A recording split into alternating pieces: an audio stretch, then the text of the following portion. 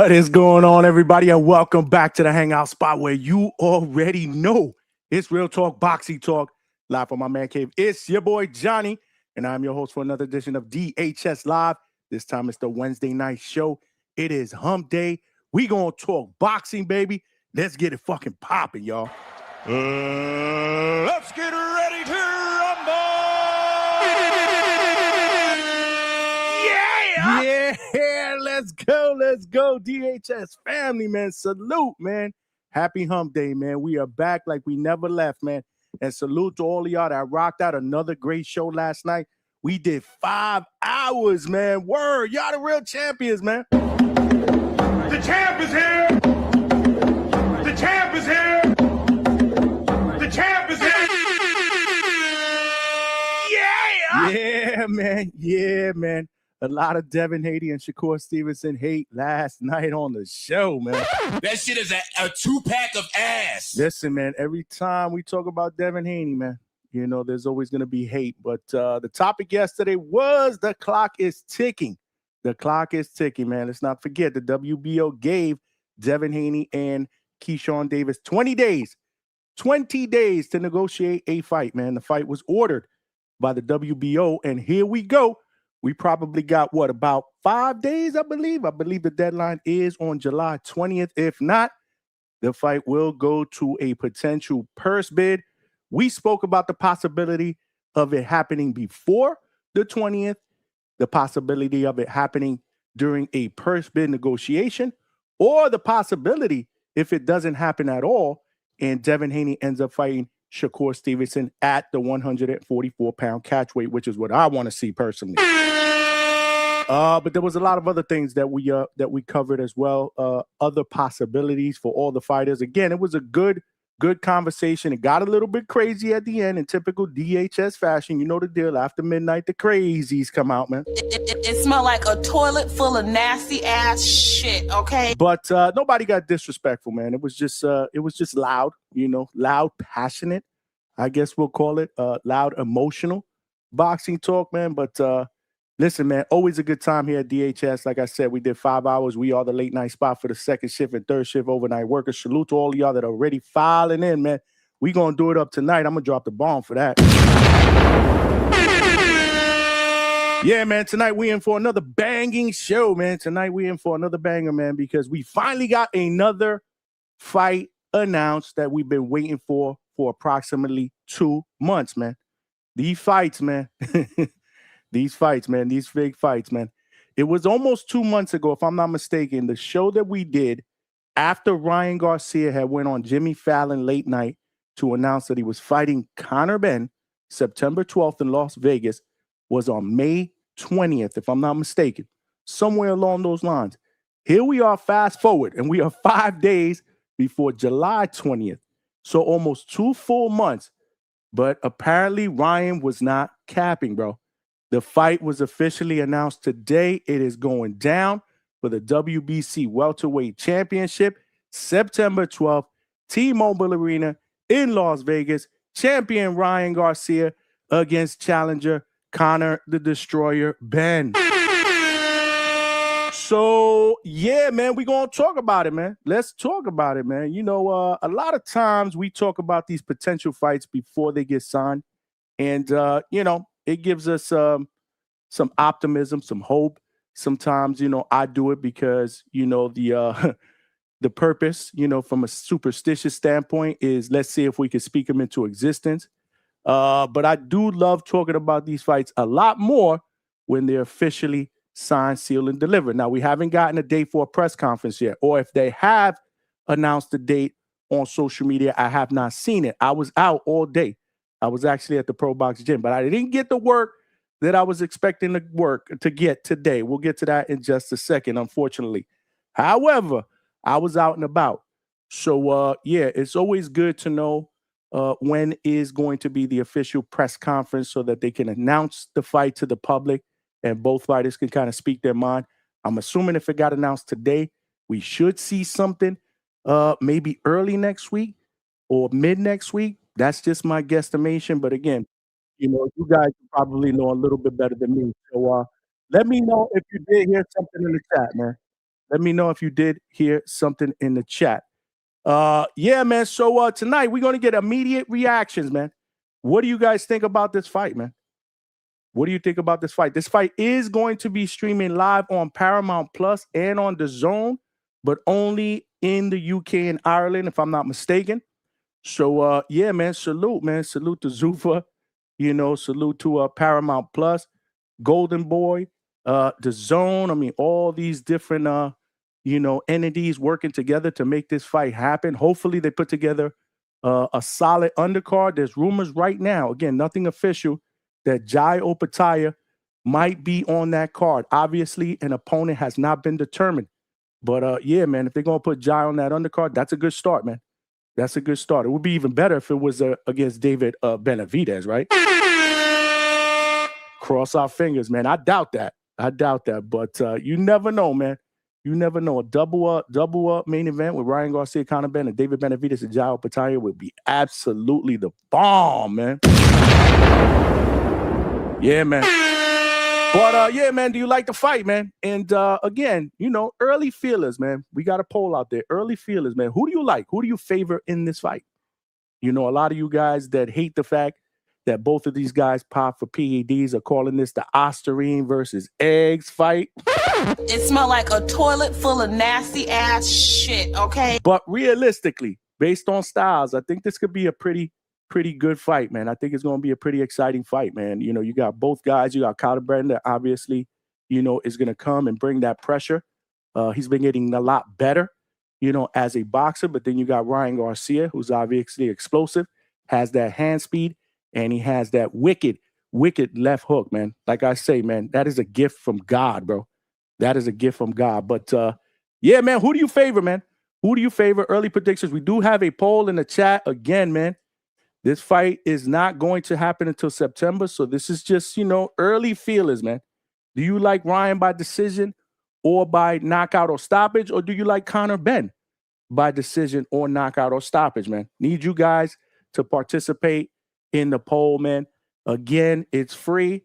This is your way to be able to voice your opinion, man, if you're not going to jump on the channel. I will be throwing the link out in just a little bit, man. But before we get started, y'all know the deal.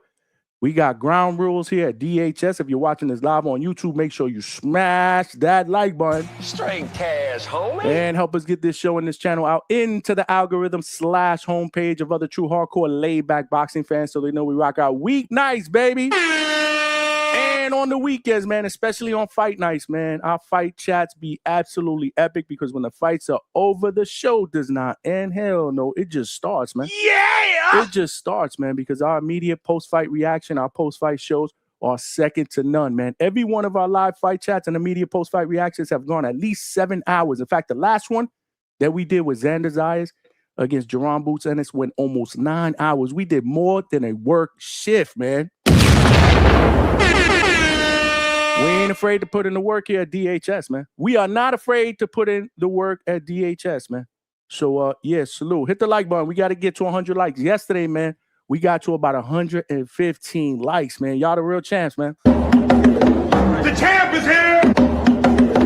The champ is here! The champ is here! Yeah, man. Y'all did it up, man. Yesterday we did it up, man. Every time we do that, like I said, YouTube does its job, man, and gets the show out there into your algorithm. As you've been seeing the last couple of months, we've been getting new people that have jumped on the panel, to break down some absolutely phenomenal boxing takes. We got a lot of new people that are rocking out in the chat, man. I say it all the time, man. We got one of the best boxing podcast chats out here on this YouTube streets, man. And tonight, y'all got to bring that energy, man. You can't have a great show without that energy. Y'all got to bring it, man. Chad will jack your dog. Junk your dog to your dog. Jack. Y'all got to bring it tonight, man. Y'all definitely got to bring it tonight. And salute to everybody watching on X. We are also streaming live on X. So if you're watching, please, retweet, follow. Come on over here to YouTube. Hit the like button. Vote in the poll and subscribe to the channel if you have not done so. There are power in numbers. And even if you have subscribed, please tell a friend to tell a friend. We are oh so close to getting to our next goal of 4,000 subscribers. You know how we do it up here at DHS, baby. What's good with my bro Johnny from the Hangout spot, baby? We out here, cuz. No, it ain't nobody doing it like us, baby. King Kong ain't got shit on me. I love it. I love it, man. Absolutely love it, man. And like I said, man, the best boxing podcast chat out here, man. Tonight, Cook, man, get your aprons on, man. Give me your thoughts, man, on this Ryan Garcia and Conor Benn championship fight that is confirmed. It's going down September 12th, T-Mobile Arena in Las Vegas, Nevada, man. They moved Canelo. They packed up Canelo and then Billy to October, bro, for this fight, bro. That shit is a 2-pack of ass. I guess Canelo's not the face of Mexican boxing anymore, right? I guess not, man. They packed up Canelo. They sent him to October, bro. Ryan Garcia gets that September 12th date, man. So salute to Ryan Garcia. Salute to Conor Benn, man. And salute to all of y'all that are filing in, man. We got to do a little roll call, man. Let's get it All right, what do you say we get this roll call started? I say, yeah. Who's up in here early, man? We got to shout out all the DHS family members that are here early before we open up the panel. My man, D Terminology was the first in the belly. Salute. My man. Salute, man. Appreciate you, man. Malcolm and AZ in the building. My man. Where's the Belonga footage? So, yeah, man. So apparently I came a day too late, man, because there was some heavy duty sparring going on yesterday at the gym, man. Belonga got some work in, I heard. Lamont Roach got some work in. Najee Lopez got some work in. My man Antravius Ingram, man, who's going to be fighting against Alex Bray in all Central Florida battle, man, by two undefeated contenders / prospects that'll be fighting at Caribbean Royale August 28th. He was in the building sparring yesterday, but yeah, apparently, man, that heavy duty sparring, yeah, these dudes, they ain't show up to the gym. That shit is a 2-pack of ass. I did get a chance to see Lamont Roach on his way out because he was getting some work in this morning, and I didn't get there till early afternoon, so I was able to say what's up. But again, he was on his way out. I was on my way in. I wished him luck, man. He looks good, man. He looks good. He looks in good physical shape, man. Let's not forget, he got a big one coming up, man, in just a few weeks, man, for the WBC lightweight title, man, against William Zepeda, man.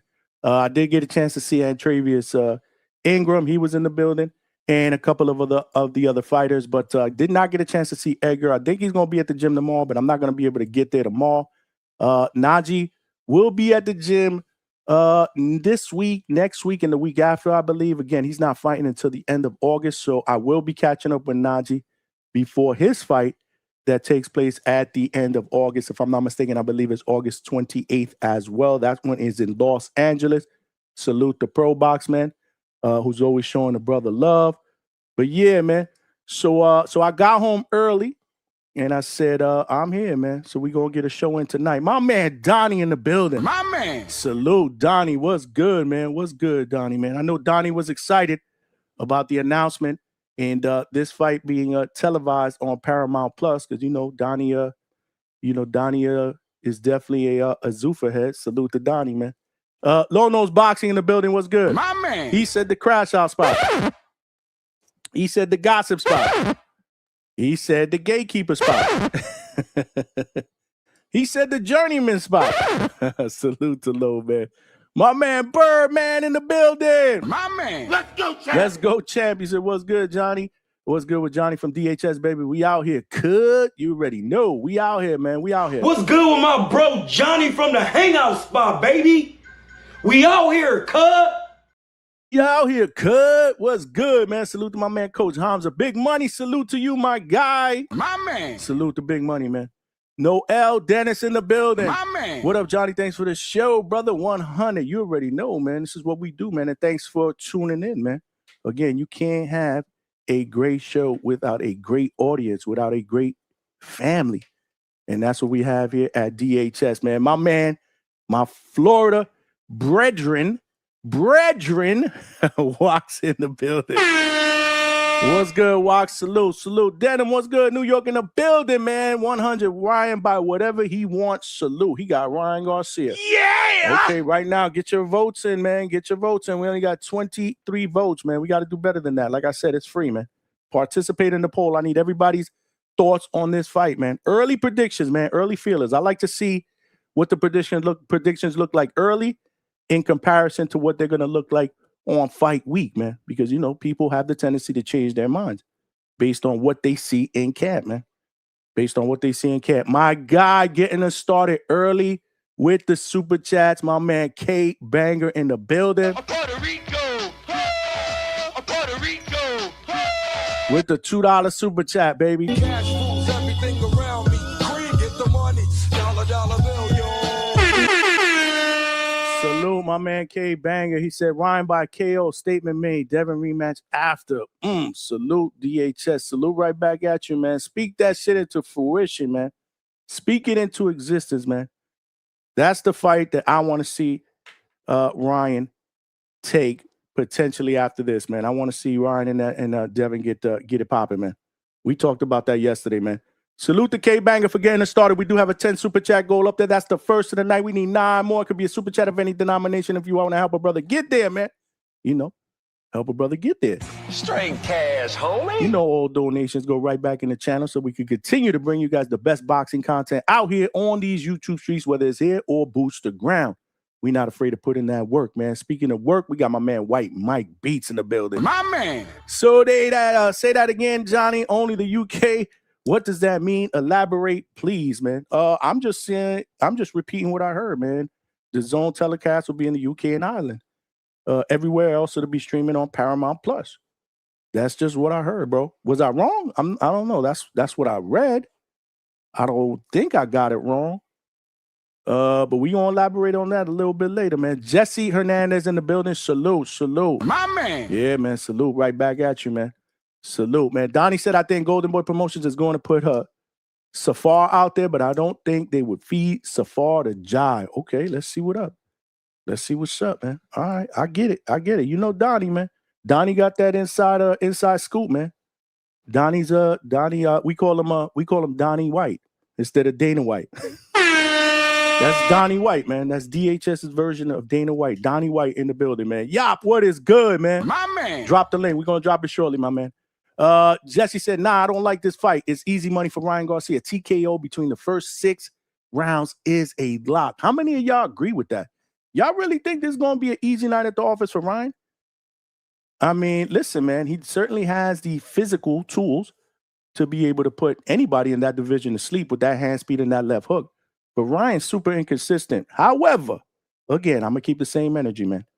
You know, most of the time when we look at these fights, we look at the fighter's last performance, man, right? You are who you are. You are who your last performance. You are your last performance. I don't know if I'm saying that right.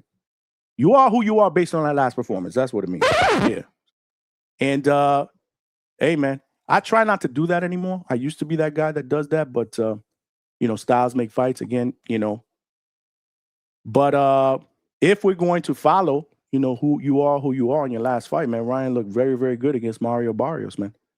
You know, he looked very, very good, you know, against Mario Barrios to win his first world title. So we'll see, man. Conor Benn is also coming off a victory over Regis Prograis by unanimous decision, a victory that a lot of people realistically, you know, weren't falling off a chair over. You know what I mean? So, yeah, we'll see. We'll see how it plays out. Like I said, man, I think this fight can either be over quick or who knows? It could be boring as fuck. I don't know. We'll see, man. White Mike Beats said, say that again. Oh, okay. I read that. My bad. Honey Badger said the soft spot. Shout out G Vaughn. Salute, Johnny. Salute right back at you, Honey Badger. I appreciate you, man. KJ, what's good, man? I want to see Fundura's sister on the Ryan card, man. That is Gabby Fundura, man. The unicorn, for sure, for sure. What is that? Well, I am Dallas, the last ape. Oh, I am the last ape. Okay. I am the last ape, I believe. 6'9" Ben beats him better than Rolly. Okay, so we got somebody that is rooting for Conor Benn. My bad if I chopped up your name before. It was the first time I've actually seen that screen name. If you are new to the DHS family, appreciate you. Make sure you subscribe, man. This is how we do it up. Welcome to the family. Birdman is talking to White Mike. US viewers will watch it on Paramount Plus. UK don't have Paramount, so theirs will stream on the Zone. There you go. I was right. Trini Bronx, what's good, my brother? Lead up shit talking might be more entertaining than the fight. Hope they stack the card. Yeah, man, I agree with you, Trini. Hope they stack that card. Salute right back at you, my brother. Salute. Pugilism in the building. What's good? My man. Now the time Now's the time to keep the shows rolling. Boxing purse bid on Haney versus Key getting squeezed all the way up. Got to compete with Ryan versus Benn. Haney versus Key, the better fight. Again, these fights are starting to shape out. Remember, a lot of these fights that have been rumored, right? That have taken a long time, to get signed, sealed, and delivered, are starting to shape out. Boxing and these big names are starting to get into form, man. So hopefully Haney will follow suit soon and fight either Keyshawn Davis or Shakur Stevenson. That's the fight that I'm hoping gets announced next. But yeah, you know the deal, man. When these are at this level, man, you're talking about high-level boxing politics. I said it yesterday, man. Lots of maneuvering, lots of posturing. This is what it's all about from a business perspective when you're talking about, these star names. But we just got to live with it. It's very, very draining for us hardcore fans that just want to see the fights made, man. We don't want to wait 2 months, after a fight is rumored to the point that it's signed, sealed, and delivered. But more often than not, that's what we're seeing.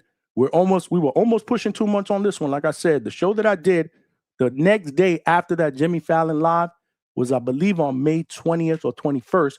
And here we are. We're about 5 days away from July 20th. So it is what it is, man. I'm going to throw the link out there while I continue to show the chat love. Salute to all of y'all. Hit the like button and make sure you guys subscribe to the channel. And if you're watching this on X, make sure you share the show, please, and follow on that platform. Come on over here and subscribe to the YouTube channel. And while you're here, man, you could also join the chat, man. The chat be cooking over here. That's the only bad thing about, streaming the show on different platforms that are not integrated. If people that are watching on X want to contribute to the chat, they got to come on over here to YouTube. You're not going to be able to see their comments over here on the YouTube stream, man. Hopefully they fix that at some point down the road, man. Salute. I just threw the link out there for anybody who wants to join up. Let me actually pin the link to the chat, because then everybody's like, well, where the link? Put the link out there. Yeah, I got to look, man. The link is usually pinned to the chat. If it isn't, just remind me and we'll get it up there. Not a problem. Sometimes I do forget. I'm not perfect. But, yeah, for the most part, like I said, salute. K-Bang said, I need that Hamza clip, Johnny. Yup, we played that a little while ago, man. I saw that. Big Money said, no baby mama singer. Nah, man, not today, man. Not today, man. Heavy sparring, man, going on yesterday, man. I wish I would have got there yesterday. If I would have known, man, I would have probably took the day off yesterday, and I would have went and checked out all that sparring. I heard it was amazing, but I didn't know. I did not know, man. Ryan from the 66666. What's good, Ryan? He said, my guy from Canada, Zawadi, is sparring with Belanga. Yeah, I heard about that. Salute. Yep, he getting that work, man. He definitely getting that work with Edgar, man. Salute, man. And salute to all of y'all who we got backstage. My man Alex Vega in the building. What's good, Vega? Yeah, can you hear me? Yes, sir. Excellent. Yeah, man. Good evening. I appreciate the show as always.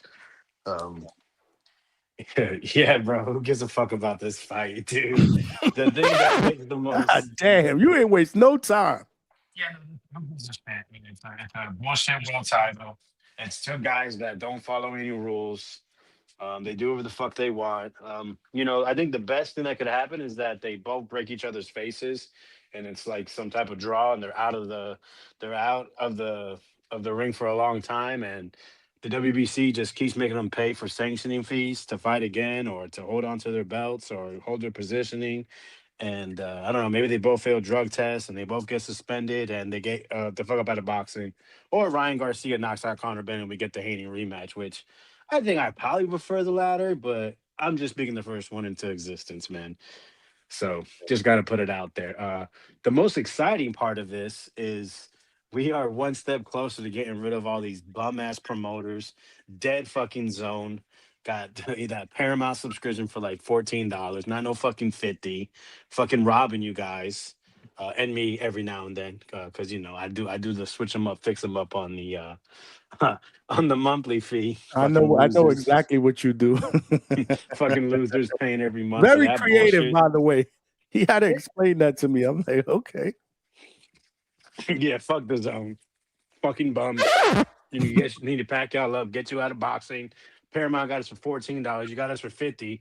And Paramount has TV shows, movies, live NFL, and you're like, oh yeah, we got boxing, we got 5 promoters, 6 promoters, oh my god, and we have darts.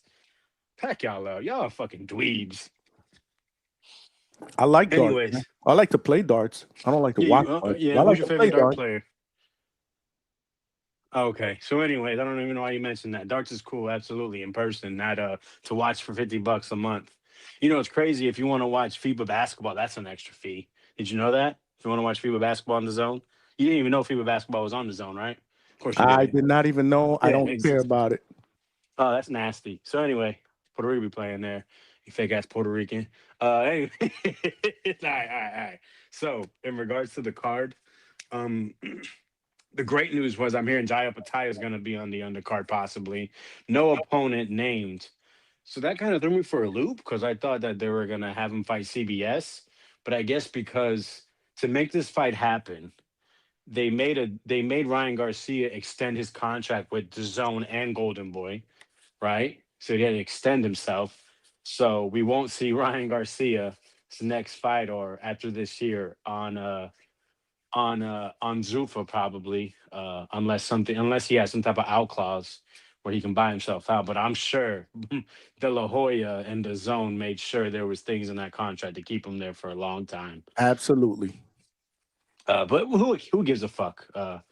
Honestly, this is a ring card. It looks like.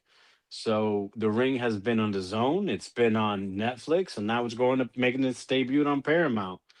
Dana White has told you that this fight's going to happen. He's going to make it happen, and he did. He also told us he's going to promote Joshua and Fury. Well, if they win their fights, I guess we're going to see if Dana White is telling the truth on that as well. But yeah, so I would like to see Jai versus CBS on the undercard. But I think because it's maybe Mexican Independence Day, maybe they're going to try to do something else. Try to find a cruiserweight Mexican. I haven't looked, nor do I. Why don't they I try to really- find David Benavidez? Yeah, but David's not going to fight on no undercard of Golden Boy when he's a Samson fighter of Golden Boy and Zuffa. You know what I'm saying? Not until next year. We got to wait and see. So unless he fights Zerto, Oh God. what do you mean? I don't know how I feel about that fight. Why not? What's wrong with I think it would be a good thing for Jai, though, right? What would be wrong with that though? Like, I would prefer the just Chris Billum Smith fight, to be honest. right? No, I agree. I think it's a That's better fight. probably where I should have said instead of saying, Yeah. I would prefer CBS. Yeah, no, I'm not a huge fan of Zerto, but just that TBA, I don't know. It's just bothering me. I just thought the CBS fight was, I wouldn't say signed, sealed, and delivered, but since the Noel McCallum fight got taken away by the WBC, unless they're still trying to work that out and say, drop your fucking trinket belt. Who gives a fuck? We're gonna pay you more than those bums over there at the Zone and Samson and the PBC. We'll get you some real money since that's what you really care about. And you can fight on this big card. So, maybe that's a sleeper. Um, I want to throw some other options out there. I think I would expect Zuffa to put Omar Trinidad. He wears the Mexican flag. I think he's from California. He just fought Jerwin and Cajas, and he knocked out a guy on like Zuffa 1 or 2, or Nelas or something like that. He's a come forward fighter. He's exciting. If they just want him to fight, a Golden Boy crossover, I nominate Victor Morales. He's a Mexican American, I believe. He was a dude that had an upset win against De La Hoya's nephew. He was supposed to fight a twist, Luis Nunez from Samson, but the fight kept falling through. He ended up fighting one of the Alvarado twins, and he actually lost. I don't think he's been there yet, but that's just something. Or maybe I think Joet Gonzalez is a free agent. Joet's always in good fights. Omar's a featherweight, if I'm not mistaken. So I think that'd be a good scrap. I think Joet, he lost his last fight too, but I thought he performed well against Brendan Figueroa. A lot of people thought that he actually deserved the win. And Joet's always a guy that's come short, but he comes to fight. He's always going to try. Fight, man. I like Joet and Omar. I think that's a great undercard fight. So I want to put that out there into the universe because I think you want to see exciting fights and also good quality. I think both these guys they'd be well matched and it'll be good. Not obviously not like a co-main, but that'd be Jai. But as an undercard filler, I would expect Golden Boy to pair one of their young bloods with Ryan, since when he got signed out of Kansas, they kind of pushed him as the next Ryan, because I think he models or something. That would be Eric Priest, who actually beat Luis Arias of some months ago before Amari Jones packed him up. So I would think they would want to showcase him there. Just have him tied to Ryan, and then obviously when Ryan comes back to the zone, probably pair him again to try to just leech off some of his fans. Um, and yeah, so that would be 4 fights right there. That would be a showcase, like I said. So, but yeah, there's a lot of possibilities because I know the zone also worked out. Golden Boy worked out to have undercard slots. So I don't know how many they have. The way it was worded too, it said the zone / Golden Boy. So that makes me wonder, like, could the zone throw someone from another promoter on this card? Just to put it out there. Oh, let me nominate also Arnold Barbosa. He's been on a kick streams lately. I've been seeing him pop up. He was on Adrian Broner, Dean the Great's stream. He's been there a Really? couple times actually. Yeah, Really? yeah, Wow. yeah, yeah, yeah, man. Yo, people love Barbosa, man. He gets a Oh, lot of Barbosa's a love. pretty cool dude. Like I've heard him speak. Like he's down. You know what I mean? Hmm. he's a down dude, man. Yeah, and he's just looked. I mean, he's just. I think. How do I word this?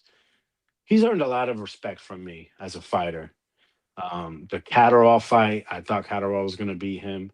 I picked Sims too. I can't pick against him again, bro. I'm over 2.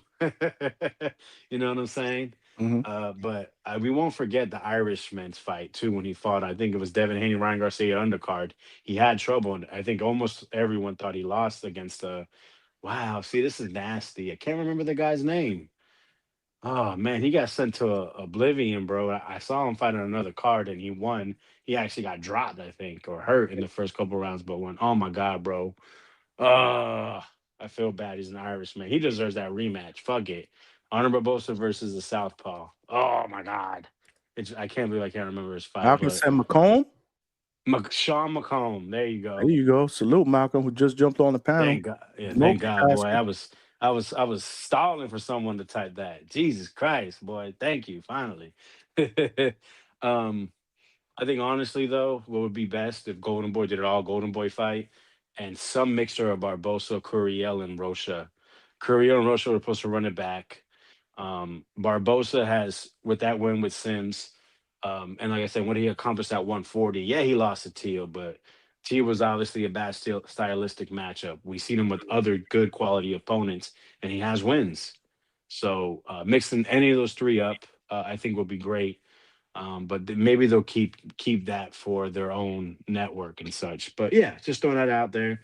Yeah, who gives a shit about Ryan and Ben? But at least we know those guys most likely will come to fight unless one's drinking.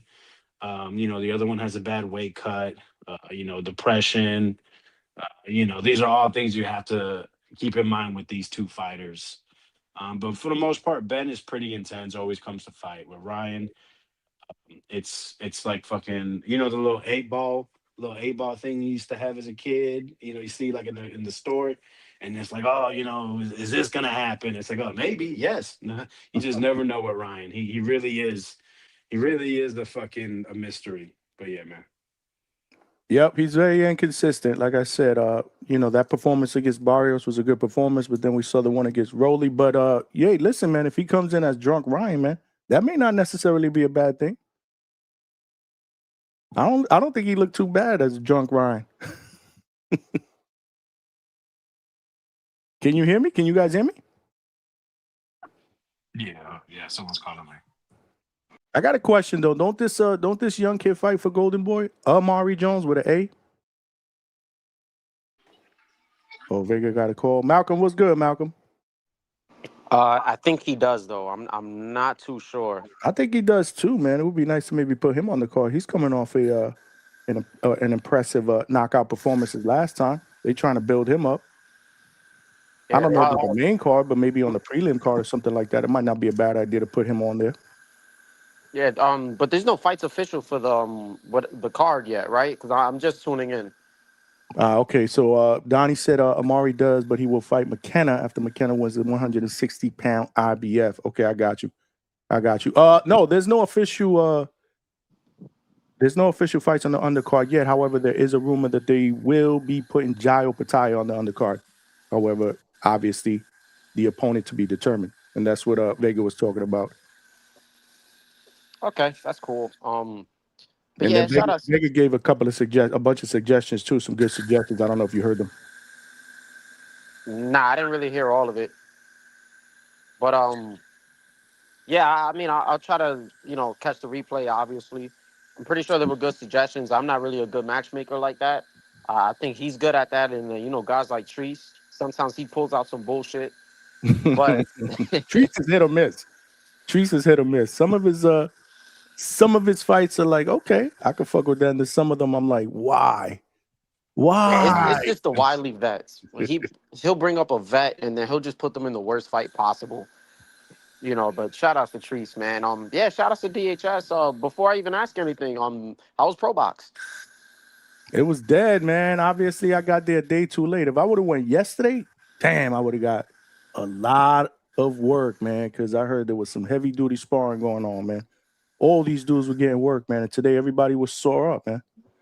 Today they were taking it easy. I'm not sure if any one of them were going to pop in the evening, but of course I wasn't going to wait there all day. So, but yeah, they definitely took the morning and mid-afternoon off. So I did not get a chance to get the work in that I wanted to, but it happens. We'll get there another day. Oh, to Heavy Chevy. I'm trying not to get you flagged, Johnny. Yeah, get off it, bro. Because I'm literally walking. I'm fucking watering the grass. You guys see it. Yeah, that's why I hear water. Yeah, I see. I see. Y'all have grass in Arizona? Oh, bro, it's hard to maintain. With and no I'm dealing rain, with gophers. exactly. I'm dealing with gophers right now. Like they're just fucking up the yard. My grass is out of control because it rains every single day out here. I got one more suggestion, real quick. You got to get Chino. You got to get Chino on that card. The Mexican Olympian that lost the Cats. I mean, just representing Mexico. He has a great style. I know he lost his last fight, but you can put him against Carlos Ocampo. I think Chino deserves to be on the Zuffa card on Mexican Independence Day, for sure. Okay. Malcolm, go ahead, bro.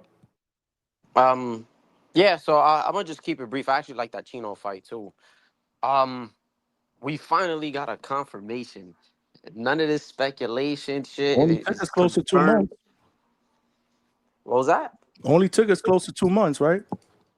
Yeah, but hey, man, we complain about it all the time, and thankfully we're getting this fight. I didn't ask for it. I don't think anybody asked for it unless you're like Tim Boski or like you're a pro UK guy. You're gonna want this fight, or maybe somebody who's a big Ryan Garcia fan. Y'all know my stance already with both of those guys. So, but I do think it's a very entertaining fight. Vega, I think it was you that I was having this talk with on Discord about it, about who's the more entertaining fighter. And then I think you're on the edge of Ben, and I say Ryan Garcia. But style-wise, it's just a beautiful matchup. Obviously, I think it's going to be pay-per-view. That's something that's going to be worth it. Ryan is inconsistent, but I think that's kind of the beauty of it because you just never know what you're going to get with Ryan. But I think he's going to come out just fine. It's always the left hook. Now he's throwing a right hand. So I'm cool with the fight. Like, I guess it is what it is. But under no circumstances should Ryan Garcia lose this fight. If he loses this fight, we got to question if he's washed. I'm on my Alberto shit right now. if he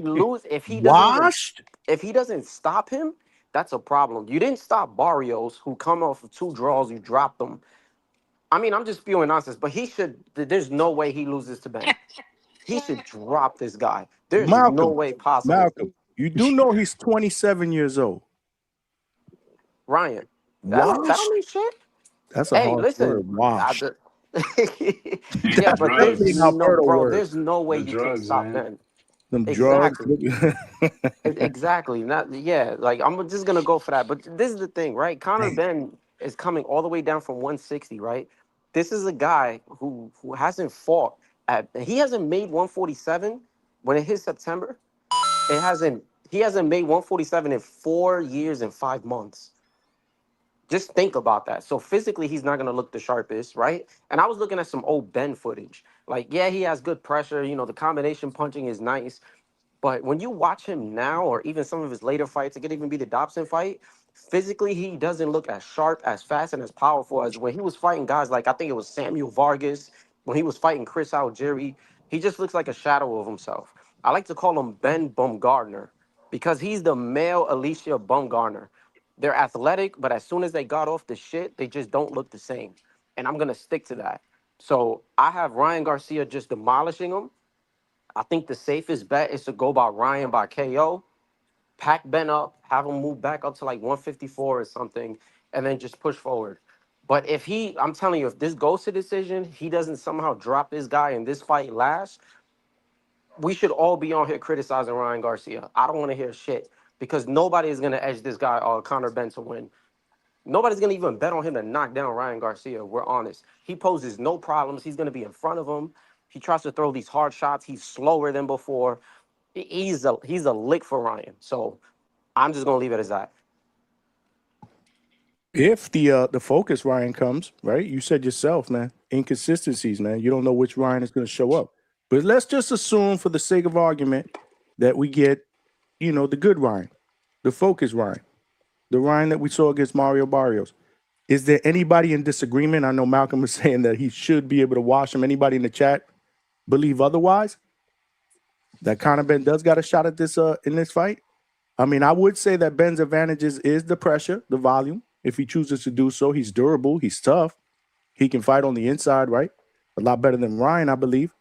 But no, Ryan can shorten up. He gets a little nasty, but he can shorten up his shots. You've seen it in the Devin fight. There were times where he was up close and he was able to shorten up the shots. And yes, Ben has pressure.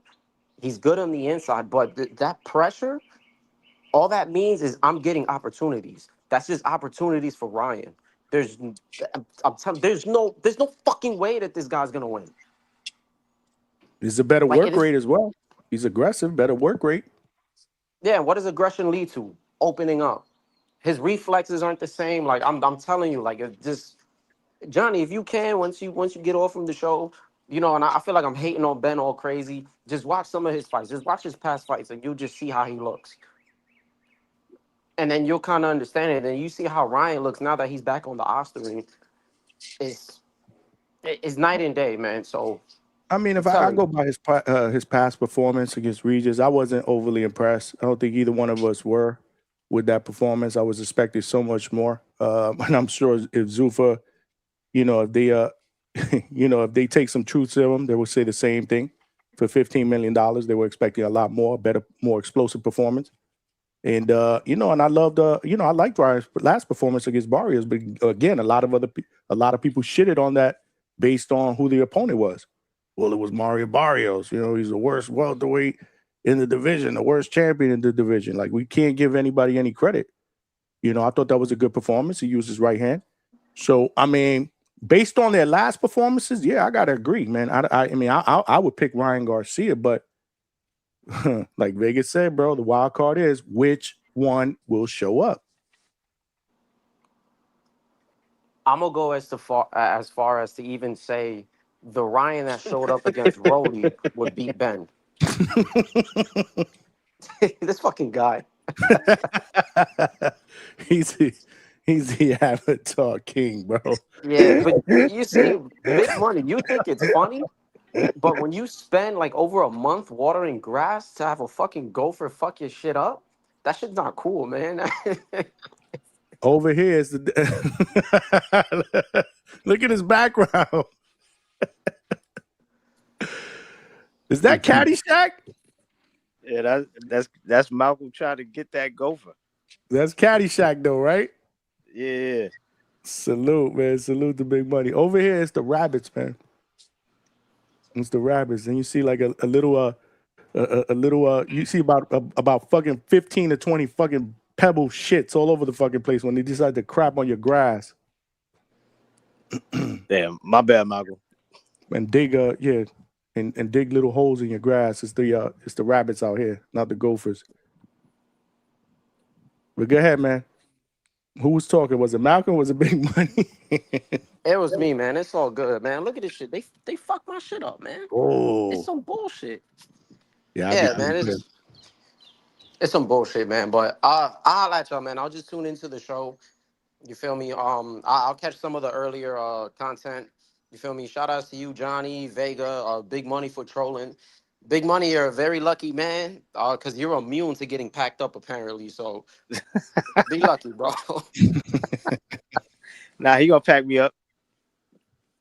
Nah, he's the voice of reason, man. He's the calming source. What's up, Big Money? I'm chilling. What's going on, man? Ryan and Ben. Ryan and Ben. Break it down. I mean, what is there really to break down? I just want to see one of them get knocked out. Like, I don't want to see this go to the cards. You know what I'm saying? I don't want to see this go to the cards. I want to see somebody get knocked the fuck out. Y'all are both you guys throw hella fire shots when you're fighting.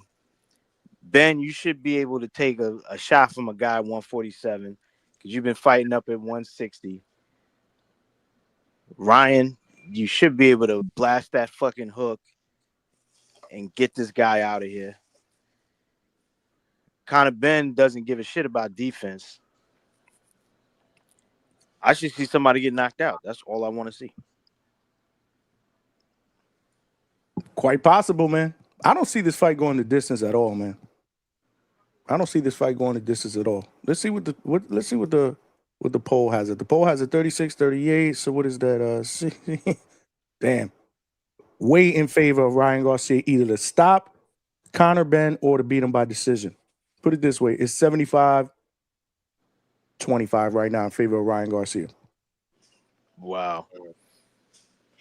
Well, I mean, it kind of makes sense because we know him here. Ben is a UK guy.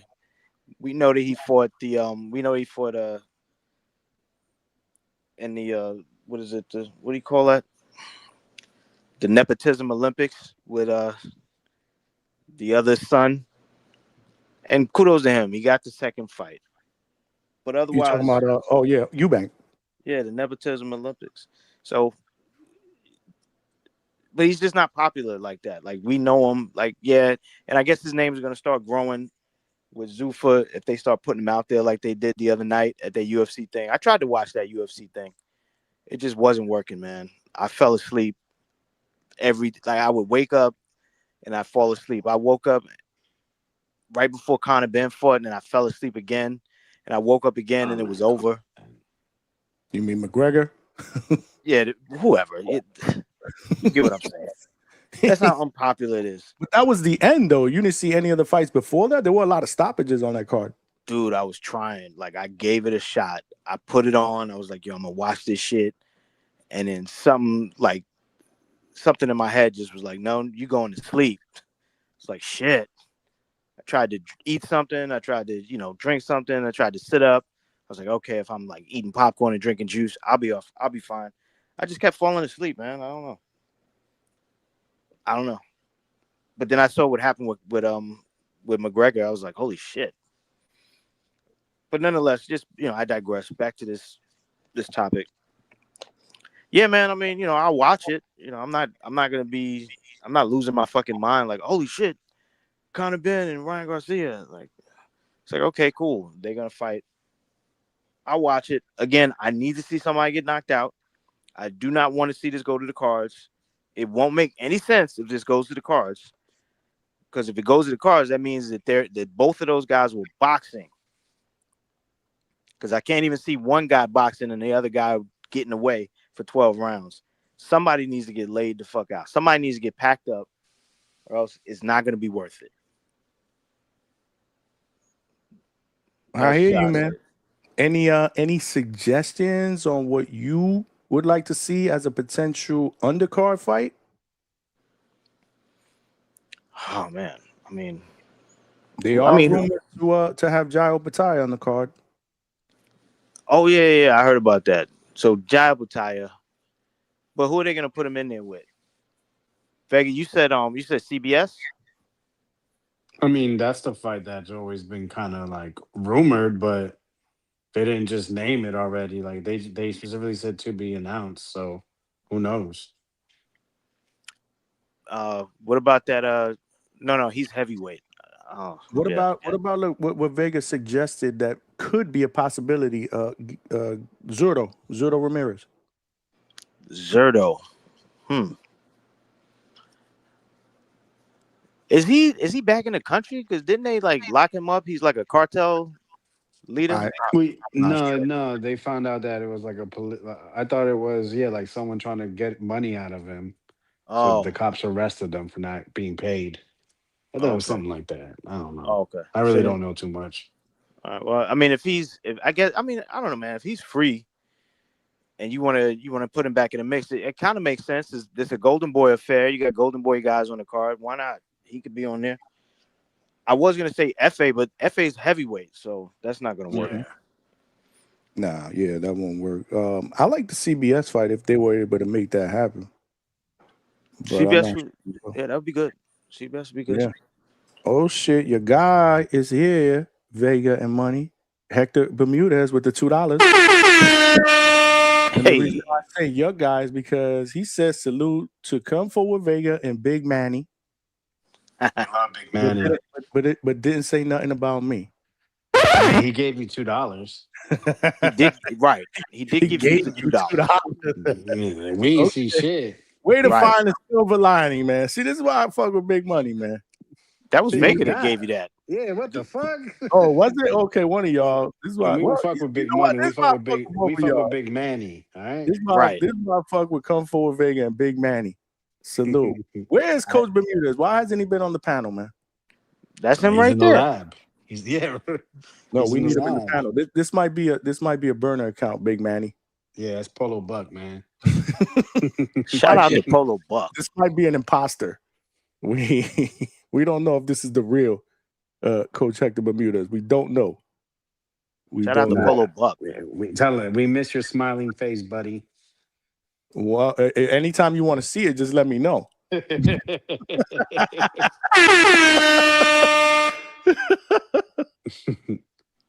Yo, that show was epic, bro. He kept trying and trying instead of just taking our advice and going reset the damn router, man. I love Coach, man, but he hard-headed. He said he's on his way to the panel. Salute. All right, Coach, we waiting for you. Oh, shit, we got Claymore Rain in the building, too. What's good, Clay? What's good? Chilling. What's good with you, man?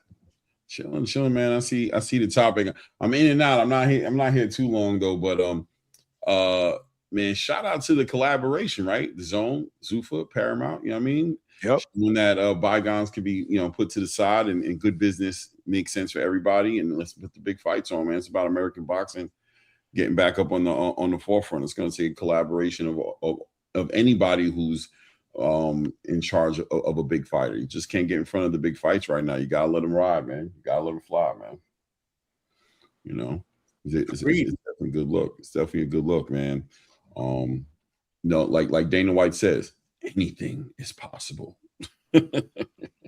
Yeah, absolutely, for sure. But do you think that this fight was worth the almost 2-month wait to finally get announced?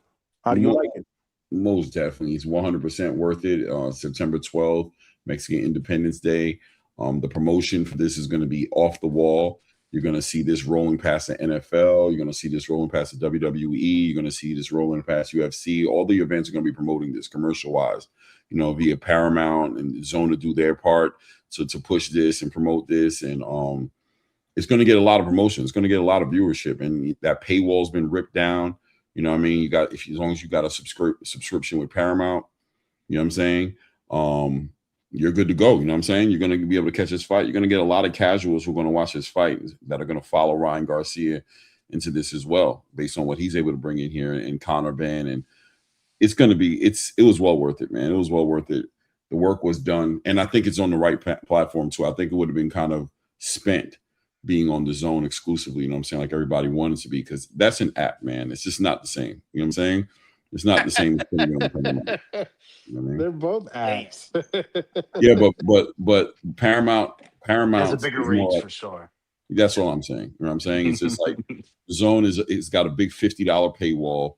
You know what I'm saying? It's got all these different things that kind of redline casuals out of it. Paramount has that Landman, has that TV aspect to it that has a lot of people. Not to mention all the UFC fans that are over there as well. You know what I mean? No, for real. If you go down your street and poll people, they at least will know what Paramount Plus is, and then I'm sure there will be a handful that have it. The Zone, zero will even know what the hell you're talking about. They may close the door on you like you're a Jehovah's Witness. Yeah, like the Zone. What the hell is that? What zone are you talking about? Red Zone? Yeah. It's gonna be a big. I think it's gonna be a big hit, man. I think it's gonna be a big hit, and I'm expecting obviously the fighters as well to deliver. I'm expecting Conor Benn and Ryan Garcia to do their thing, man. You know what I mean? Try to show up and try to make history. And I'm hoping more on the back end of this, that this opens up the doors to a lot more collaborations, that the idea of this hits home as far as the opportunity it is to have a platform that big. Get your fighters on that platform. You know what I'm saying? If the Zone is collaborating, I'm sure they're going to get their fighters on it that they want to see on the big stage. And, you know, obviously Zuffa Paramount is going to do the same on their side to put a lot of their fighters on that stage as well to get them seen in front of a lot of people. You're going to probably see Ryan Garcia pop up at the WWE at some Raw or whatever they call that, because I don't watch WWE, but whatever they call it. One of them things, right? WWE Slam Fest or whatever the hell they call it. You know what I'm saying? Slam. You know, what is whatever, it called? Whatever cross promotion. SummerSlam. One of those. Exactly. I don't watch wrestling either. So one of those. Yeah, they're gonna get them on there. They're gonna be waving at the crowd. You know what I'm saying? The people are gonna be, who those guys are? That's Ryan Garcia. Oh wow, he's gonna have an event popping off September 12th. People are gonna be tuning in. I think it's a good look, man. It's a good look. Well, hopefully they get his name right. Right. Or is that just a Zuffa thing? You know, is that just I mean, I'm hoping they fix that. Yeah, they gotta fix all. They gotta fix that. Yeah. Fire that whole team. Shit. Well, after what Dana White's crash out after that, I would assume some people lost their jobs the next day. Shit. Or at least somebody. Because somebody at one point he mentioned somebody was trying to say that I believe it's worse than soccer. If I'm not mistaken, and he was like, "How the fuck is it worse than soccer?" Yeah, I've never even, that would have been on Twitter at least. I have no idea. He said they just don't put their names up. We put their names up and just jack the whole fucking shit up. Yeah, at least he took ownership.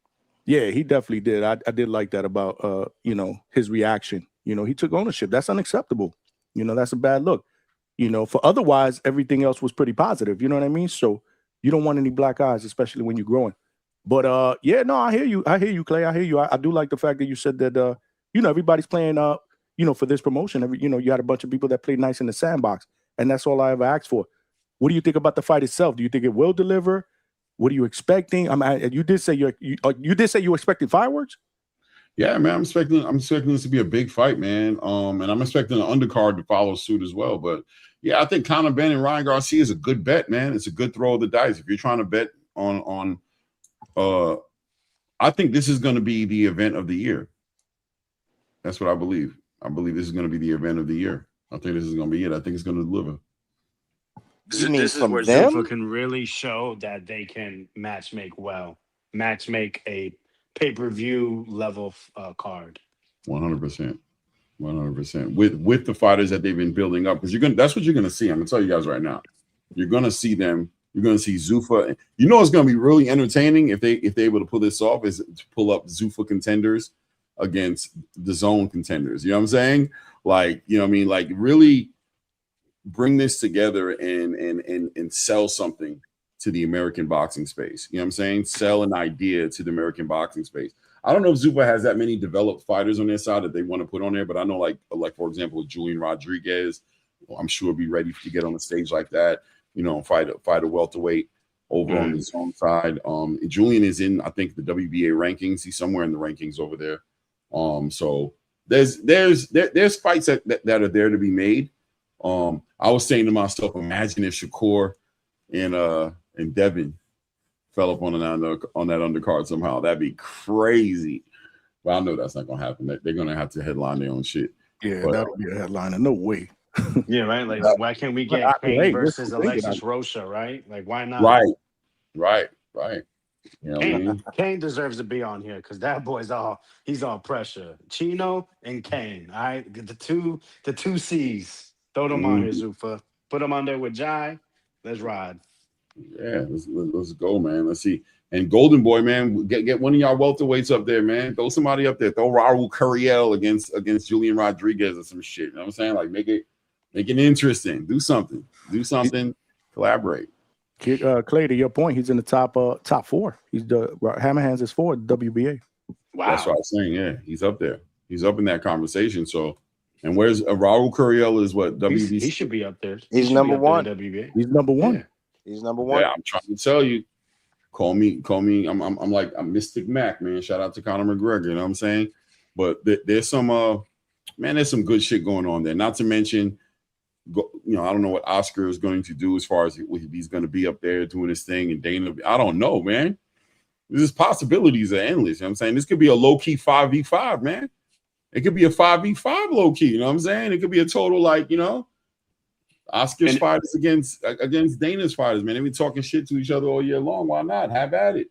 I like the idea of that. Oscar always is trying to make it seem like Dana don't belong here. Show us. We don't need you to put a wig on and dress in a fucking thong. Put your fighters up and smack Zuffa around. Yeah, do it, man. Show them proof, man. You got your fighters, put your stable up, bro, and let's get it going. Don't get nobody clipped that you love though. Make sure you leave them at home. Whoever you love, leave them at home. Ooh, I would say right now, pound for pound, you gotta favor Golden Boy if that would have happened. Maybe. I don't know. Maybe. I don't know who they're gonna put in there. There's some fighters over at Zuffa that's no. This is no disrespect to those fighters. I'm just saying though. I'd like to see it. Hey, bro. Not the song. Yeah, no, that's a good idea. Anybody specifically, like any fights specifically that you've already thought about, Clay? I mean, I haven't thought about it that deep yet. No, I ain't gonna lie to you. I just thought of Julian. I thought Julian kind of earned the right to be on the stage that big, and I hope that they put him on there. You know what I mean? I think he's earned the right to be on that big stage. I don't know, man. It's September, right? So. Yep. Yeah, that cancels a lot of people up. No Colin Walsh, no Hitchin Salas winner, no Berlanga, no McKenna, the winner of McKenna in his fight versus Amari Jones, unfortunately. I said that earlier, but I didn't know about the McKenna thing. I said they need to put Amari. I forgot about that. What about Tony Hirsch? You don't think he can get up in there and show up against somebody over there? Sign me up. Yeah, I mean, he deserves he deserves to be on the main card, but that card he'd probably be on the prelims, right? Where's he at again? Lightweight? He's 135, yeah, but he could fight at 140. He really likes 140, you know what I'm saying? And that's a card that's not a Zuffa. He doesn't have to fight at 135. He can fight catch weight, he can fight, these weird weights, he can do it. What about Demazian? Van Houten, get that heavyweight. You gotta put that boy Josh Edwards up there against Demazian, man. Right. Oh, yeah, wow. Right. Whoa. That's Josh big money guy. Woo. Do you think Oscar would jump at that? No. Oscar's scared. Not at all. Like that. See, Dana like that. Dana throw his boy his biggest fighter in there against. He'll do it. Oscar gonna be like, what does he bring to? Oscar gonna go into the politics. Not Dana do it. Dude, I like both of them dudes, man. Dana's old mindset is like, so what? He might lose. That's the worst case scenario. You know what I'm saying? That whole entire old thing is they're trying to push that thing in the past. They don't mind it, bro. It's like, so what? He might lose, and then what? We're gonna keep on developing him. He's young, and he's still going to be a champion. We still believe when it's all said and done, he's going to be a champion. He doesn't care. He'll throw him in there. But Oscar, don't throw nobody in there you love, man. Be careful, bro. Birdman in the chat said Demazian versus Fed Pacheco. Who's fighting this week? Yeah, that's way too soon for Fed. That's what they feel like they're going to do. I don't know. Isn't he's fighting this weekend, right? Yeah. Yeah, he's fighting. He's fighting on the undercard. Fed. No. Yeah, Fred's fighting on Diego Pacheco's undercard. Yeah, he's opening. Is he signed the Matchroom or no? No, he's with Golden Boy. He's a Golden Boy. Oh, he's just fighting on his brother's card. Okay. Yeah. There's some fights there to be made, man. There's some There's some fights there that could be made. You just got to kind of. It should be a fun card. They have the tools. They have the right guy, Dana White, leading them. They have the matchmakers, and obviously they have the main event to draw the eyes. Yeah. I really like that Clay idea about the Golden Boy against them. They should do it, man. Shoot, have at it, man. Golden Boy 5v5, man. Let's go. That is dope. 5v5, man. You already got Ryan Garcia versus Conor. That's a Zuffa versus Golden Boy right there. And you get 4 more fights under there. You know what I mean? That's not too difficult. You know what I mean? Why that dude said I'm a MAGA supporter? That's hilarious. Where are you reading all this? I just looked at the chat real quick, and that's the first thing. And he said that before. That guy, man, I have a lot of male admirers. Y'all gotta get out in the world, man. Get out the internet. Fucking salute to y'all though, man. Everybody loves Vega, man. Everybody I get it. I look at myself in the mirror. I say, damn, that's a good looking man. Damn. Good Lord, that's I'm irresistible. Everybody love Vega, man. What said I'm irresistible? I ain't gonna lie. I know that. You either love him or you hate him. There's no middle ground. Polarizing. He's polarizing. Yeah, I guess. Good comments in the chat though, but yeah, I skipped over that one. I didn't see that one. Yeah, I missed it. What else? Anybody else got any thoughts in the chat, man? What's up, man? Like again, man, let's try to speak some of these undercard fights into existence, man. I think to make a point and to all of y'all point, I think it's gonna be a fun card, man. And they got time to build it too. And it's gonna be big, bro. I'm telling you, watch this production. They're gonna come together. And I was talking on The Voice today. I was talking with Ness, you know what I'm saying? And everybody be sleeping on the vision, man. They be sleeping. They just think everything is just one way, impossible that way, this way. I'm telling you, bro, you're watching the Walmart, corporate America boxing is that they're trying to make boxing officially like on the top. The networks are demanding it. You know what I'm saying? That they want structure, they want it to make sense, and they want the biggest events. The Zone is with it, bro. The Zone is with the shits, and so is Dana. It's the promoters that are on the outside. I don't know. The Zone and Zuffa are with the bullshit. They're with it. They're like, yo, let's do it. Let's put the biggest fight together. We got the budget. I know if we're doing a fight together, I know one thing we ain't missing is money. Zuffa gonna put up their bag. The Zone gonna put up their bag, and it's gonna be the biggest stage. And the fighters who they put on there are gonna become popular as hell, bro. And it's gonna be a fight. It's gonna be good, competitive. We're talking about money, recognized money. Everybody else who's treating boxing like it's a fire closeout sale, there ain't no room for you dudes no more. You guys are either gonna get with the picture and start pushing your guys out there and putting the biggest fights together, or we're gonna start snatching your superstars, bro. The Zone is talking that shit right now. We're gonna start Did you hear they offered Shakur a bag to give him the same kind of deal as Teofimo? You don't think they talking in the ear of David Benavidez? Like, yo, when you done with BBC, you know what I'm saying? 'Cause don't just say yes to anything. They're talking to everybody now. Trust me, man. They grabbing them because they don't want no promoters getting in the way of the biggest fights happening. That's why they put them all under the same place. That's why I said these promoters better be careful. You keep aiming at Dana, keep thinking Dana your enemy. You might be sleeping with the enemy. You know what I'm saying? The enemy might be right in your backyard, poaching your little superstars away from you. One fight at a time.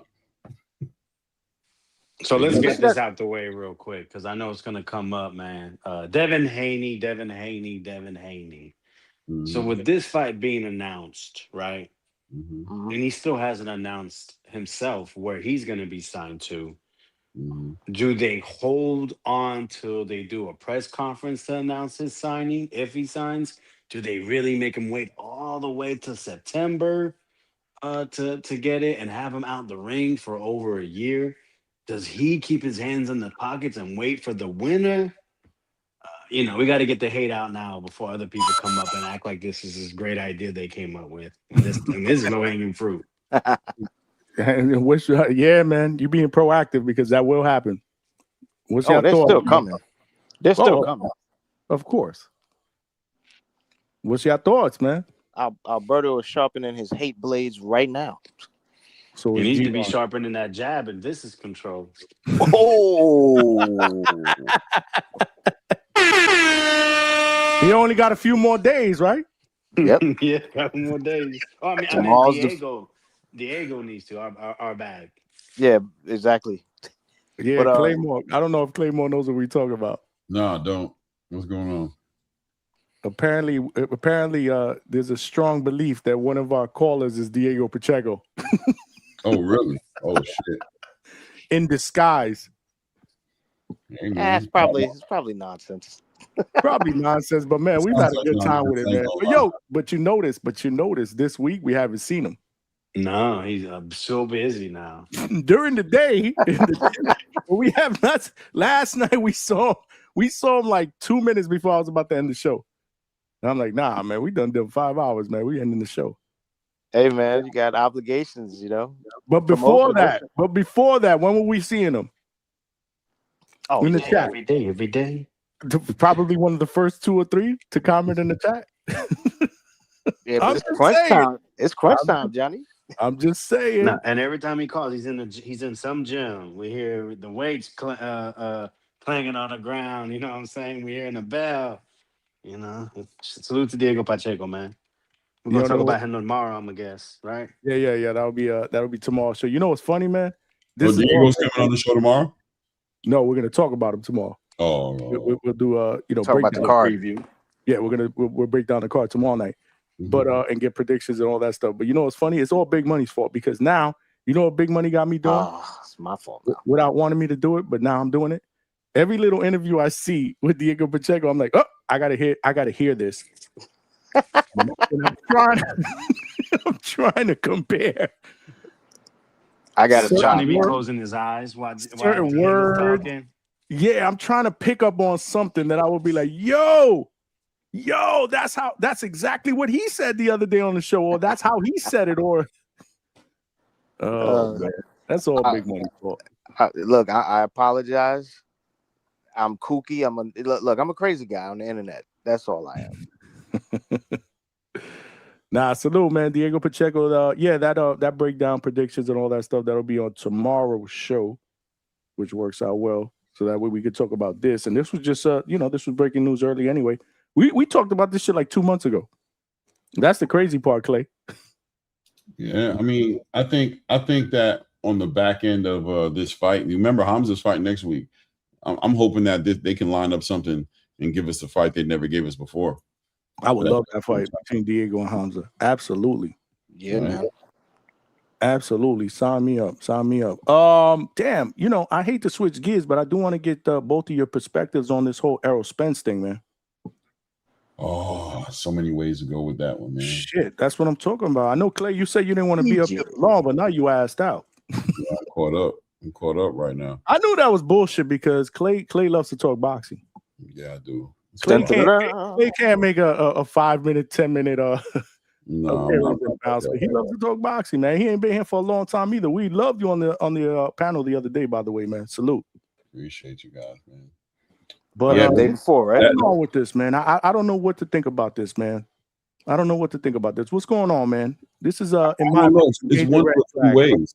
I think the obvious elephant in the room is Errol's not ready. He's not committed. He's got 1 foot out the ring. He's just coming for a payday. He can't even make weight. What is he gonna do? I get that angle. That's the obvious angle. But then there's another angle too, right? There's this angle that involves Errol Spence being smarter, not compromising his health, not compromising things he did before, learning from the Terrence Crawford fight, right? He felt like with the Terrence Crawford fight that he compromised a lot when it came to his health for the money. Maybe this time around, he's like, you know what? I'm not a 154 pounder. I'm a 160 pounder, man. I'm already doing a catch weight at 158. Why make it a big deal?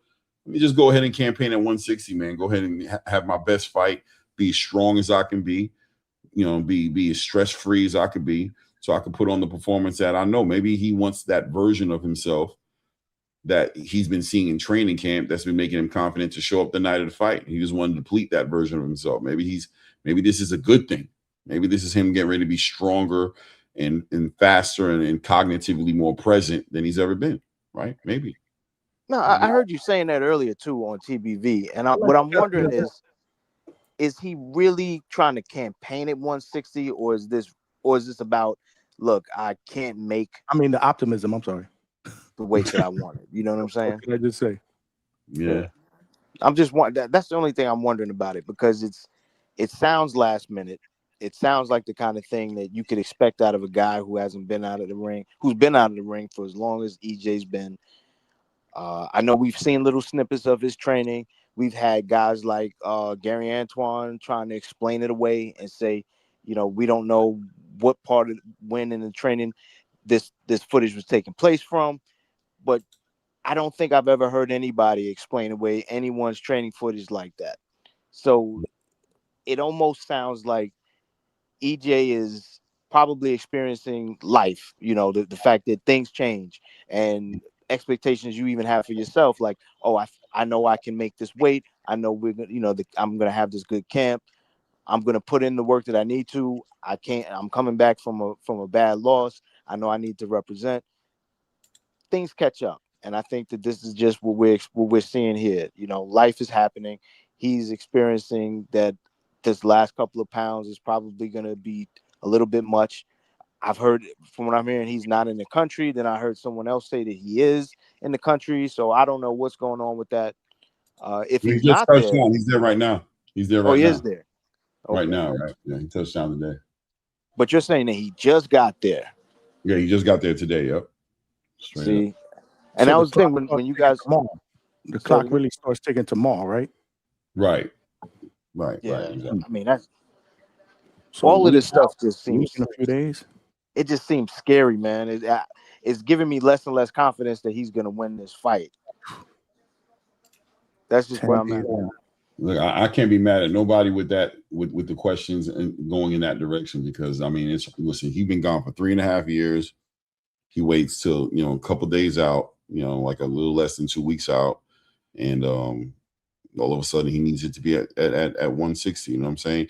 But guys, not for nothing, it was 158 was the agreed weight. So it's 2 pounds, right? So is it really like he can't make 158, or is it, just more of I want to be comfortable? I'm happy right now. What if he's walking around right now 165? You know what I mean? 165, 170, and he's like, I don't want to, I'm comfortable. I want to just. Yeah, but 11 days out, he's not even trying to make it. You know what I mean? Your point is 2 pounds. Right. He's not trying to. He's feeling like F it. I don't want to. You know what I mean? I don't know how I feel about that, though. And again, man, my apologies. I said pessimism. I mean, optimism. I love it, and I need that. You know what I'm saying? I like Errol Spence, man. And I've been waiting for him to come back. And, a part of me, again, I'm rooting for him. A part of me wants to believe that we're going to see the old Errol Spence, but the reality is I don't think we are. And I was thinking this even before this whole thing happened. And now this happened. And now I feel like, oh, man, this is not good. Is this just a cash out? I mean, with the way this is going, I hate to believe that, though, because I love Errol. I was a big Errol Spence fan. I don't know that it's a cash out the same way I don't know that he thinks he's comfortable enough to say this close to the fight, I want that 2 pounds, and it's not about him not being able to make it. Like, I don't think it's just him saying, let's throw a monkey wrench in this whole thing, and I'm going to try and be comfortable because I don't feel like doing it. I think it's more like I don't think he can. I just don't think he can. It may be down to that. His body has changed, and he can't drop the weight the way he thought he could. Like they said with Xander, with the miscalculation of his weight. I think maybe that's what we're seeing here. In the same vein, is just that they caught it a little bit earlier. EJ, can you do it? I don't know. The trajectory we've been going, we should have lost more weight by this point in time, and we're not there yet. So I think that maybe this wasn't so much strategic as it was, like, look, this is just what it is, man. This is all I can do with my 35-year-old body. Yeah. All the above, right? All the above, man. It just made next week's fight that much more interesting, man. It does kind of make it a little bit more interesting. And, you know, once again, Tim Tszyu looks like he's dialed all the way in. No questions about where his mind's at. He looks dialed in. Dialed in. He's obviously the busier fighter, right? The more active fighter. We're talking about a guy who hasn't fought in 3 years. You got to expect his timing is going to be off. You know, being out of the ring that long. I think there's going to be a lot of things that he's got to work out in the first couple of rounds, and it's going to be difficult because what if Tim Tszyu is there and he's ready and he's able to exploit and take advantage of those? Like, what if he walks in there and he's not afraid? I'm in here with EJ. You know, some of these guys, they get starstruck. You know, they can sit in the ring and just be looking across like, wow, I'm actually in this fight. Whereas he might come in there ready to go. Like maybe he understands how bad he looked in it with Dennis Nurja a couple months ago. You know, maybe he understands that this is a big moment and I need to shine. I need to be able to. I need to make a statement early. You know, I need to establish that I'm not here to play with you and this is not your fight. You know, what if he hurts EJ early based on that? You know, it's going to be interesting. Yeah, for sure. And I don't like to take a lot out of these face to face or these face offs or whatnot, but you know, Tim Tszyu does look focused, man. You know, he does look dialed in. I think Clay mentioned that he looks dialed in, man. And his responses, they're short, they're serious, they're to the point. It's almost like, you know, he means business, man. and to a certain degree with EJ. The one thing that I've been wondering about him is how serious he is with all of this, because you know you get some classic EJ, like the moment in the hallway when he, you know, bypasses shaking his hand, you know, and things like that. But then the one thing that I noticed that I've never heard anybody speak about is the fact that he showed up to that first presser. What was that, a month ago or 2 months ago now? Dressed like Waldo. We all know where's Waldo. Blue jeans, red and white striped shirt. The game, where's Waldo? You look at the picture. EJ showed up dressed like Waldo. As if to say in my head, here I am. You've been wondering where I've been all this time? You found me. Wow. And I'm like, was that a serious message? Or was that a, you know, kind of like tongue in cheek, I'm just poking fun and there's nothing more to it. But I always, when I saw him dressed like that, that was the first thing that I thought. I was like, wow, look at this guy. I think he's trying to tell us something. He's trying to tell us I'm here. And, you know, EJ and a lot of these boxers, man, they're very subliminal. They have these, you know, these context clues types of ways of communicating. You know, they do it a lot in their tweets. But that was a visual one for me. I was like, yo, he's sitting up here dressed like Waldo, bro. Like he's saying, here I am. You know, I'm now is that here I am, I'm ready to fight, or was that just a, you know, I'm poking a little fun at the fact that I've been out of the ring for so long. I guess we're gonna see. 100%. Okay, yeah, wow, good assessment. But then, that Waldo guy had glasses on. It would have been more believable if he would have had glasses on. I mean, EJ wears glasses sometimes, but more importantly, it was the outfit, bro. It was the outfit. It was kind of strange. I would have picked a better wardrobe selection or whatever. The outfit did look kind of like it was weird. 5 Wonder Years, you know what I mean? Like, and think about it, Clay. Think about EJ, Clay. Wonder Years, you know what I'm saying? Clay, think about EJ. Isn't he always? He's a fly guy. He's always wearing some fly shit. That's a fact. And he shows up in why a red and white striped shirt? Why blue jeans? That's Waldo's outfit. That's his uniform when you playing Where's Waldo. It's possible. I mean, he also today he landed in Australia and he looked, you know, he was in a sweatsuit. He looked. I mean, he got a whole new. That's another thing about it that Errol is reintroducing himself. He's reinvented himself. You can see it even with that big lock hanging out the back of his head. You know what I'm saying? That thing. You know what I mean, that's all representation of just like a shift in energy and a shift in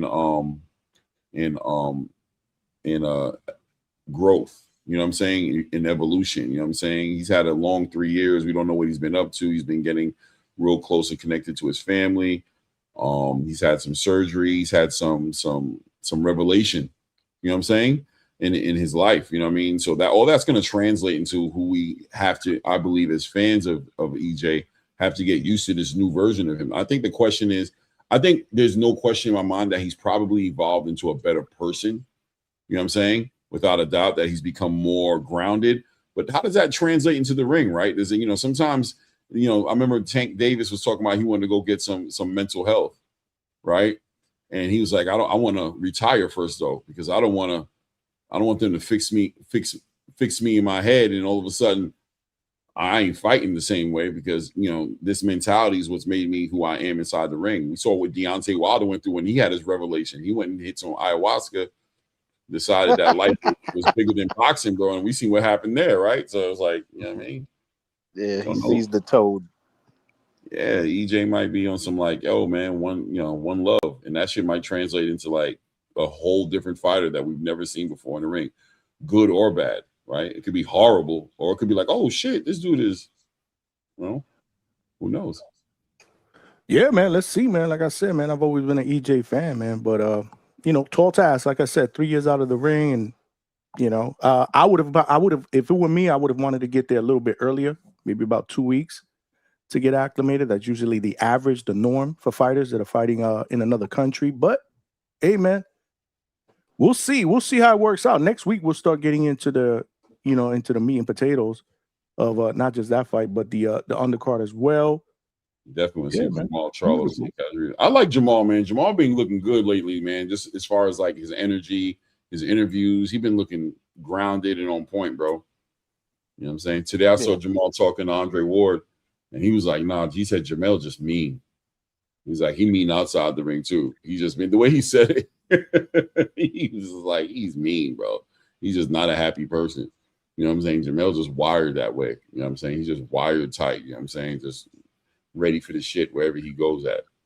You know what I'm saying? But also Stephen Fulton's been very quiet, right? No, we ain't heard nothing from Stephen Fulton. What he talking about? Yeah. I haven't really heard anything either. Yeah, absolutely. You're right. I almost forgot he was on that damn card. I was about to say the same thing. He out the way. He's out the way. He don't want to. He ain't trying to say nothing. He's just out the way. I'm hoping he can make weight. We need a way better version of Stephen Fulton this time out than we saw against Oshaki. Yeah, on the back end of a trash ass performance, it's over for him. Terrible. Right? It's just that was just terrible. There's a lot of people that said he didn't even take that camp serious, and if that's the case, yeah, that's disgusting. He did an interview with Akim Barak where he kind of went into things that he had things going on in his life. Mm-hmm. So my assumption is that was cathartic. He got it out. He said it. And then he just probably just buckled down and got to training, because I feel like I haven't seen hide nor hair of that guy at all. And I'm hoping that translates into I'm locked in, I'm off the radar, I'm off grid. And when you see me next, it's because I'm in the ring and I'm whipping ass. And I'm showing you, I'm still on that elite level. You know what I'm saying? So even though this is supposed to be a showcase fight, right? Like hopefully he can showcase like he needs to. Because if this goes the distance, I think it's gonna be questionable. It's gonna be like, come on, bro, what's going on here? You kind of, or at least I box the guy where it's so decisive, where it's like, man, we're saying, why didn't you get him out of there? You should have stepped it up at the end of it to get him out of there. Kind of like with your man Diego Pacheco and McCumbee. People felt like he should have got him out of there by the end of that fight, even though Diego was respected at his punching power still.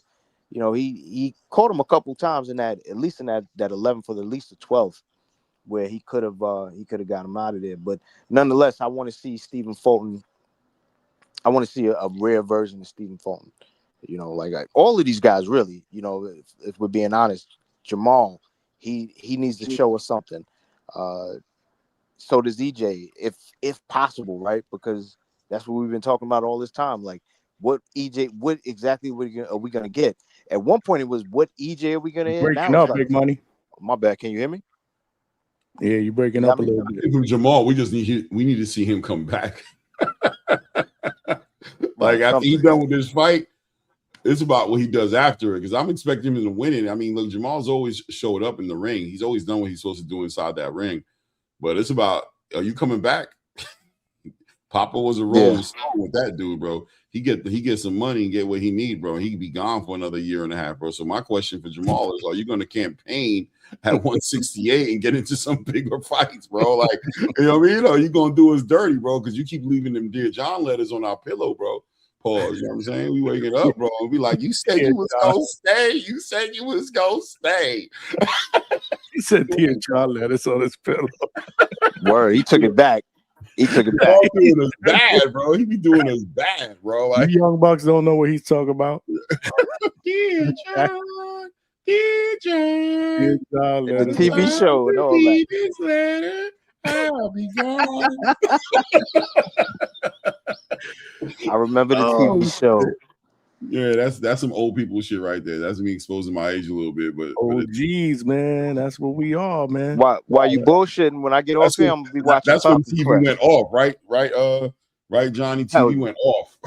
Remember when TV went off? It was like midnight, and all you kids was VHS. The TV went off, bro. There was no 3 o'clock in the morning watching TV, bro. Watch TV until the TV goes off. A little mash, like if you watching it, wasn't it just turn to static? No, remember before it went to static, they gave you the. Before it went to static, they gave you the anthem. Remember, they used to give you the national anthem before it went to the static. The static. That shit was like a clear. Get up like this. You used to get up like this and turn the TV off because the TV was the screen watching was you. White static.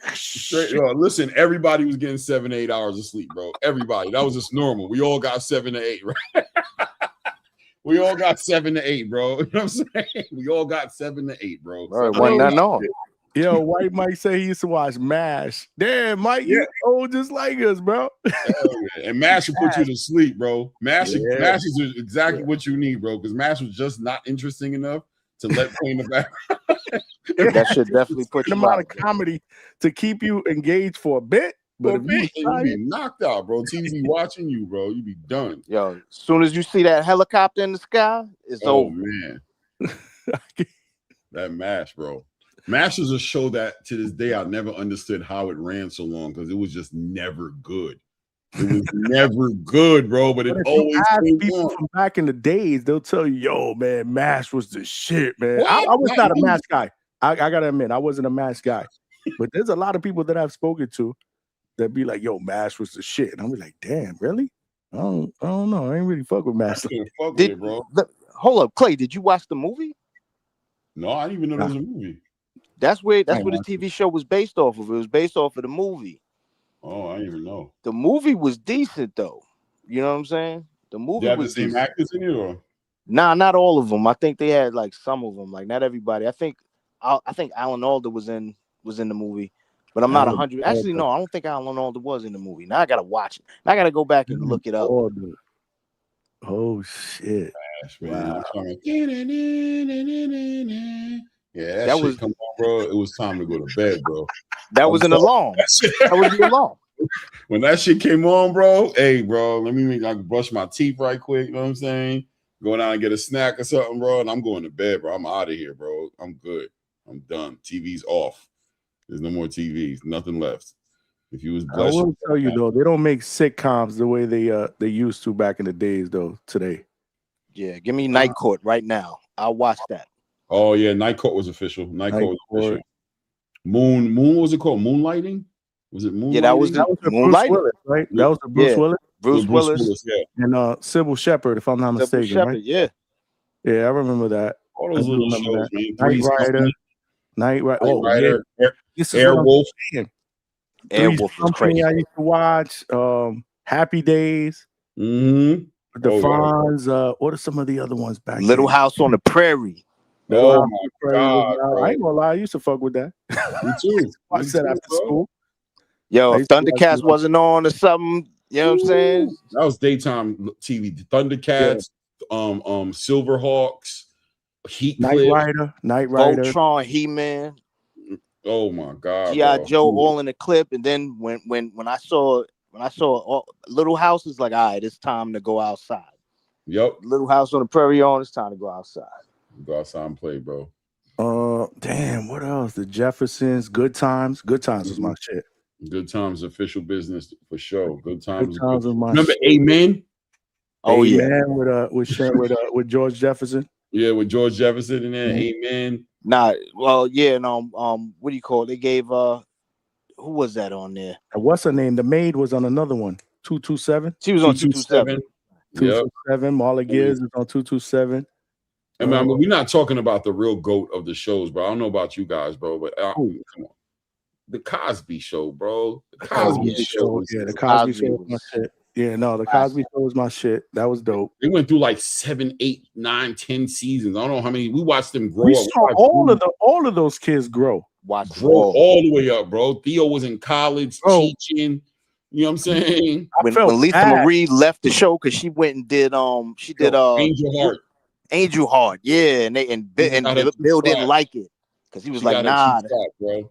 Yeah. I'll never forget when my wife told me that Theo had died. I felt like I lost a cousin, man. Oh, that killed me. He drowned. I was like, no. Theo. That wasn't that long ago. It might have been what, a year, 2 years ago, maybe? It wasn't that long ago. It wasn't that long ago. I'll never forget. She told me, I was like, no way, Theo. You calling him Theo like he your uncle. No, I said Theo. Theo.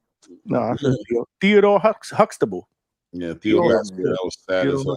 That came out of nowhere, bro. That was a death that came out of no damn where. Cliff Huxtable, Claire Huxtable. Claire, everybody was on that show. Alicia Keys was on that show. Adam Sandler was on that show. That show birthed so many people. Cole, remember Cole was on there. Booger, that thing. Cole from Martin, right? Yeah, yeah. He was Booger. He was Cockroach. No, that's it. That's it.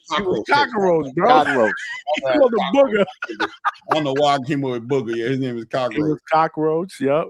You know what I mean? The other day, you know what popped up on my feed the other day, and I love that part. Remember the dude that married one of the Cosby daughters, Elvin? Oh yeah, Elvin, light-skinned dude, Elvin. Remember when Claire just flipped out on him?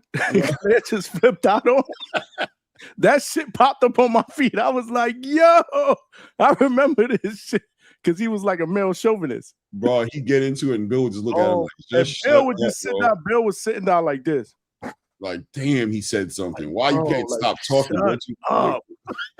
She went in there to get him a cup of coffee. Yeah. And Bill Cosby was like, if I was you, I wouldn't drink that coffee. Put that down, bro. You doing too much up in here, bro. Bro, they don't make shows. That's what I'm saying. They don't make shows. And then they segue. They segue to a different world. Remember? They took it. Spinoffs. Different world was the shit. Well, that's what they did to her, by the way. They didn't fire her from Bill Cosby. They did fire her, but what they did was they sent her to the different world. They sent her over there.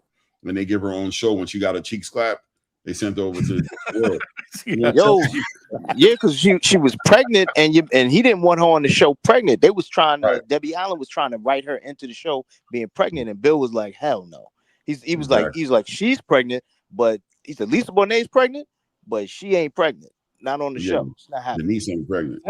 Debbie Allen was sisters, right? With Felicia Rashad. Yeah, that's her sister. Two of the baddest women in the game back then. Yo, fine looking woman. Whew. Yeah, I love Felicia Rashad, man. Felicia look good today.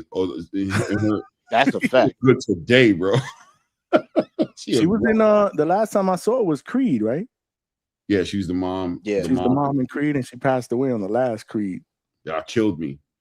There was certain movies back then when the girl died, it killed me. Like Higher Learning, when they killed Tyra Banks, I was like, hell no, nah, bro. Get that white motherfucker. Word. Get his that shit definitely pissed me off. That was rough. Yeah, no, that was rough. I was like, no. You know what I mean? But back then, like you said, the shows were different, bro. The different world, you know what I mean? And they just had seasons, and you just expected to see them, you loved the Cheers. Cheers was good too. But Cheers I really didn't watch like that. I don't know why. MASH was better. Yeah, I don't know why. I never got into Cheers. Cheers was like everybody raves about it. Never got into it. It was like a good MASH. You know what I'm saying? Like a good MASH in the bar. Because it came on late. but it was just entertaining enough because, you know what I mean, you got used to the characters and they spinned off Frasier from Cheers and all those different shows that spinned off from there. I think Frasier still got shows on. Like he got a new season of something on Paramount Plus now. So, you know, it just the longevity of the creativity of those characters and those shows from back then is just it's untouched, man. Now everything is a reality show. You know what I'm saying? God, it's just terrible. I don't remember the last time I watched anything on regular TV. Yeah, I don't watch TV, bro. What the hell is that? Yeah. Everything I don't even have TV, bro. I just got the internet and I got apps. Yeah, I don't even got TV. YouTube. Yeah, exactly. I got I literally don't have cable, bro. Like Netflix. Yeah, nah, we cut that a long time ago, especially out here in Florida, man. We wasn't getting the best bang for our buck. That's for damn sure. Right. Now, I'm watching old TV shows now. So I feel you. One of my favorites, and I'm gonna take this way back, and I wasn't alive when this came out. Bonanza. Just for the record, no, well, that's a long time ago too. This is up there. He was up in there. My favorite comedy, and this is like I said when I was young. My pops used to watch this shit. Rest his soul. The Honeymooners. You was alive during the honeymoon. Come on, stop all the time. I remember, bro. I know all of these episodes by heart. I watch that shit all the time. I remember on New Year's Eve they used to give the marathon. Yeah, the Honeymooners to me. With Jackie Gleason, that shit was amazing. That's to me, hands down. If anybody asks me what's your favorite comedy show of all time, I'll say The Honeymooners. They'll say, how old are you? I was like, nah, I still watch. If they jump on, I'll watch it today. Honeymooners was entertaining. They came on right with like Lucy and all that shit too. Like Lucy. I Love Lucy, The Honeymooners. I Love Lucy was the black shit. And white. I Love Lucy was dope, but The Honeymooners is always gonna be like right here. That's my A1 right there. You know, it was a good one. Too Close for Comfort. Too Close for Comfort was good. I remember that. That was with Ted Knight, who was also in the Avatar that you put out. Wasn't he in Caddyshack? Yeah, he was. He was in Caddyshack. I'll tell you, I know my old school shows and movies, man. Because again, I would say the same thing. All these movies from back in the days, but they're not the same today, bro. They're just remaking all the shit that they did back in the days. Yeah, horror movies. He said different strokes. Different Strokes was a Different Strokes, man. Gary Coleman, that was dope. Webster. Oh shit! Wow. Remember Perfect Strangers? Perfect Strangers. Yep. Perfect Strangers. Looks rough. Nothing. A lot of people don't remember. There's a lot. You guys probably will. There's a lot of remember. What's his name? Tom Hanks. First television series was Bosom Buddies. Y'all don't remember Bosom Buddies was the shit, yeah. Bosom Buddies, man, when they pretended to be females to live in, I think, in that apartment. In an apartment, right? Yeah. Bosom Buddies, that's where Tom Hanks started. And look at what Tom Hanks became as far as a powerhouse, actor, celebrity, and Oscar award winner, and all this other shit, man. He started with Bosom Buddies, bro. That was Bosom Buddies was TV, man. A lot of these dudes started in their own little TV show somewhere. A lot of them. But that's what I'm saying. But he used to do comedy. Like I remember one of the most funniest comedies I've ever seen. Like when people ask me my top 3 or 4 is Bachelor Party. Y'all ever seen Bachelor Party with Tom Hanks? That was the shit. Bachelor Party was my shit. Wait, you never seen Bachelor Party with Tom Hanks? No. Please do yourself a favor. That movie, the shit is big money. Tell him, bro. Listen, that was one of my all-time shits when it came to comedies from back then. Yep.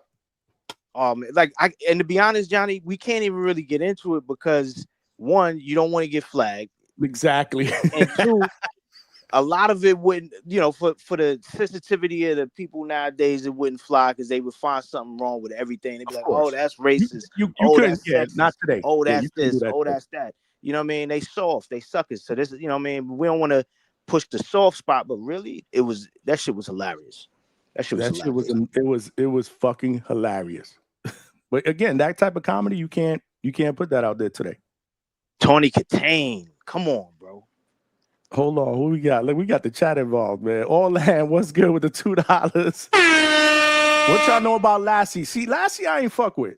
Yeah, I wasn't on Lassie. I never really watched that. I didn't really watch. I knew about Lassie. I know about the dog, the collie, but I never really watched. It was definitely time to play Nintendo, or it's time to go outside when that shit. Yeah. That one I didn't know about. But salute. But I remember it. Like I said, I remember it. It was super popular. Malcolm said I lost like 35 viewers. It's all right. We're having a good time. Good conversation. White Mike Beats with the $5 said, I don't know about y'all, but the mash is hilarious. LOL. Do y'all remember Birdman? I don't. I wasn't a MASH watcher like that. Maybe y'all do. Yeah, MASH was the key to let me know it's time to go to bed or something, or go find something else to do. You kind of knew it was over. You know what I mean? You knew it was over when you heard that MASH. You heard that saxophone playing or whatever it was. And you saw that helicopter in the sky. It was like, yeah, it's over. Ain't nothing else to watch. White Mike came back with another $2. This one's for Clay. He said, Clay, did you ever watch Columbo? Of course. I didn't. Of course. I wasn't into Columbo. I was into all the TV, the mystery shows, solving Matlock, Columbo. I did watch John MD. I did watch the X-Files for a little bit. Trapper John MD. You ain't watched Trapper John MD. Wow. Donahue. All it, man. We get crazy with it. Kojak. Heart to Heart. Kojak was the shit. Who loves you, baby? Kojak. Kojak, Heart to Heart was good too. There's another one that I'm forgetting. That was like a detective show? Yes. There's one that I'm forgetting. Fuck. Well, Spencer for Hire was one. Spencer for Hire, right. Spencer for Hire. Spencer for Hire. Spencer for Hire was lit. Then they spun it off with Hawk. Remember Hawk with the spinoff? Yeah, I remember that. You remember MacGyver? MacGyver. Yes, I remember MacGyver. You know what I used to like too? The Incredible Hulk. I like the TV show The Incredible Hulk with Lou Ferrigno. Yeah. I like that. Yeah, Incredible Hulk was good. I like the Batman that was like in the 60s. We talk about that all the time. Man. We talk about. I said big. I haven't said you one of those in a while. Big it's been a minute. with the shark, the bat repellent shark spray, the shark repellent spray, with the fake shark that was stuck on his leg. You don't remember that? From the movie. That was from the movie. The Batman movie was lit. The movie had all the villains: the Penguin, the Joker, the Riddler. That's why it was lit. Clay, you don't remember that shit? I think Clay, you fuck with superhero movies. What movie? Batman, the old 1960s. Oh, the old Batman? Hell yeah, old bro. Batman. Boom.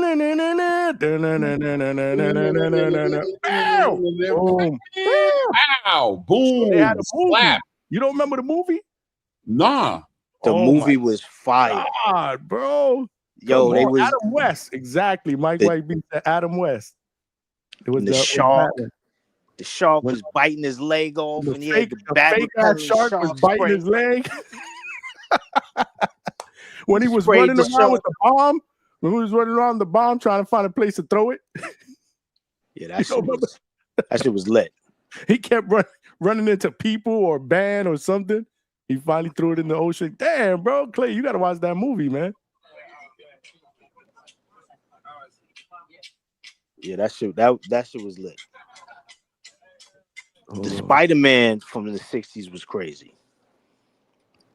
That's man. Jesus, man. I mean, and the thing. I think that the reason we watched all these shows is because we had to catch those shows on time. There was no on demand, so there was a time for the shows. You made sure you caught it. You had a TV guide. You know what I'm saying? And you just knew. You remember it come every week, and you just know what time the shows come on.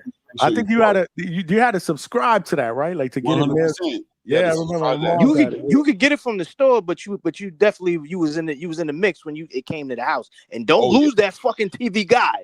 No, my mother. Don't lose it. Where's the TV guide? That'd be your ass. See the TV guide. You take the TV guide and go up to your room with it, bro. And they be like, "Hey, yo, I know one of y'all got the TV guide. That should come here every Monday, every Tuesday. It come here and it's not here. Where the TV guide? Oh man, you get your ass whipped over that TV guide. What? Nah, Mike, you're right. You could buy it at the store, but we had it where we got it every week. Big Money. They ask you if you pay bills if you touch the TV guide, right? Like, oh hell yeah. You don't pay no bills in this house, bro. You don't touch that TV guide, bro. You crazy as hell. You do not. You leave it where it was at your father's chair. You did not move it. That shit was right. That shit in the thermostat, right? You don't touch either one of those motherfuckers. Hell, you don't touch the thermostat or the TV guide. Then the TV guy had a crossword puzzle in the back. Always crossword puzzle, right? Yeah. Oh shit! Wow. And then of course it was Dynasty. And Dallas. And Dallas. My mother used to watch. Was that connected at all? Dynasty and Dallas. Was it connected or was it two completely Dallas? different? Nah, Dallas was connected to Knots Landing. Yeah, they were. And then there was Falcon Crest. I'm watching Falcon Crest right now. You dig what I'm saying? I'm about to put on Knots Landing, all of that shit. That was my mom, shit back in the day. My mom used to watch all those shows, man. I remember that. In fact, the last time she was here, we spoke about that. It's like, Mom, when we used to watch this, when we used to watch that, she used to watch Dallas, man. JR, when JR got shot. Who shot JR? That was the ultimate cliffhanger. That was when cliffhanger started, man. And we had to wait months and months to finally. We had to wait till the new season.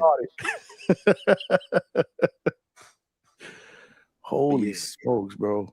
What are we doing here at the Hangout spot? We ain't talking about nothing related to boxing, bro. We talking about old shit. We ain't talking. I'm actually enjoying this part of the conversation too. Did y'all see Shakur Stevenson's interview today? With who? Ariel Helwani. I did not, man. I guess I'll check it out tomorrow. I was out of the house all day. Did I miss anything? Talk to us. What happened? Shakur just continues. Listen, man. He's continuing to say the same thing, which is, I'm here for all the big fights. And you know what I'm saying? I think I really believe what's going to end up happening is there's going to be offers just getting sent out. I don't know what's going on with Devin. I don't know if he's taking his Keyshawn fight or if he's going to fight Shakur. I don't know yet what he's trying to do. But yeah, I mean, Shakur's just letting it be known, like, he's answering the questions. Like, I mean, Ariel Helwani was like, you know, are you ready to be wearing a uniform? He's like, ain't nobody wearing no uniform. What are you talking about? Okay, I didn't hear that. Okay, good. Yeah, he said he's like, I wear what I want. My outfits. He's like, I don't know what people are saying, but yeah, I don't got none of that stuff going on. He said, I'm not fighting a bunch of super fighters because he was like, think about the across the street. How you gonna get the fight? He's like, I'm not fighting nobody but across the street people. He was like, I'm not fighting super fighters. You know what I'm saying? He's like, I don't want. You know, he's like, he said Turkey. We've talked about this specifically. Turkey doesn't want me fighting in Zuffa, and I keep telling everybody that Zuffa's got two parts to it. It's got the league, and then it's got the promotional side that for the big stars. The big stars ain't going to be under that, man. The big stars are going to get promoted regularly. You know what I'm saying? The league is for the development of the prospects and the contenders who can't get the big fights. So, based on what he said, we will not see a fight against Rayo. Yeah, he said that he shut that shit down again on Ariel Helwani. He shut it down again. Because Ariel was like, but he put out a message saying he fight you next. He was like, yeah, I don't know why he's saying that, but yeah, he's like, we're not fighting. Oh shit! All right, I'm gonna go see that interview. Yeah, probably in the morning. Yeah, I want to check that out because that was God. We went back and forth on Shakur, Dev, Keyshawn on yesterday's show for a few hours. Yeah. And it was kind of mixed. We had some Dev haters, we had some Shakur haters. It was kind of, I don't know. Clay, you didn't bring up when he said that he made a verbal agreement to fight Dev. Right. He basically said that, you know, he confirmed with Zuffa wants to fight, so he's already confirmed. And that's another thing that people just weren't trying to hear. You know what I mean? The people just wanted. One thing I've learned being in this boxing space and creating content in this space is you got to tune out a lot of noise because people just want, when they want something to be a certain way, they will grab hold of a narrative so tight, and no matter what you say to them, they won't allow no space for any type of reasoning. You know what I'm saying? Any type of possibilities. So they'll say things like, he's going to have to vacate his belt. They're going to take his belt from him. He ain't allowed to be he's a WBO champion right now, bro. Ain't nobody taking his belt from him. Could they take his belt? Yeah, sure. But then again, right? You never know. Conor Benn is fighting Ryan Garcia. The WBC belt will be on the line, bro, period. You know what I'm saying? If Conor Benn wins it, he will become the WBC welterweight champion. That's how that's going to work. That's not the way people want it to be so that they can make their arguments is not the way it really is.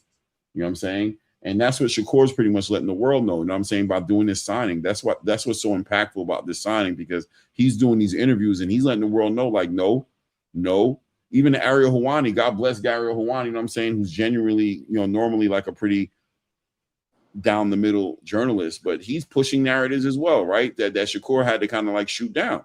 That Shakur had to be like, "Why? No, why? Who told you that?" Nah, man, I thought you guys. I saw you in the Zuffa uniform, taking the pictures. He's like, "Yeah, nah, bro. No, that's no. That's not how that works. That's just not how that works, bro." So, well, I'm glad he shut that down. Yeah, absolutely. I'm glad they shut that down. He shut that down. And the fact that I got to see that sounds very, very refreshing. That interview, I got to check that out. But it's easy to be confused by a lot of what we're seeing, right? Because we had Edgar Berlanga and Richardson Hitchens both signed at the same time, and yet Richardson Hitchens dropped his belt, making everybody go, "Oh yeah, see, they dropped the belt because he can't fight at the lower weight. He has to go to 47." But then you have Edgar Berlanga tell boxing scene, "Yeah, no, they gonna let me fight at 68. They don't have there's no problem with me fighting there. I could fight. Yeah, they're not telling me I can't fight there." So it feels like mixed messaging, but I think the blanket is when you're, certain fighters, depending on the level that they are at, they want those fighters to continue on whatever their career path is. They don't have a problem with it. Now, if you're somebody who is relatively unknown, hasn't had a lot of good fights in whatever weight class you chose, and you happen to be at a junior weight class, you're moving to whatever one of the main 8 weight classes are if Zuffa signs you. That's just it for you. That's your story. But an Edgar Berlanga can fight where he wants because he has goals. Like he told him on a boxing scene, he said, "Yeah, I told him." He said, "I told Dana I want to be undisputed, so he's letting me fight where I want to fight." But I think that a lot of that, the fact that we get so many different viewpoints depending on the deal that one fighter has with Zuffa, is where a lot of people get confused with what's the story. People want to know, what is it going to be, and they're hearing all these different things, and it's hard to keep up. So that I think we're always going to get Shakur's lying about this, or I don't believe this person about that because of it. But I think that's because it's corporate America and they're being fluid. What makes sense is making money. Dollars is what makes sense. So I'm not going to tell Shakur Stevenson that he has to wear a uniform. You know what I'm saying? I'm not going to make Devin Haney wear a uniform. These guys, they are what the sport is. People know that this is boxing when they see these guys fight. So we're going to let them be what they want to be. We're going to let them do what they want to do. And they're going to be on those ring cards. Now, this fight card with Conor Benn and Ryan, is that gonna be ring, or is that gonna be Zuffa? That's Zuffa Paramount. That's Zuffa Paramount. Okay. And the Zone. Well, then, okay, so then we see that there are gonna be some big names that are on a Zuffa card, kind of like how they had Jay on that other card. So I guess sometimes we're gonna get certain levels high, guys that maybe they're not the echelon of the sport, the top echelon of the sport, but they're big enough names, and they're gonna have them on Zuffa cards. But I think Johnny had a good idea. Let's let a year go by, so because not only do we get the opportunity to review them after a year, we also get a chance to kind of see the moving parts, see how everything's working. Because right now a lot of things that we come up with are speculations, but after a year, we're going to see how they operate. We're gonna get to learn how the clock works, as opposed to just keeping an eye on the time. So I kind of look forward to that. Yeah, hopefully to answer questions. Yeah, I'm in the same place. I feel like you got to be open-minded to the possibilities, but I think the Zone is definitely making a big move right now, doing this collaboration. I think it's a huge move that they're going to be showing the fight in certain places. You know what I'm saying? They're going to be showing the fight in certain places, and obviously the Paramount's going to be the main place in America. I think they're about to open up a whole floodgate of new fans, bro. Casual fans. I'm telling you, WWE fans, NFL fans, baseball fans, all kind of fans from other sports are going to start coming over and watching this shit. Watch. I'm telling you. It's going to grow. That's not a bad thing. That's a good thing, man. Yeah. And the thing is, they don't. And they can get more eyes on the sport. I'm sorry, Big Money. Go ahead. I was just going to say, man, and it's almost like they don't have to do it grassroots because they're like a wave. They're like a tidal wave. Like they're big. Like they don't have to grow, right? They have the resources. You know what I'm saying? They can just kind of wash over the whole playing field and wipe everybody else out, and then it's just them. You know, it's kind of looking like that. You know, as much as I was on the other side of it, like, I don't see how this is gonna work. I was also more like, I think I'm just gonna sit back before I form too many hard opinions about what I'm seeing and just watch it play out, because the things that we're seeing they're different. Like, I don't think we've seen this in boxing. You know, when you hear Dana say shit like, my competition isn't as a promoter to another promoter like an Eddie Hearn in a Matchroom or Oscar at Golden Boy, my competition is the NFL. My competition is the NBA. That just goes to show you he's not even thinking on that level that we're used to when we're listening to promoters or the promoters that we've been watching all this far, thus far. You know, he's not even on that level. So it's different. No, it's a bigger picture. It's league conversation. But I mean, but I think everybody is supposed to be leery and skeptical. That's what comes to me. That's how you're supposed to be, bro. Like you gotta, but also as it develops, acknowledge that it's developing. Acknowledge the things that you're seeing. You don't gotta sit here and keep playing the same tune. You know what I'm saying? Oh, that's already been debunked. Like after this fight on September 12th, we can't continue with the you can't make fights with Zuffa fighter shit. We got to stop that shit. You know what I'm saying? That's over for that. Now it's got to be a new talking point. It cannot be you can't make fighters with Zuffa fighters. It's over for that. You can't do that. But Clay, that's part of the ignorance of most of the people that we talking about in the audience. They haven't been paying attention. They've been making fights with guys that aren't signed. But this one's gonna be the big stage, though, right? Like this one's gonna be the undeniable. Like we're done with that. Like September 12th is huge. The zone is on. You know what I'm saying? We can't continue to do that. And then we got to hold David Benavidez and those type of fighters to task too, and be like, yo, go fight Jai, bro. Oh, I don't know. He's over there with Zuffa. You do know, bro. Stop it. You do know. You can make the fight, bro. Stop it. I get what you mean by that. It's gonna, because right now, guys like yourself, myself, and people that pay attention, we know that they make fights with guys that aren't signed to Zuffa. You know, that's how we got the last fight with Conor Benn and Regis, because Regis wasn't signed as you say the way Conor Benn was. He was just there for the one fight.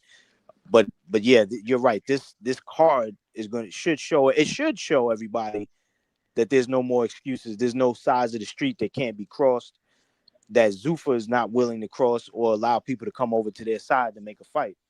So yeah, I mean, I look forward to it. And now, what I'm curious about is what you said earlier. You said you think this is going to be the biggest card of the year, and I was curious what you meant by that. Yeah, I think it's going to be the biggest card of the year. I think it's going to get the most promotion, the most marketing, and I think it's going to have the biggest turnout. Like, you know what I'm saying? Like, I believe it. I believe it's just too much marketing is going to go behind it from all these different, from the zone, from Paramount. What's going to be a bigger event than this one? What this year? What would be the biggest event, do you think, if you had to give one for this year?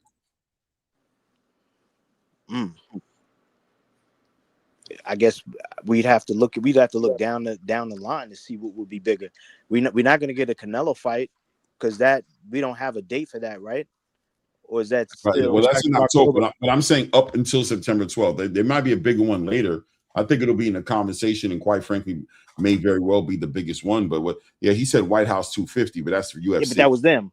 Yeah, we're talking about boxing. Right. And not to mention that was on their side of the, it was kind of like on their side of the street. It was the same people giving us that huge event. But yeah, not to your point. Yeah, I don't know, man. I don't think anybody. Boots was bigger, knock it off. I'm telling you, this is going to be bigger than Boots' event. I'm telling you, watch. No, what you've explained makes 100% sense. Like the money that's going to be behind it. He's talking about the event, the entire event. Yeah, I'm talking about like the turnout, people, right? Promotion, who they're going to have there, celebrities, all of that shit. Yeah, no, I think you're right on that. There's a ton of different things, a lot of substance to what Clay is saying. So it's got me thinking. You know what I'm saying? And it's hard not to say you're wrong. You know what I'm saying? It's possible to be wrong. It could be small, but I'm just saying it has the great possibility of being the biggest event. I think it is going to be the biggest event, but clearly, you know, I mean, I don't have a crystal ball here. I'm not saying you're predicting the future, but I'm saying when you look at all the elements involved in it, the magnitude of the event, what they're putting into it, I think the turnout's going to be crazy. That's what I'm saying. The pyramid was one, but it wasn't bigger because it was limited, right? The pyramid was, you know, it was a big event as far as a spectacle. It was a big event as far as spectacle. Yeah, absolutely. Right. But was it more people there? Like, do you think there's going to be? I think there's going to be like over 30,000 people at this event. What do you think? Like 20 plus thousand. Well, what does the team almost sit? Almost 20,000, right? It'll probably be a full house. It'll be a full house. I don't think it seats 30,000. I think it's more closer to 20,000. Whatever it is, we can check that out. Yeah, no, they'll sell that bitch out. That's not a problem. And how many, as far as viewership is concerned, you don't see it going over 1 million, like 2, 3, 4, 5 million. Like, there's no paywall. You know what I'm saying? Yeah, that's right. Yeah. That's the that's the big thing right there. They don't have to pay $60, $70 for this shit. Nah, this is gonna be free. People gonna be watching just to be watching. I don't know. It's gonna do good viewership. I think so. They'll promote it well. Obviously, Ryan is he's a name. He's a star in the sport. Conor Benn is a star, overseas in the UK. Interesting. Very, very interesting. But to circle back real quick, man, on something that you said earlier, Clay, which it makes 20,000, right? 20,000. 20,000, right? More closer to 20,000 for concerts. Yeah. But those people, that you say will never ever give Zuffa their just due. Those are the same people that have that laundry list of shit that they don't do right, but are not willing to say, you know what? Boom. They check that off. They check that off, like you said. Mm-hmm. Those are just people that don't want to see Zuffa succeed. Facts. Those are just haters. You know what I'm saying? And my thing is, we're boxing fans. Like, why would you want Zuffa to fail? The more boxing, the better. Like, I just don't understand that. But again, listen, if you're going to be critical of the product because you are a paying consumer, I get it. Okay, I get it. If you want to complain about certain things that they don't do right, I get it. They're not a perfect product. They're still a work in progress. We said it. It's going to take some time. But at the very least, man, acknowledge progress. Like, I don't see what's so hard about that. But again, if you don't want to do that, you just don't want him to succeed. Just say you hate Zuffa and you want Zuffa to fail. And cut the shit. That's it. Cut the fucking bullshit. That's all. That's all I wanted to say. Because that hit home right there. Because I see it all the time in the chat. Oh, they go crazy, bro. They can't stand it, bro. I mean, you got people who won't watch Zuffa, right? But it's like you're just hating on the fighters. That's the fighters, you know what I'm saying, that you're supposed to be supporting. You know what I'm saying? So, I mean, yeah, the more boxing, the better. I'm like with the Zone, for example, signing the PBC. I was too excited. I'm just like, this is awesome. This is what boxing needs, man. This is the motivation they need. Everybody under the same house. Everybody putting together the biggest fights. This is what boxing needs, man. This is what boxing needs. I wasn't even thinking Zuffa was going to be at this place at 6 months into 6 or 7 months into the into them rolling out. You know what I mean? I thought we weren't going to see shit like this until like next year. You know what I mean? They're ahead of schedule. Like I said, when we did the assessment show, I said it, they are moving in the right direction. They are way ahead of schedule, but it's still going to take some time. But think about it. Let's be optimistic. Look at what we're seeing so far. Imagine what we're going to see, a year in, a year and a half in, 2 years in. Yeah, think about 3 to 5 years what this is going to be like. Absolutely. You got to remember these companies, these corporations, 3 to 5, right? Business plan. Give it time to marinate, man. Let them cook it up, man. Let them throw all the ingredients in the pot and cook it up, man. We got my man Stuntman Griffin in the building. Salute my guy. He got a question. How does Zuffa convert these non-boxing fans into boxing fans? Jake Paul has had millions of people view his fights. How many are actually transitioning into boxing fans? Yeah. Jake Paul is a spectacle. This is going to be different. I'm telling you, this is going to be different because Zuffa's building their own fan base up from Jake Paul has people who's coming from YouTube to watch him. Zuffa's having people who watch football, UFC, basketball. You know what I'm saying? All the sports that show up on Paramount. Those guys who like structured sports are going to be watching Zuffa boxing. Shakur Stevenson was in a stadium the other night with I don't know how many people was in there to see Conor McGregor. I promise you, more than half of those people in that building didn't even know who the hell he was until they met him. That was the first time. Especially when they put him on the big screen. Wrong name, right? More than half those people in that building were like, who that guy? Who that? More than half the people walked out that building and be like, oh man, Jalen Hurts. Oh, that ain't Jalen Hurts. From the OKC A sidebar on that. You know, your man Z Pacino actually came up with a pretty good explanation of that. He said that they showed Jalen Hurts and some other guy. I don't know who the other guy was. It was another basketball player or something. They were on screen for like a second where they were showing the other guy that Jalen was sitting next to, and then they moved. Then they panned over to Shakur, and maybe they were trying to get the name up quickly, but it was, you know, like the timing of it was off, and that's why they did that. Nice try. I'll tell Z Pacino, nice try. Yeah, I don't know. I don't think Kendrick Lamar was in the building when they did that shit to Bud. Parents, right? Yeah, to this, I still think Kendrick on his next album needs to put a picture of Bud on the album cover. That'd be a hard body. That would be so dope. Ride the wave, man. And then he followed up and said, how can't we can say they will convert the casual to boxing fans? The question is how. So before I go ahead. You guys take a stab at it. Well, he said we can say they will convert the casual to a boxing fan, but the question is how. I mean, we watch and see how they do it, right? But what I'm going to tell you is, like, respectfully to everybody in the building, right? The people who are behind these marketing campaigns are degreed marketing. You know what I'm saying? Like they understand the approach to strategically. Think about it like this with the UFC, right? The UFC had to convert karate fans into liking wrestling, had to convert wrestling fans into liking Muay Thai, had to convert jiu-jitsu fans into liking boxing, right? They literally took the UFC and melted all these disciplines into one space and brought all these disciplines together and the fans of the discipline together to build one of the biggest, most successful sport entertainment shows in the world behind like the WWE, right? So they understand what this is. This is about building acumen and building a relationship up. Don't be shocked. Could you imagine this? I was saying this the other day. Imagine, you guys remember, you ever hear of a show called The Ultimate Fighter? Yeah. All right. Imagine something like that, right? Where you have Devin Haney as team captain with a bunch of prospects, and you got Shakur Stevenson as team captain with a bunch of prospects, right? And imagine a bunch of activities, you know what I mean? The teams are competing and they're having 1 or 2 fights a week, and people are being eliminated off the list. And, you know, the people who make it out the house, the last 2 people to make it out the house, get a contract with Zuffa and all that shit. Why did they do those shows? They did those shows so that the fans would build a relationship with the fighters, right? They want the fans to, you know, laugh at the fighters. They're going through shit. The fighters are staying in the same crib. I'm not saying that they'll do exactly that, but I'm saying that's what goes behind the mentality of trying to market something to a space that's unfamiliar with the product.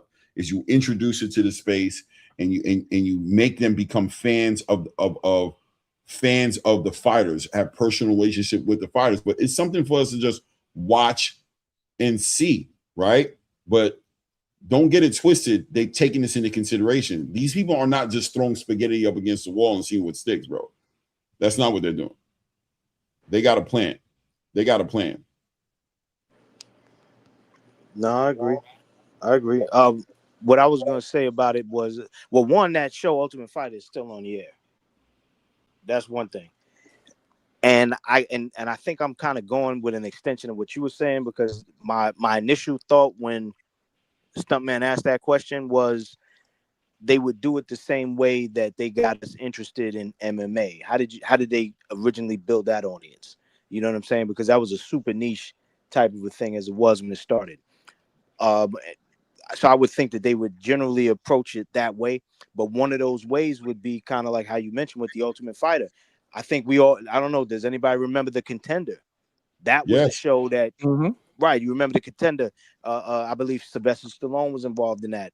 I think that's where we got Sergio Mora from, if I'm not mistaken. He was a product. Mosley out of that. You got Brandon Adams out of that. Right. You know, these guys were products of that show, and that show was the same vein as the Ultimate Fighter, but for boxing, I wouldn't put it past them to bring that out, to bring out those guns, because it makes sense, especially being at that they don't have to call it the Contender. They can come up with something else. They can probably still bring a Sylvester Stallone on board if they want to promote it. Hell, they can bring on any celebrities. They can bring on any boxers and just have the same type of setup and get you interested in these guys that we don't know. And even guys that have been on some of the Zuffa cards, that aren't as popular. But I just think the general approach would probably be something like what it was when they originally introduced all of us to MMA. Because and look at how big that is becoming. It's not to say that boxing needs that big a push. I think in some ways it's just really about finding a mix of the things that Jake Pauls of the world do, like that vibe kind of fandom, where people are only watching because they like the personality, or they like the person that they've been watching on the internet all this time on the social media platforms. So now you bring it over there, like you kind of mix that with elements of the Contender, Ultimate Fighter, and anything else that you can think of that works, and you present that to the audience. Right now they're not doing bad at 6 months in. They're not doing so bad. I don't think that they've turned anybody away. Like I don't think anybody has watched anything from Zuffa.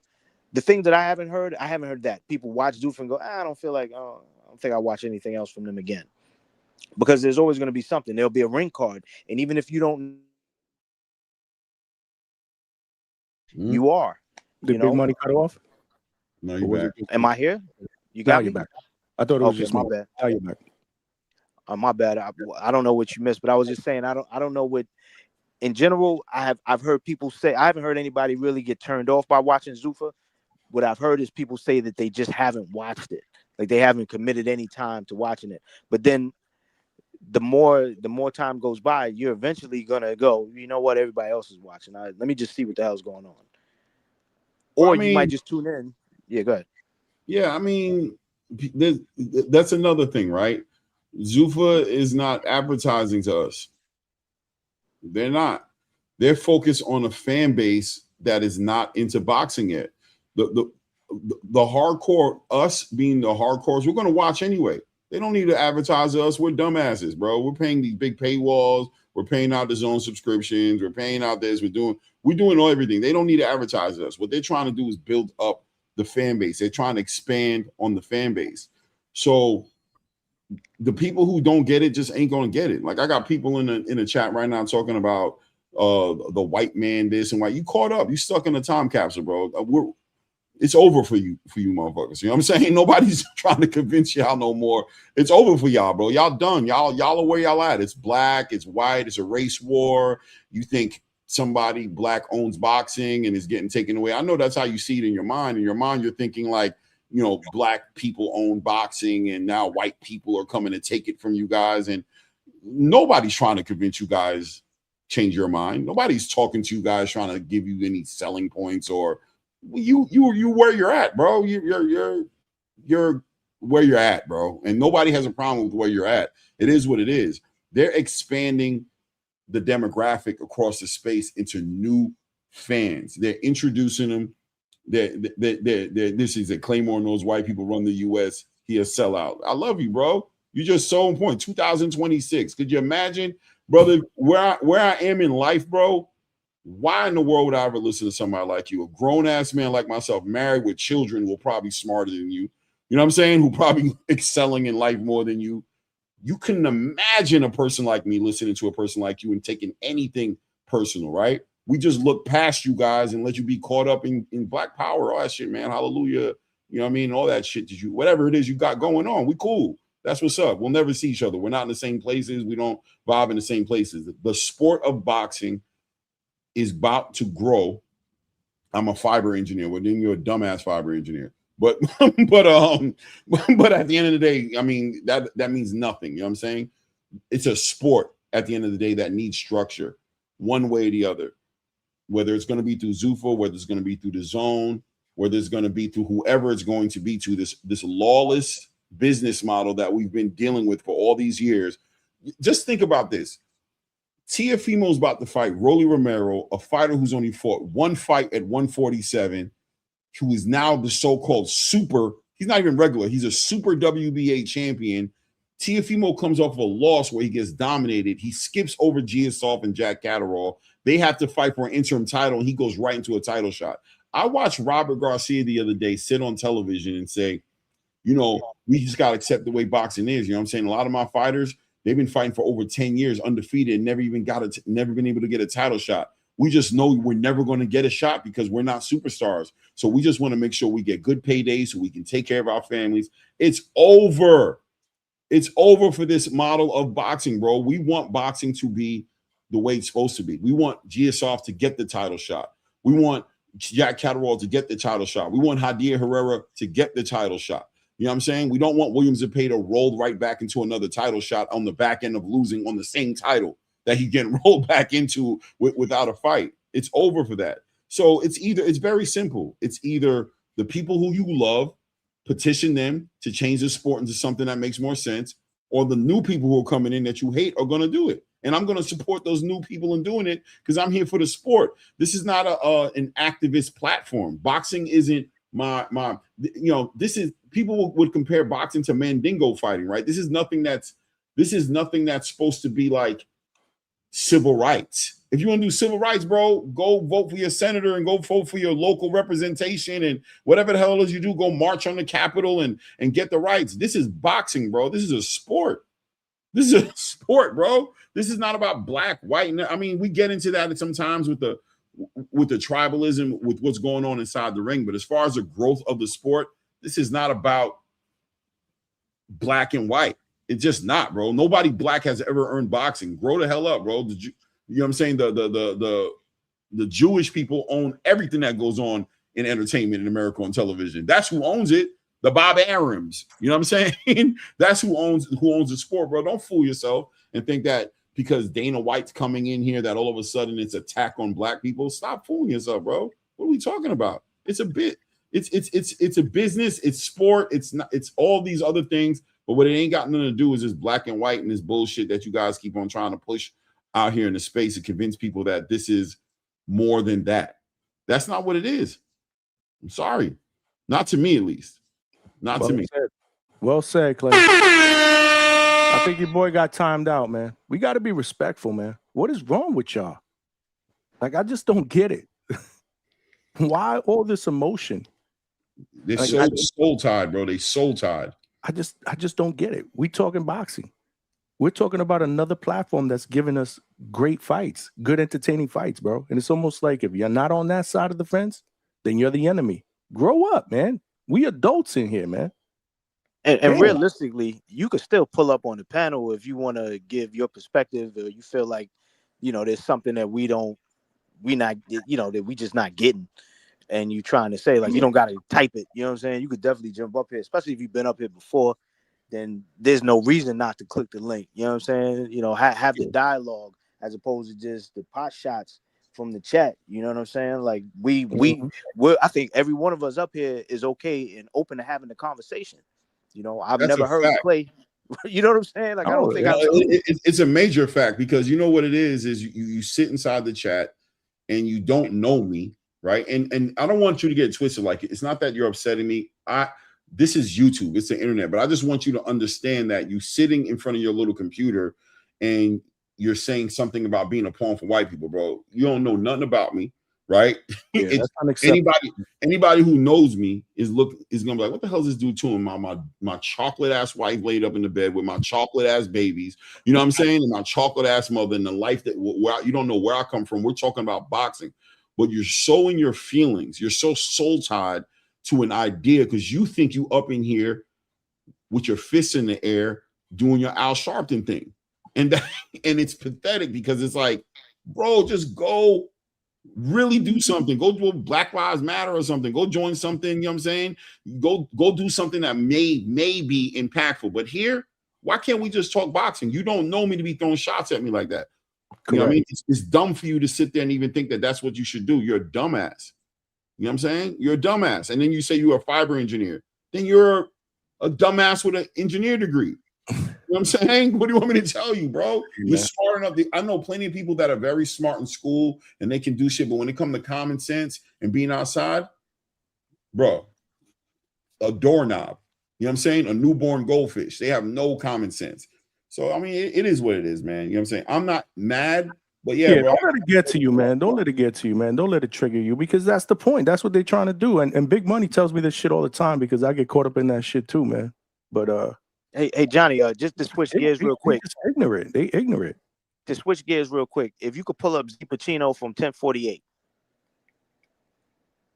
And the reason why I'm having it is because we kind of moved past. I know we moved past it, but this is also a good way to kind of jump off of this topic. But I also got a super chat I got to read here real quick. Yeah, no problem.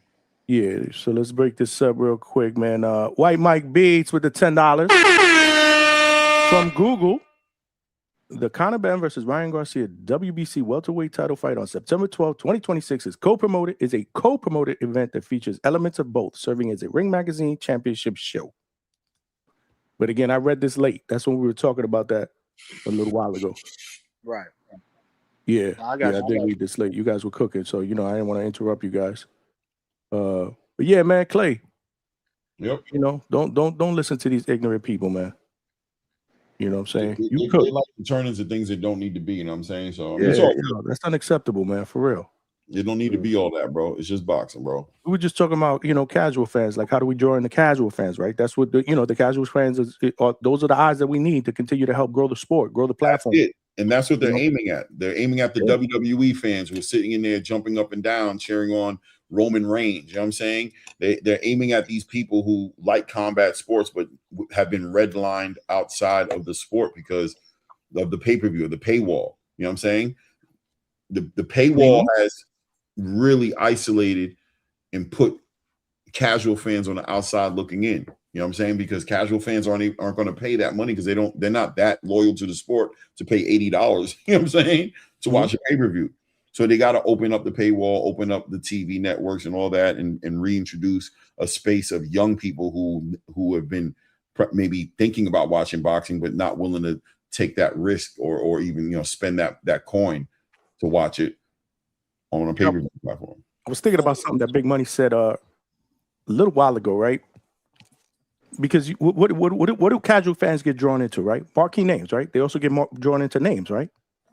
Marquee names, especially names with personalities, right? Brass personalities, like the Conor Benns of the world, right? I mean, not the Conor Benns. I'm sorry, the Conor McGregors, right? How popular was he? McGregor, when he was at his peak, right? So one of the things that I remember asking UFC fans a few years ago, when UFC fans would say, well, boxing is dead, UFC is taking over. And I would go back and forth with them. Stop the shit. Yeah, I'm not going to deny that UFC is popular, but boxing ain't going anywhere. But what was the comeback? Well, we put together competitive fights. We put the best against the best. Meanwhile, y'all got to wait 2, 3, 4 years, to see the best guys in one division fight the best guys in the other division. We're seeing that shit every other week or once a month or twice a month on a pay-per-view card. So my advice would be just continue to do what you're doing and put together competitive fights that people are going to want to get drawn into. And so far, I believe that's what they're doing. Not every fight has been perfect. We're not saying that. I didn't say that the other day. Because when I did say, listen, man, we're seeing competitive fights, of course you're going to have the people in the chat say, well, this fight wasn't and this fight wasn't. Hello? Not all, but for the most part, if you look at the product, it's a very, very entertaining. Like we come off these Zuffa cards and we do a show on a Monday or a Tuesday and they're like, that was pretty entertaining. Why is that? Because it just was, man. Again, man, I just want to say that. I just wanted to get that off my chest. Well, don't forget, Johnny, 1048, Z Pacino. Is this Mike? Mike's up in here? Yeah, I got to find. I don't have. Oh, 1048. Okay. Hold on. 1048. Damn, that was a long time ago. Shit. Can you hear me? I mean, if it ain't dead, it ain't dead. You know what I'm saying? Nope, I just wanted you to see it because this one. Chet Holmgren. Yeah, there you go. Chet Holmgren, which is a player for the Oklahoma City Thunders, was there with dark-skinned Jalen Williams. They had Chet name on the screen and tried to put Jalen name up too, but camera went to Shakur. Nah, you did say that. You said that. Yeah, you said that. Well, I just wanted you to see what because I didn't know the people's names. You know. Chet Holmgren, yeah, he's a Oklahoma City Thunder player.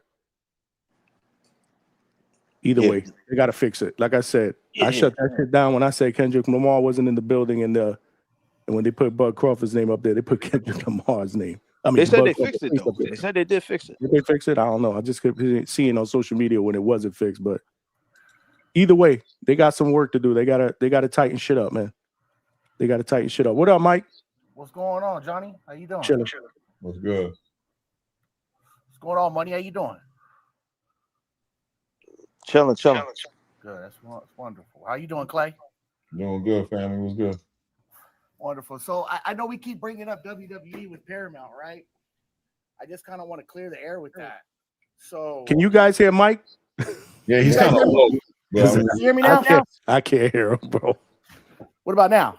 Now I can hear you. Okay, so I just want to clear the air with that, right? So Netflix has a $5 billion 5-year deal for exclusive rights to Raw. So that was signed in 2025 and that ends in 2030. ESPN has a 3-year deal for WWE premium live events. So you can get a subscription through ESPN. Like I guess it's like their premium package or whatever it is. And then you will be able to watch all of their premium live events, right? So like Survivor Series, WrestleMania, things like that. That's up to 2028. So they're not going to be showing WWE on Paramount until after 2028, unless the USA contract runs out with SmackDown and they move SmackDown to Paramount. Time Warner has a contract with AEW. So it's a possibility that WWE after 2028 or even 2030 can end up on the same network with AEW. If the courts allow the Time Warner Paramount merger. Because I heard they put a block on it or something. So they're not like they're suing Time Warner or Paramount or something like that. The states are regarding this merger.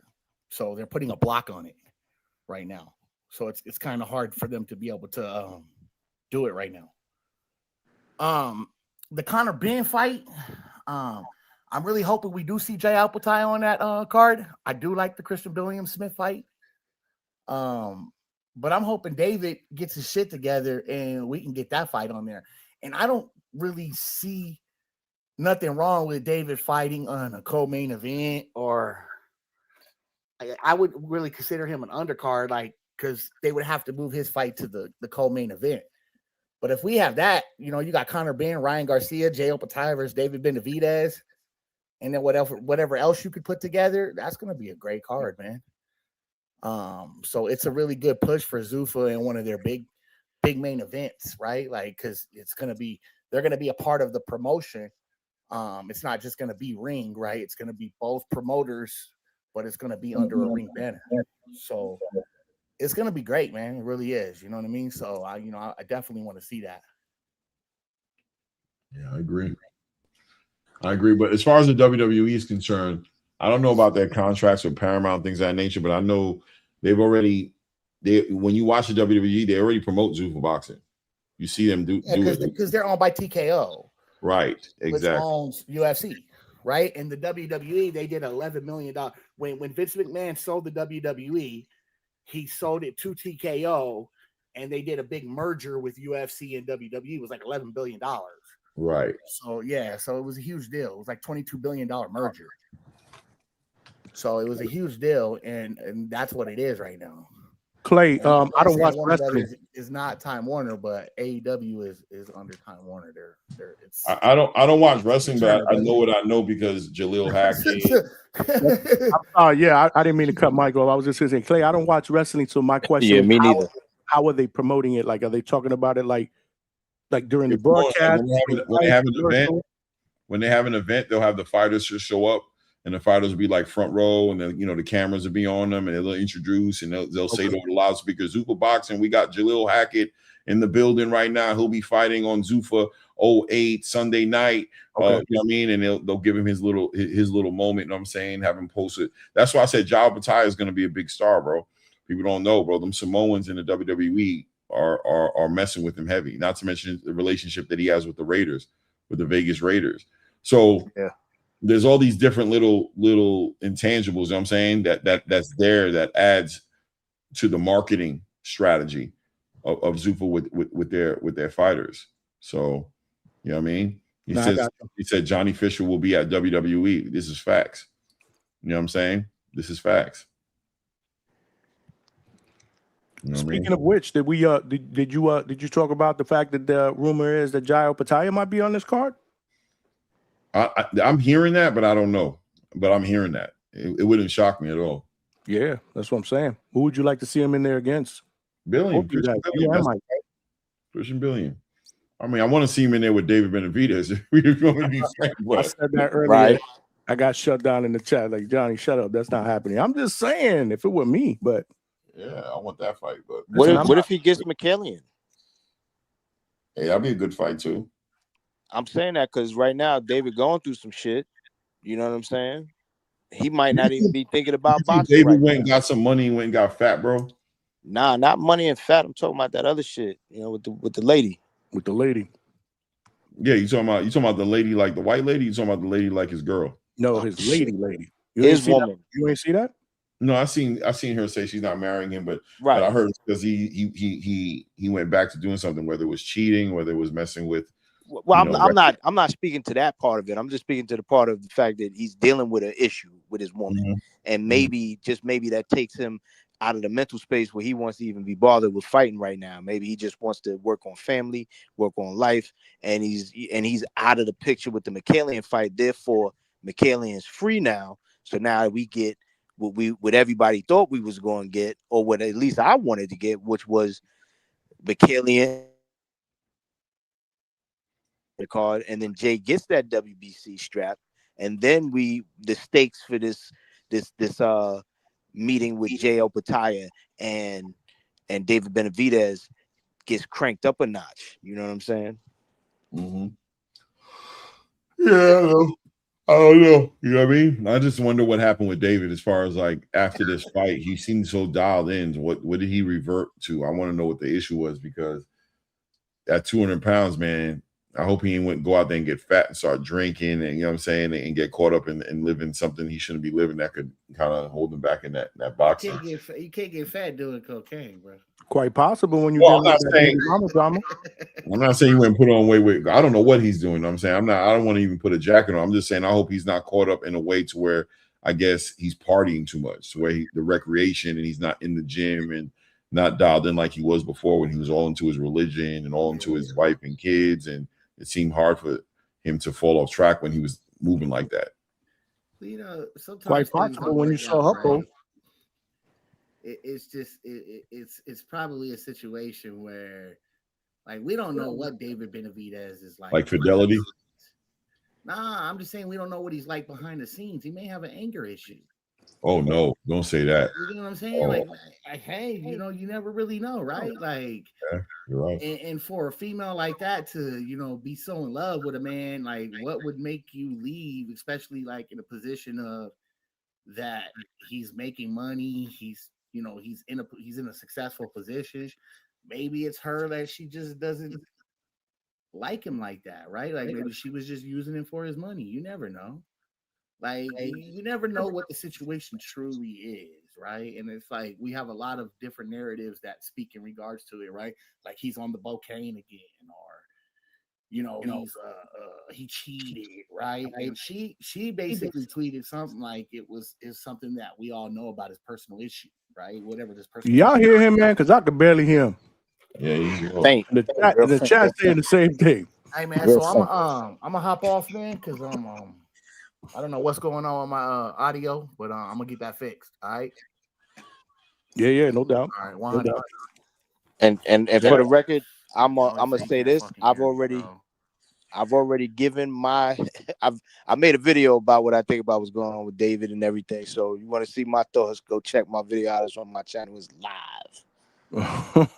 Okay, I can't wait. It's already up, bro.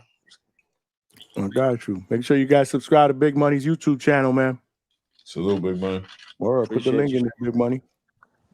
Oh man, I don't know how to do all that stuff. Lord have mercy. I gotta man. figure it out.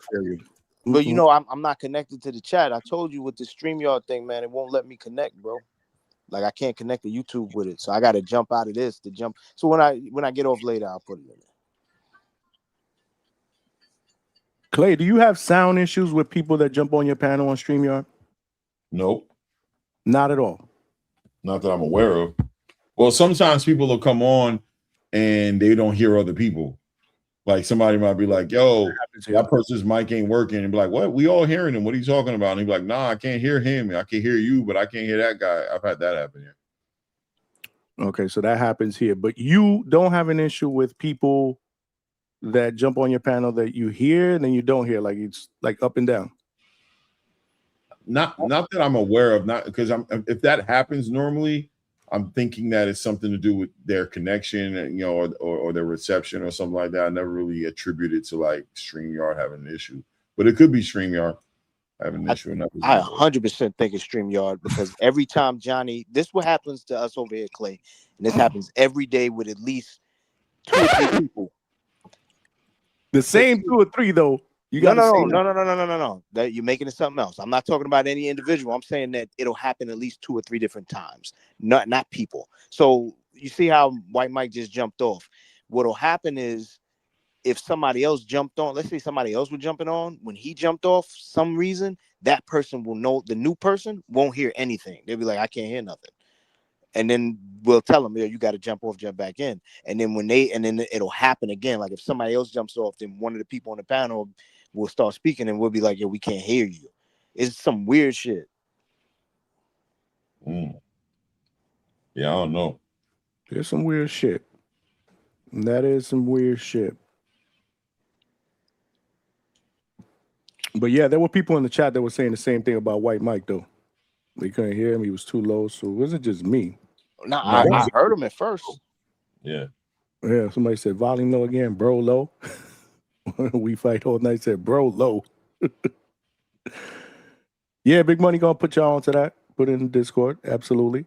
Yeah, I gotta drive. I'm not connected to the damn thing. Hold on. I'm gonna jump. I'm not gonna jump out, but I'm gonna see if I can get on YouTube separately. Yeah, no, for sure. No, listen, man, I'm excited, man. I think this is gonna be a good scrap stylistically, you know, for as long as it lasts. I really don't see this fight going the distance. And we talked about that earlier, Clay, before you jumped on. We had a couple of other people that jumped on, but it's definitely, in my opinion, going to be entertaining. And I'm really, really curious to see what type of undercard they put together. I love Clay's idea about Golden Boy against Zuffa. I think that shit will be amazing. I wonder if they're able to pull that shit off. We'll see. Time will tell. Jairo Pataya being on the card is a good start, even though we don't know against who. If they put him against CBS, that's a great fight. I like that. So I would like the David Benavidez fight a lot more, but hey, you know, again, we ain't gonna see that. That's wishful thinking. I ain't got a genie. What do you call that? Rub on. What does the genie rub on? Genie lamp or genie a lamp. Yeah, I ain't got a lamp. I'm not a genie and I don't have a lamp, so you know, can't make that wish. But either way, man, I think I can't wait, man. Like I said, Clay, you put me on to that whole promotion thing. Like now I'm expecting this to be a spectacle. So you just put my expectations all the way up here, which is a good thing. I'm not saying that's bad. I'm just saying, shit, I hope it comes through now. Yeah, me too. I'll be disappointed if it don't, but I expect it to, man. I ain't gonna lie to you. I really do expect it to, but I don't see why I wouldn't. But if it doesn't, I'll be shocked. But I don't see why I wouldn't, man. I think everybody understands that this is a big deal. It's important for this thing to be successful. You know what I'm saying? From Dana White's point of view, from even the Zone's point of view. I mean, Golden Boy, by the way, Golden Boy is, I think, co-promoting this, like officially, right? Like it's Golden Boy and Zuffa, like officially are the promoters of this. So they have every reason to make sure this thing is super successful. And I think in a perfect world, everybody would just see a benefit in this. That's all, I guess, the way I'm looking at it. You know what I'm saying? And they would put their best foot forward. You know what I mean? I do. I can't speak for everybody else. Yeah. But I do. Yeah, that's what I would hope. Yeah, absolutely. Trinity Bar said, rather the top-ranked young is Norman Tiger, Rohan versus Zuffa or Golden Boy. Hey, man. Top-ranked young in this picture. What happened? These people ain't Golden Boy, right? Like Rohan. No, that's what he said, rather top-ranked. Oh. About the top-ranked dudes against Zuffa rather than Golden Boy. Or, actually, he said the top-ranked dudes against Zuffa or Golden Boy. That's what he said. Well, I mean, one could happen on the zone, but this being that this is like a golden, like the top, the headliner is a Golden Boy guy. Do the Golden Boy versus Zuffa, you know what I mean? Do Golden Boy versus Zuffa. We got the setup. We don't have, we don't have any concrete undercard right now. Somebody put in the chat earlier that something about Arnold Barboza did an interview where he said that he was supposed to be the co-main, but that there was something with the budget or something like that, which I found weird because as he was saying that, Clay was mentioning about the fact that money now is not an issue with being able to put these types of fights and cards on. So I found that kind of weird. I'm like, wow, I want to see that interview with Arnold Barboza because I want to hear him say it. Is there really an issue with money?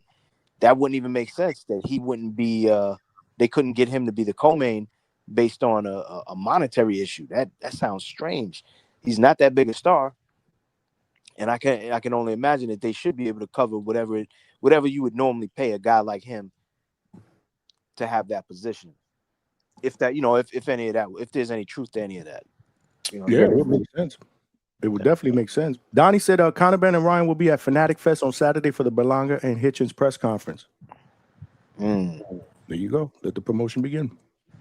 Oh yeah, and there might be an announcement there as well.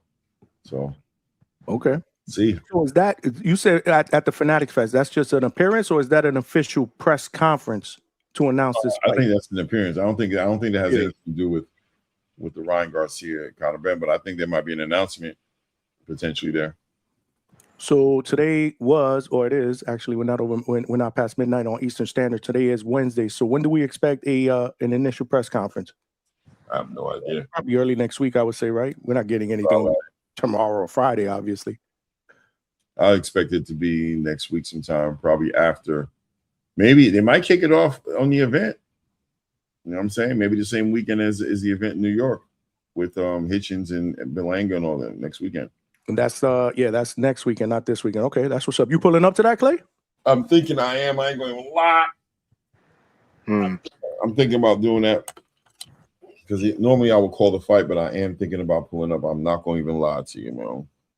Listen, man, this is the first Zuffa card in New York City, man. It's right in your backyard. I know you're not that far. The drive away. A couple of hours. Definitely. It would be pretty crazy if Mr. Zuffa himself don't show up. Just saying. Pop out, right? Pop out. You know what I mean? Pop out right there. Hell yeah. Get that Zuffa experience, bro. Shit. You got to jump on that, man. Money might be there. I'm working on it. Yeah, no. Tickets It's gonna be dope. It's gonna be dope, man. Let's see. I was trying to hook up with Edgar today, but they had heavy sparring yesterday, man. And they didn't tell me anything, or else I would have went yesterday. Yeah, I would have went to the gym yesterday, man. Najee was getting that work, man. Lamont, I got a chance to see Lamont today, though, on his way out. He looking good, man. He looking strong, man. You putting up an interview? You got an interview with him? Nah. We just spoke for a little bit. He was on his way out. I was coming in. He had done a morning session. I got there early afternoon, so I just bumped into him. Oh shit, what's going on? Everything good? Fight. What do you feel? Whatever. But I still had my backpack on. I had none of my equipment pulled out. So I was like, it's all good. He was there with his brother, little brother Jordan. His father was there. A couple of other people. Strength and conditioning guy was with him. But it was nice. It was nice to be able to say hi, shake his hand. You know what I'm saying? I had met him before. I met him before, but yeah, he was there. But there was some heavy sparring going on yesterday, man, that I heard about. But ran into my man Yams and Travius Ingram, who's going to be fighting on the Caribbean card on the 28th against Alex Bray, undefeated. We're going to get him on the show. He wants to jump on the show. Who, Avius? And Travius Ingram, Yams, undefeated 154-pounder, fights for Undisputed Promotions. You've seen him on Matchroom cards before at Caribbean. Those prospect cards in the past. You know who I'm talking about. Mm-hmm. Yeah. He's exciting. He said he don't know how Alex Bray took that fight because he's going to get walked all over. I said save it for the live. Yeah. No, he was there. But yeah, man. I missed the boat, but it's all good. Everything happens for a reason. Okay, so we got the Hitchens and Belonga press conference at the Fanatics Fest on Saturday. 115. You know Donnie got the plug. Shout out to Donnie, man. That's what are they going to be showing? They're going to be shown out on Zuffa? The presser, the Fanatics? You might be able to catch that on YouTube somewhere, no? On YouTube? I would think so. Yeah, I would guess. Donnie White. That's Donnie White instead of Dana White. That's Donnie White. That's his legitimate brother. Not illegitimate, but his legitimate brother. So they were also saying earlier that they don't believe that certain people is Diego. They think he might be a brother or something like that. Nah, that's not Fed. We know Fed. That ain't Fed. Well, they said another, but I don't know. They said a brother. So I don't know. Maybe I think it's just him and Fed, bro. I don't think there's another brother. I think there's a sister. I forgot to call that out earlier when we were talking about that. So somebody put that up in there. Yeah, that's why I figured they're saying it's on Paramount. That's what I figured. But Paramount? Okay. When I said Zuffa, I meant Paramount. I'm just so damn tired. I'm delirious. I'm saying Zuffa. Zuffa don't got a channel, right? It's Paramount. Yeah. Paramount. Oh, okay. I thought maybe it would be on YouTube somewhere else too. I mean, it may. You know, you never know. It may. TNT. They could. You know, maybe they put it on TNT. It'd be TNT somewhere. Sports. Either way, that's dope. Oh, no wonder. Yeah. Because Mark said that they were flying out to New York City on Friday, so that's what it is. Okay. Now that makes sense. That's why I try to get there fucking today. Damn it. And that's the other dope thing about them having so many different platforms. Like you can literally put anything anywhere that you want. You know, you can put a lot of stuff out, and it's not a real big issue with you know, where do you go? Like you got YouTube, you got Paramount Plus, you got Zuffa's channel on YouTube. Yeah, you got a lot of ways to get all that stuff out there for people to see. Yo, when Clay said that he was tired, man, it reminded me of Greg Hackett. Oh man, something came to my mind. Greg, we come up there, he falls asleep. We caught him falling asleep one time. But I just saw something. He's fighting somebody this weekend. Y'all saw that? I didn't know that until I saw it today. Yeah, Greg got a fight coming up. I forgot where it's at. He said it. It'd be nice to pull up. I think it's at the Fillmore in Philadelphia. Yeah, I did see something like that. Yeah, I didn't even know. Well, he just said something about it yesterday online. Oh, you know? okay. It's not like this was short notice. This was short notice. He just said something on Instagram yesterday. Like he did a live and talked about it. I believe it's going to be at the Fillmore in Philadelphia. If you are in the area, you can pull up. I forget the guy's name that he's fighting off the top of my head. Something Ali. I want to say something Ali. Let me. Yeah, I think so. But do we know who this guy is? Because I don't know who he was. I'm not sure. I'm not sure exactly. Again, this was all from just yesterday, where I saw that he put something up. But shout out to Greg, man. You know, taking a fight on a short notice. That's kind of what he's notorious for. Yeah.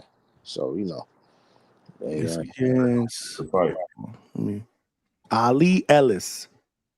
Yeah, there you go. That's the guy's name, Ali Ellis.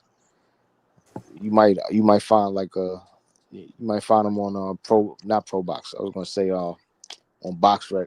You might be able to pull something up. Let's see. Yeah, he literally, I'm assuming, took this fight within the last 24 to 48 hours. Because I caught the live like maybe about 30 minutes after he ended it, where he was talking about it. And at first I didn't know what was going on, but then as I kept listening, I'm like, okay, he's got a fight. He's got a fight coming up. So yeah, shout out to Greg, man. This guy's undefeated. Oh, is he? Yeah, he's 9-0. Damn, his picture's old though. Let me put up his box right. Hold on. Let me share my screen. Hit the like button, y'all. What weight class? Heavyweight. He's 9-0, 1 draw with 3 wins via knockout. He's 38 years old. He's from Philly, and his last fight was in April, so he's been active. Oh, okay. And he fought 3 times in 2025. He beat Kobe Madison. Oh, well, actually, he drew with Kobe Madison and then beat him by split decision. Oh, so this was short. This was somebody dropped out. Whoever he might have had scheduled probably dropped out. And, Yeah, he's an active fighter, bro. Lord have mercy. Okay, salute to Greg. Shit. Wow. Taking a short notice. Taking a short notice. Yeah, I just thought about Greg because one time Clay, he was up in here and he fell asleep. Greg Hackett? Yeah, it was late.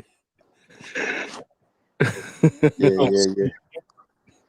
I had to go back and watch it because I didn't really notice when we were doing it live because everybody's talking or whatever. I had to go back. I was like, yo, he did. His eye. I thought maybe he was just chinky eyed or whatever. Nah, he looked like he was out. Big Money was like, yo, nah, he fell asleep, bro. Oh, he had the video camera on. He had the camera on. Yeah, he was cammed up. He was cammed up. He was cammed up that night. Cammed up. He was definitely cammed up. It be like that sometimes. I know a couple times I've been over there on his side of things, and one time I was on with him. I was on the panel. I was like last one up there. Then I'm like, yo, Greg, no response. So I had to give him the 10 count. I was like, all right, y'all ready? 2, 3. We had to give him the Undertaker over here. Get him off the panel. Shout out to the homie, man. You know what I'm saying? He getting active this summer. Let's go. Greg cool, man. Great cool people. Get some work in. Mm-hmm. But yeah, he only said that, Claymore, because he thought maybe you passed out. Oh, no.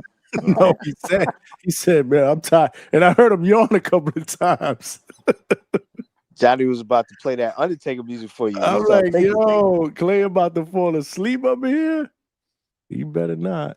Don't fall asleep on us, Clay.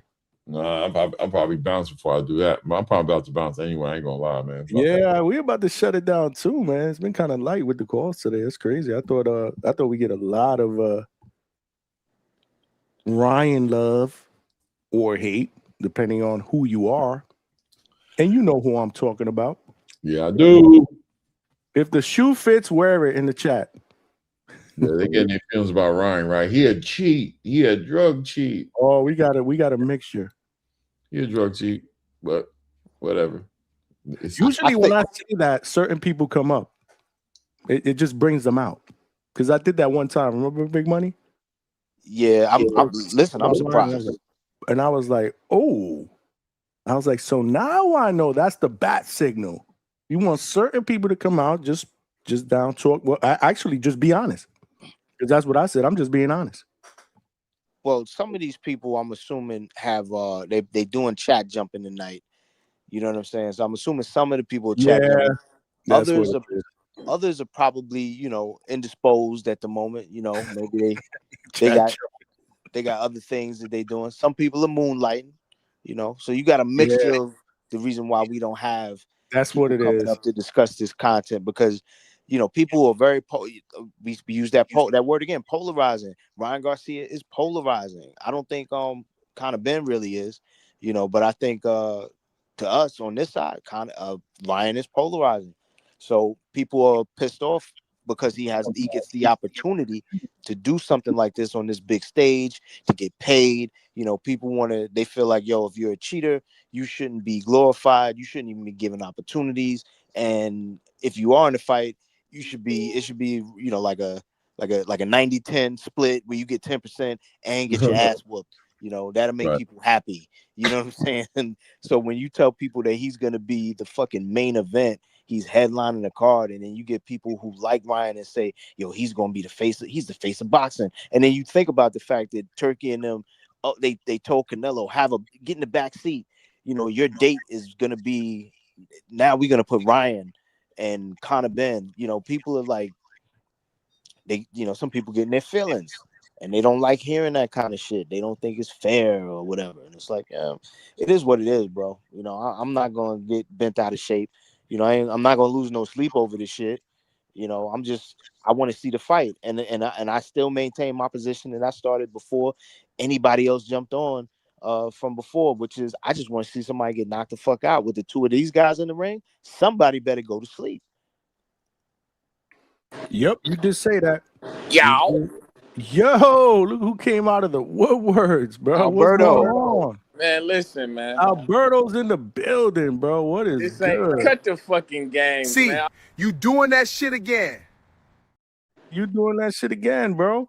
Alberto, my son, man. That's my son. My son. Shout out to Andy Cruz, man. But hey, man, y'all gotta cut the fucking games. Ryan is the cheat. Yeah, that is the bat signal, goddamn it. He's the fucking cheat. Dev, don't do it. But that ain't the point, man. The point is, you feel me? This fucking fight, they done pushed Canelo off his date, man. What the fuck is going on, man? So Canelo, they packed Canelo up to they October, done packed bro. Canelo up, man. This I said shit that is, earlier. I'm like, they did Canelo wrong. that's They gave him nasty, the boot. nasty work. Nasty work. And I'm not gonna lie. This is bullshit. Claymore, wake your ass up, Claymore. I'm right here. Hey, man, you got Why you think you he's do sleeping? realize that this motherfucking Conor Benn ain't fought at 147 longer than motherfucking Errol Spence been out of boxing, right? He ain't Facts. fought at 147 in about what 4-5 years. That shit kind of sick, man. What is Facts. this, man? Facts. This shit is gross, man. I don't like this kind of shit. This, I mean, it is what it is. It's a spectacle, right? But I mean, listen, man, Conor, it's something about a fighter who's dialed in, who wants this fight more than anything, who puts the work in and cuts the weight and gets a nutritionist and has a strategy that they believe they can get it done with, man. It's just something about that, right? And, that fucker ain't got no strategy, man. Conor Benn not about to win this fight, man. How the fuck? Like I say, he ain't been at 147 in years, man. It's still green print. Still green print. This shit ain't a great. It would have been better if Ryan was going to the UK, man. Don't nobody give a fuck about Conor Benn over here. This shit happening in Vegas. Where this shit happening at? Vegas? Mobile. Come on, T-Mobile, man. yeah. Nobody wants that. That's what you think. And listen, are you going to the fight, Claymore? Hell no. Exactly. Exactly. You see what the fuck? What are you talking about? He didn't even think about that shit. He was like, hell no. Hell no. Exactly. Come on. But that fight ain't. But y'all gotta, man. You gotta have. It's not for us. Who is it for? The motherfucking UK not coming over here for this. Casuals, man. The one we trying to draw. So casuals don't watch boxing, but y'all expect them to go to fights? What the fuck? This shit is y'all doing that shit again, man. Go to fights and tune in. It's on Paramount Plus, bro. On the back end of this being a sold out event, right? What are you gonna say? I'm gonna say, oh, I was wrong. That's what I'm gonna say. I'm gonna still say it's a bullshit. I'm gonna still call it teeny bopper boxing. Just like you were wrong about T.O. and Shakur. Nobody was wrong about that. That was a bullshit fight that we didn't need. I was right. I was right as I ever been about that fight. I told you Shakur was gonna fuck 3 divisions in boxing up. We didn't need that fight. Nobody ever asked for that shit. I told you that was. You shitted on the entire card. That shit was a sellout. That shit was garbage. Nobody needed that shit. That shit was garbage. We got rid of Edgar Berlanga. Thank the heavens. He got his shit knocked loose. Thank the heavens. But other than that, that shit, we didn't need that. We didn't need, Teofimo, and that fight was bullshit, man. And then literally, I literally told you Shakur is going to hold 3 divisions, and he's literally holding 3 divisions hostage in boxing, bro. From 147 to 135, he got the divisions in limbo. This shit is sick, bro. And then I got guys like Claymore telling me Shakur got leverage. And Shakur is the cat. He's the face. He's the cash cow. Get the fuck out of town with this garbage, man. Lord child. Come on, Claymore. You're smarter than this, Claymore. You're falling. You're letting them throw the bag over your head and throw you in the back of the van, Claymore. Don't be taken, Claymore. Who has the leverage? Devin has it? Devin has the leverage, my guy. Oh, okay. Devin has. Oh, tell me something. What has Shakur like? Shakur was literally on Ariel Helwani today, lying his ass off. Oh, I signed the contract to fight Devin, but I mean, I ain't really signed to fight him. I mean, I was verbally I verbally agreed to fight. So are you fighting a nigga or no? Are you fight? Shout out to Ariel Hawaii. Press is that so you are? Oh really? Are you fighting him? I signed over there with the intentions to fight. He's See, going on that's Devin. Devin has to do whatever he got to do. You do know it takes two to tango, right? It takes two to tango. Come on, man. It seemed like Shakur over there doing the electric slide in the mirror. You feel me? It don't take two to tango over there. It seemed like he got it all figured out. He going everywhere. He going to every podcast in America. So should I want Devin. I want Tank. I just want big fight motherfucker. And then I find it mighty ironic that all of a sudden you shimmy and shuffle over and scurry over to Zuffa when all the fucking promotions is now on DAZN. Motherfucking PBC tell you, we coming to DAZN. That means that I'm pretty sure Tank will be coming to DAZN, a fight that you say that you want. Devin is over there on DAZN, a fight that you say you want. Gary Antoine Russell is also with PBC, a fight that you say you want, but you shimmying and shuffling and scurrying. Conclusions. So let's break down. Let's go step by step by what you just said, right? Let's just go step by step. So the first thing I think you said is that he shimmied away from the zone when Tank is getting ready to come over the zone. Last time I heard, Tank does not have a deal with the zone, or he's not over that. The deal with the PBC has nothing to do with Tank. Number one. Number two, Tank can't even make a decision on making a fight until first quarter of 2027. Right? That's what I heard. I don't know what you heard that was different. I ain't heard that. Oh, all right, but all right. You ain't hear that? I ain't hear that. But I heard Amazon. Bill Haney, your guy, called Al Heyman to make a fight between Devin Haney and Tank Davis, and Al Heyman told Bill Haney that he's not available. Tank won't be available until the first quarter of 2027. Listen, you falling into the trap with these other guys. Y'all keep telling me what Bill Haney said. What did Devin Haney say? The fighter. Let's stop listening to Bill Haney. I got you. He be capping. I got you. Hey, man. They tell me he's a P. I hear you, bro. You say, he capping. So we're gonna stop listening to Bill Haney. All right.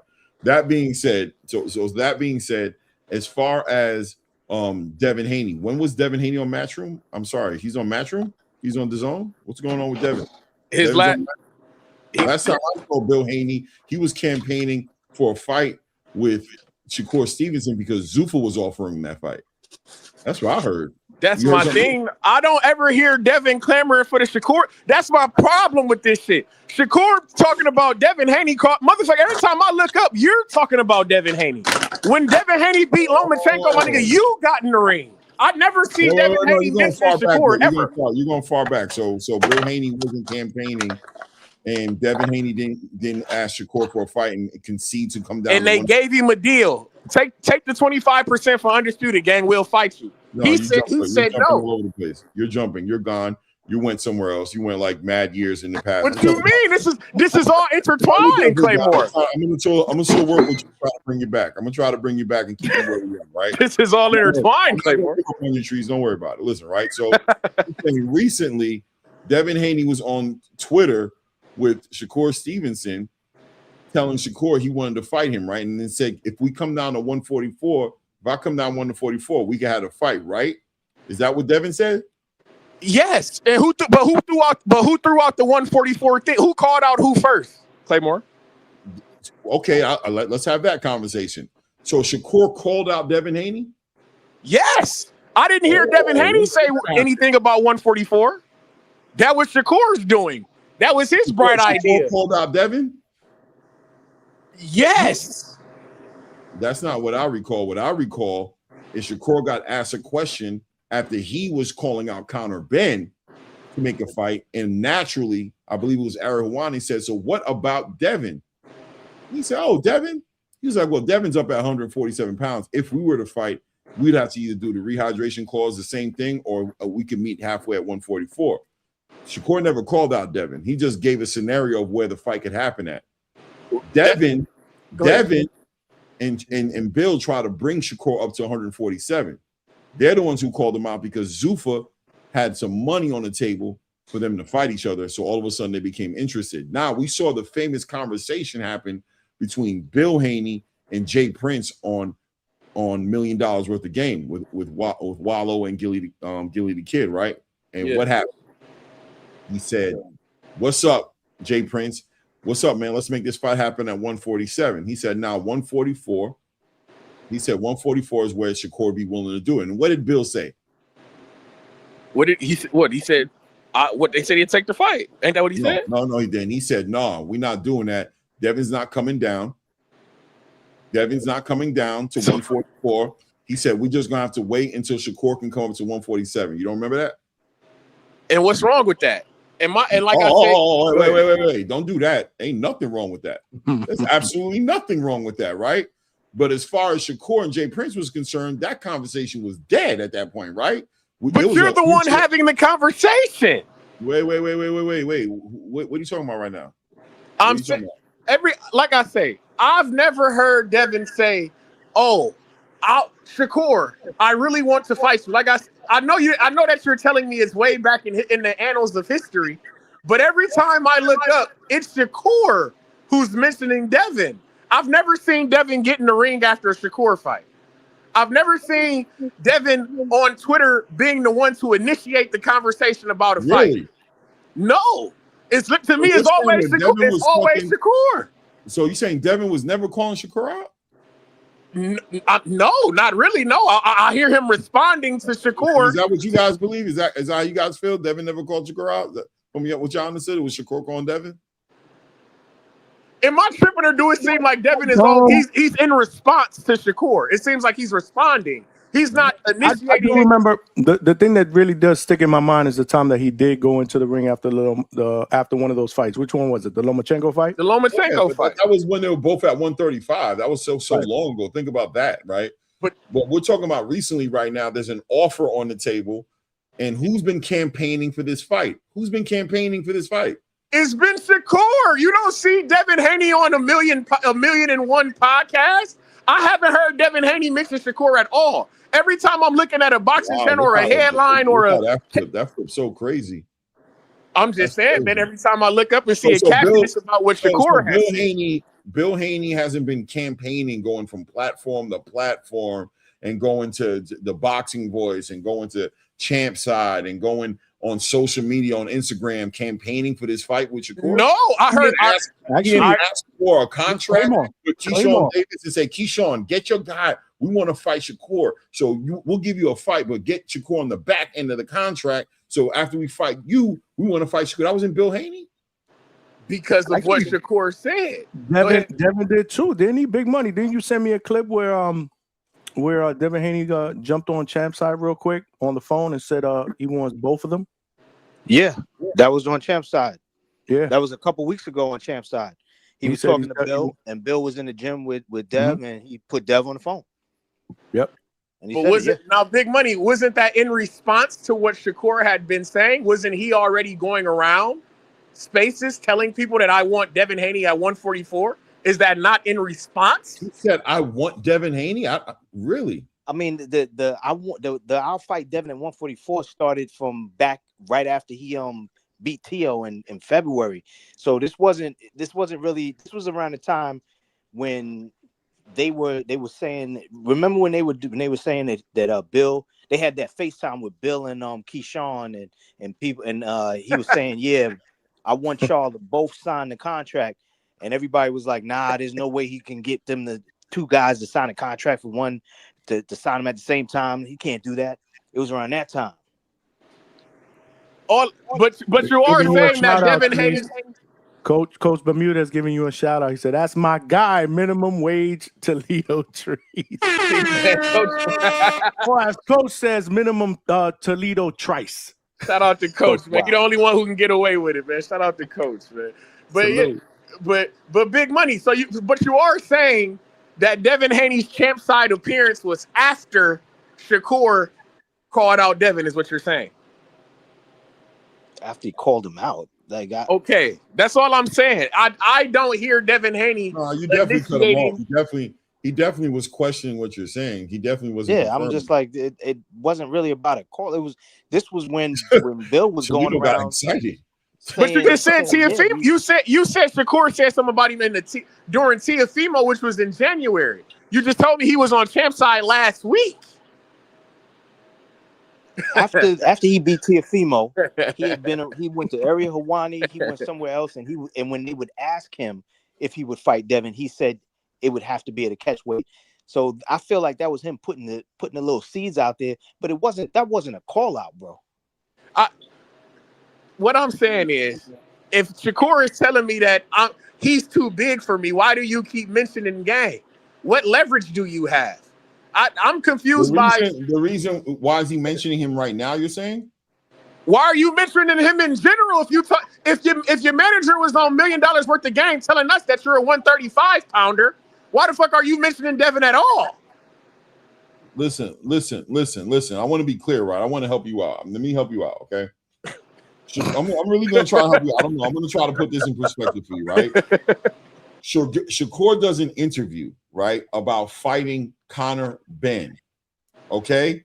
He says he wants to fight Conor Benn because of what Conor Benn did with Chris Eubank with the rehydration clause. He's like, I'm going to expose this dude. I'm going to put you in the same rehydration clause you put with Chris Eubank because he felt like you really depleted that guy and he wasn't. This was on the back end of Chris Eubank and Conor Benn. Now, after the fight with Teofimo, Conor Benn came into the ring because Shakur had been calling out Conor Benn, right? So he comes into the ring and they have that moment and Shakur says to Eddie Hearn, make that fight happen. I'm not scared of you, Conor. We can make that fight happen. So what happened? The space started buzzing and said, if you can fight Conor Benn at 154 or 147, why can't you fight Devin, right? So then Shakur came on Ariel Helwani about 2 days later and said, listen, I'm not trying to fight Conor Benn at 154. He said, I know I said that, but you know what I'm saying, I'm not really that big of a guy. Oh, so you're saying Shakur is a liar, is what you're saying. No, that's what I just heard. You're getting excited again. It's okay. I understand how you I'm going to keep on going with the story of what actually happened, right? I'm going to continue on with the story. It's okay. So it's okay. You know I got love for you, Trees. I'm going to let you go out like that. I'm going to hold you. I know it's difficult. It's hard. I know it's difficult. I got you, bro. Don't even worry about it. Right. So back to what I was saying, right? So Shakur mentioned about Conor Benn, right? About fighting him. And of course, the space, as they should, the Ariel Helwanis and everybody else said, oh, hold on. If you can go up there and do that, then why can't you fight Devin? He said, oh, Devin, a big dude. He was like, but listen, I'll fight him either two ways. I can either fight him at 147 with a 10-pound rehydration clause, or I could fight him at 144 with no rehydration clause. Once again, Shakur answering the question, which is why he hates the media and why he probably will never answer questions like this again, as he was trying to be open with the whole entire boxing community about what he'd be willing to do in the right circumstance. But look, when he said that, Devin Haney said he's not interested in that at first. He said, I'm not doing a rehydration clause, nor am I doing a catch weight. I'm not ever doing that again, is what he said. Fast forward, Bill Haney on a campaign goes on to $1 million worth of game. And what did Wallow do? Wallow calls up Jay Prince. And Bill said, what's up, man? Let's make that fight happen with Shakur at 147. He said, hey, man, it's just not the time yet. And what did Jay Prince say? He's a 135 pounder. He said it's not time yet. We can go see you at 147. Shakur already done told y'all that if that fight would have happened, it'd be at 144, right? And then Bill Haney said, well, that's not going to work for us. Devin is not cutting no more weight. He's not doing that no more. He's not doing rehydration clauses, nor is he cutting weight. So then Jay Prince said, then we cool. We just gonna have to see each other when Shakur finally go to 147. It's all good, player. And Bill Haney said, you got it, player. You already know ain't number love, man. We just gonna have to wait. Shut down the fight. So what happened? What happened was Zuffa reached out, you know what I'm saying? Or Mike Coppinger put it out there that there was a negotiation in process to where Zuffa became interested in that fight. But Shakur stood on his ground and said, I'm not doing that fight. I told you already, if you want to do that fight with me, it's going to be at 144. Now, what else happened at that moment? The next thing that happened is Keyshawn Davis, Jay Prince, after the conversation with Bill Haney, took Keyshawn Davis and put him over to the WBO 147 pound and got him put as a mandatory to Devin Haney. So on the back end of that information coming out, which is what Shakur talked about today on Ariel Helwani, is when all of a sudden Devin Haney wanted to fight again, and all of a sudden was willing to concede to go to 144, which is why Shakur is like, it looked like he's running from Keyshawn because he already said he wasn't. Oh my fuck! So Listen, I'm running from the guy now because I'm giving you what you want. Yeah, you gonna have more reason to go crazy in a minute. Trust me. Just hold it because you will really go crazy, right? But check it out, right? So he's like, yo, they start calling me out. All of a sudden, Devin changed his mind and said he would do the catch weight at 144. That he would do it, and I said, cool. We can do the catch weight at 144. I told you I'm with the smoke at 144, but guess what? But you're gonna have to vacate that belt because is the problem. Wait. Because you're not going to gyp Keyshawn Davis of his opportunity to become a champion. Oh my fucking God. So now listen, right? So now hold on, Malcolm Flex 69. I got you, bro. I got you. I see what you're saying, right? So now Shakur goes on a show today, and they go, "What fight do you want to happen? Do you want to happen?" He says, "I want Devin." He's like, looks like Devin's ready to vacate that 147 belt. That's the fight, and that's the fight Zuffa wants. That's the fight they want, and I'm with it because I told you I've been saying it from day one. I'm with fighting this guy at 144. The only reason this fight ain't done yet is because he waited until Keyshawn became a mandatory to try to push this fight all of a sudden because he wasn't willing to do it at first at 144. He wasn't. He shut it down. He wasn't willing to do it, and now he wants to do it because Keyshawn is in position. Whether people want to believe it or not believe it, this is what Shakur is saying. So it's very simple. It's very simple. Comedy. So now, listen. It's very simple, right? That shit don't make any sense, man.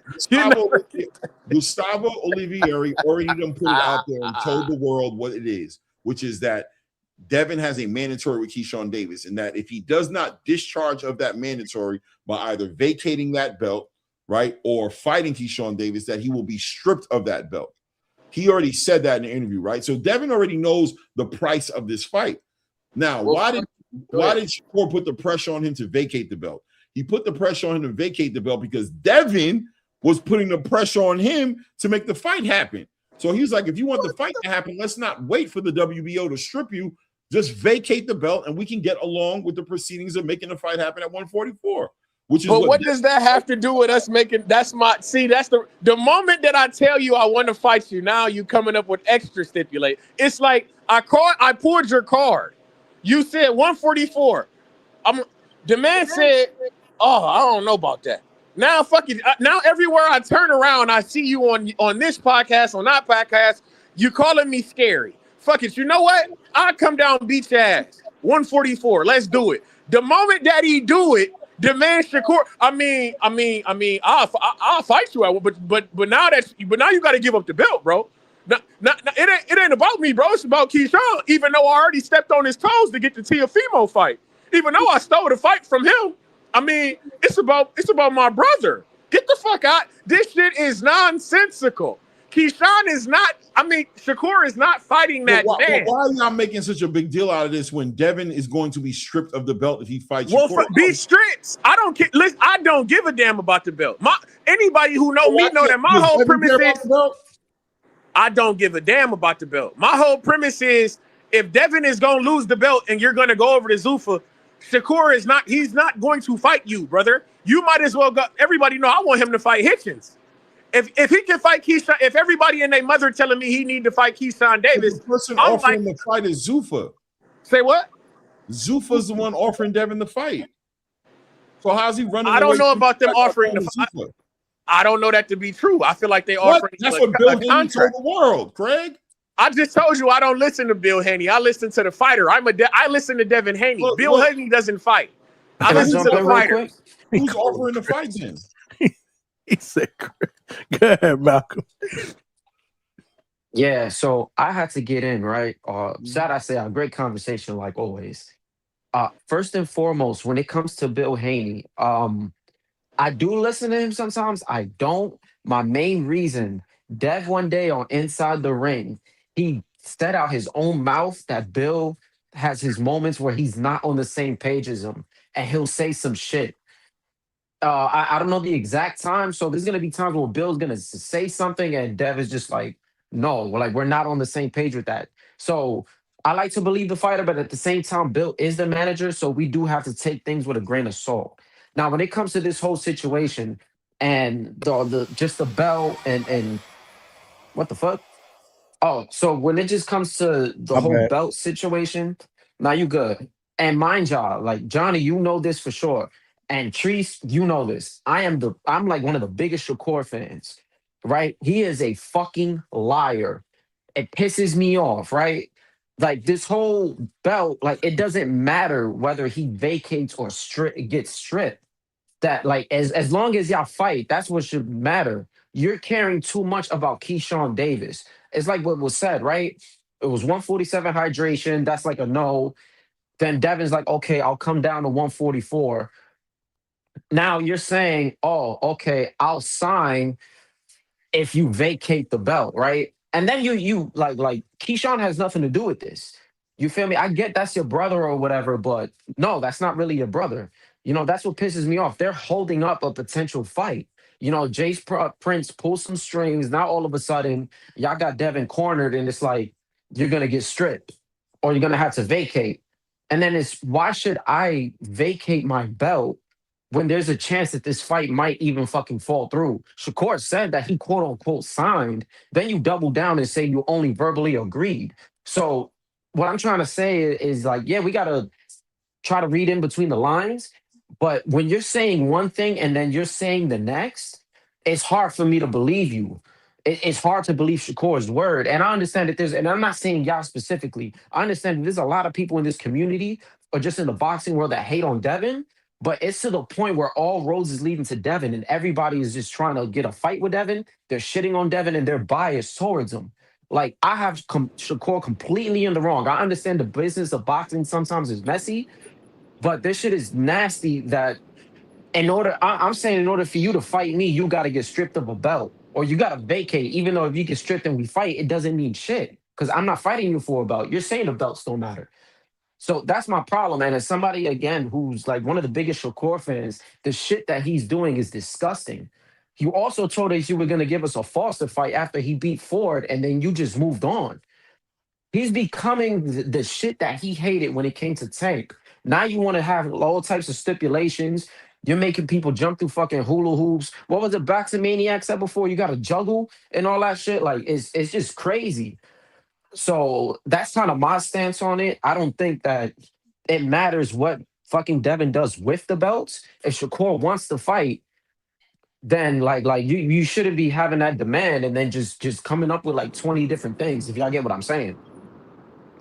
Let me. Oh, I get what Let me you're saying. welcome. Let me say this though, right? Hold on, Trees, because I'm in and out like a robbery, right? First and foremost, good evening, everybody. You got to Johnny. speak louder, man. Oh, hold on, Johnny, can you hear me? Radio. Johnny, can you hear me? Yeah. We hear you. Okay, Yeah, we hear you. so let me say this though, right? Good evening to everybody. First and foremost, but the Haney's have already been proved as liars, right? Because it came out today on the news, and TMZ won't put out false narratives because they'll get sued. You know, so basically, Devin Haney's baby mama Lena just won in court big. Devin Haney's getting $200,000 a month, which equates to 2 to 3 million per fight, which is what I thought he was, Johnny. If you pull up my past calls, I said Devin Haney isn't a $10 million kind of cat. So this kind of just proves the Haneys were on bullshit back then when they said 100 million. There is no 100 million. If you still listen to the fucking garbage that Bill Haney and the rhetoric that he says, you're an idiot. You're an idiot, and we can't save you. So the Haneys basically lied about 100 million. They lie about making these big fights, and now they done talked themselves into a problem. Now it's like, okay, you're gonna either fight Keyshawn or you're gonna fight Shakur, and they're in between a rock and a hard place. So the Haneys done talk too much. Bill Haney done lied too much, and now they're in a pickle. Now they're seriously in a pickle. And let me say this though, right? Because I actually think the Haneys are good. They're not good for the sport of boxing, but their demise will be televised. And I think if he fights Keyshawn, there's a good chance he gets knocked out. But let's give credit to somebody who does make fights happen. You guys saw in the news today, right? Ryan Garcia and Conor Benn are official. Ryan Garcia and Conor Benn are official. So Ryan Garcia is proven to be yet again a man of his word. When he says he's going to be in a big fight, it actually happens. You know, he said he wanted to make the Gervonta Tank Davis fight happen. He acquiesced. He gave him the catchweight. He went over to Showtime at the time before it closed up shop. So Ryan Garcia is a guy, when he says he's going to fight you, Devin Haney, the same thing. He let Devin Haney be the A side, even though the Haneys didn't have a promoter. It was Golden Boy, which is Ryan Garcia's promoter. He gave them all the rules that they wanted, and he whooped them, right? And he made the fight That's happen. not though, true. right? That man missed weight. No, But Trees, go hold ahead. on, Trees. Why is it that Ryan Garcia always makes fights happen, but with the Haneys, it's always, Alhamdulillah, Allah is the perfect planner, but then the fucking fights never happen. So you guys gotta get off of the Haney bullshit. That Bill Haney's nothing but a pimp and a piece of shit. So I don't believe in Can what I he jump says. in real quick? Come Can on, I man. counter your entire argument? Oh, I Lord. want to counter. I How want would to you do counter. that? Can I counter your entire argument? You have a good memory, correct? Yes, sir. Johnny, do you have a good memory? Somewhat, yeah. Yeah. I don't know if it was a month or two ago. We were having this conversation, and I said that you personally attacked Devin Haney. You say that you never call in and talk about his personal life, and you legit started your conversation talking about this nigga's fucking baby moms. Am I correct? Yes. Yeah, you're correct. Yeah. I So, only brought that bro, up because it was on the news today. It was literally on TMZ. Like, it was what all did over he the place. do to you? We've been They trying to figure lie that and out they for We've the been last trying to year. figure it man. out, Malcolm. We don't know, bro. We've been trying to figure that out for the past year and change. But I am pressed for time, Johnny. I appreciate you for having me on. Let's give credit to a guy who actually makes fights happen, and that's good for the sport of boxing. An explosive, come forward style. It's not gonna put you to sleep. Let's give credit to Shakur and I'm sorry, Ryan Garcia, and we Nah, have you a said new Shakur Mexican. first. The cat got my tongue, but let's give credit to the new face of Mexican boxing, Oh my Ryan Garcia. Thank you, y'all. Y'all be cool. Get out of Appreciate you, Johnny. Can I tap into You know, this conversation? you know, if right he would have stood on about another 10 minutes, I would have made $50. Oh no! Oh, ha. Hold on, before you go, Clay. Let me just read this super chat real quick, man. White Mike Beats with the $20. Dropped a bomb for my guy. He said Devin Haney is not signed to a promotion. He does his own promotion, right? With the question mark. So the best way for Bill Haney, who is Devin's manager, to promote Devin is to spin webs and create clickbait. It's entertainment. We talk about it. Yeah. I think that I heard Malcolm kind of like giving it, the breakdown of all these different things that happen, and I think it's just perspective, right? I always looked at those things differently than how you guys looked at it, right? You guys held Shakur to these words, you know what I'm saying? I don't know how it ended up being that way, right? For example, for the O'Shaquie Foster situation, I don't remember him promising O'Shaquie Foster a fight. Now, did he say that, did he push for O'Shaquie Foster to fight Raymond Ford? Yes. And basically he was telling O'Shaquie Foster, you keep shooting up here to come fight me. I'm in a whole different weight division as you. My guy been chasing you for a minute. Why don't you fight my guy?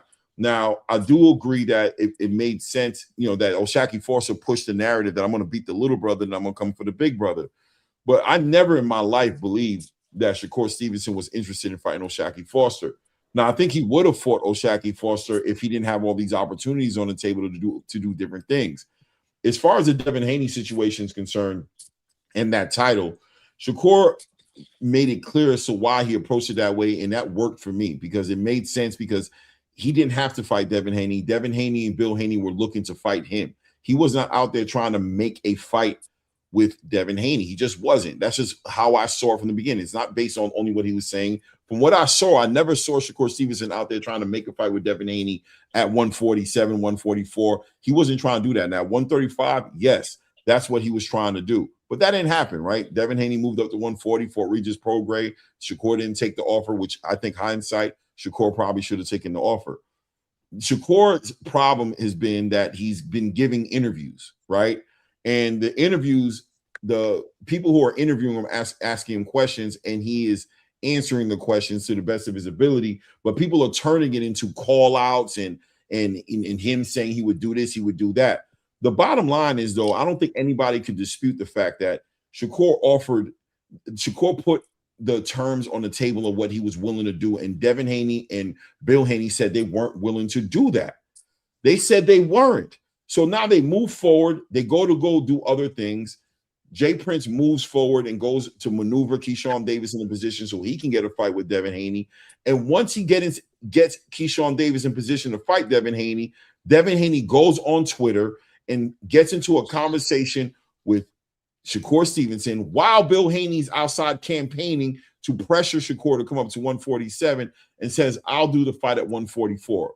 In the meantime, Keyshawn Davis is your mandatory. And what did Keyshawn respond immediately? He said, that's crazy. How in the hell are you going to be looking to fight somebody who's not in your division when I'm your mandatory? I'm the most important fight. You can reference a conversation going on Najee Cigar Talk between Keyshawn Davis and Bill Haney, where Keyshawn's sitting here confronting Bill Haney like, you guys are the biggest ducks. If you guys don't fight me and you let that belt get vacated, I think he called them some hoe-ass niggas or something like that, right? And Bill got upset about that.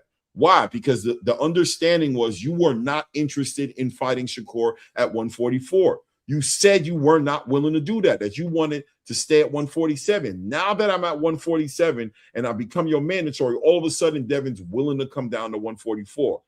I'm not trying to take a paintbrush and paint over this and make it look like Devin's a duck or anything like that. I'm just trying to give you the order of the events in real time as to what's happened. So now Shakur is sitting there going, that from his point of view, it's like, you weren't even willing to do that before, but now you want to fight me? Cool. But this is what you're not going to do. You're not going to use me to get out of a fight with my quote unquote brother, Keyshawn Davis. So this is what you're going to do.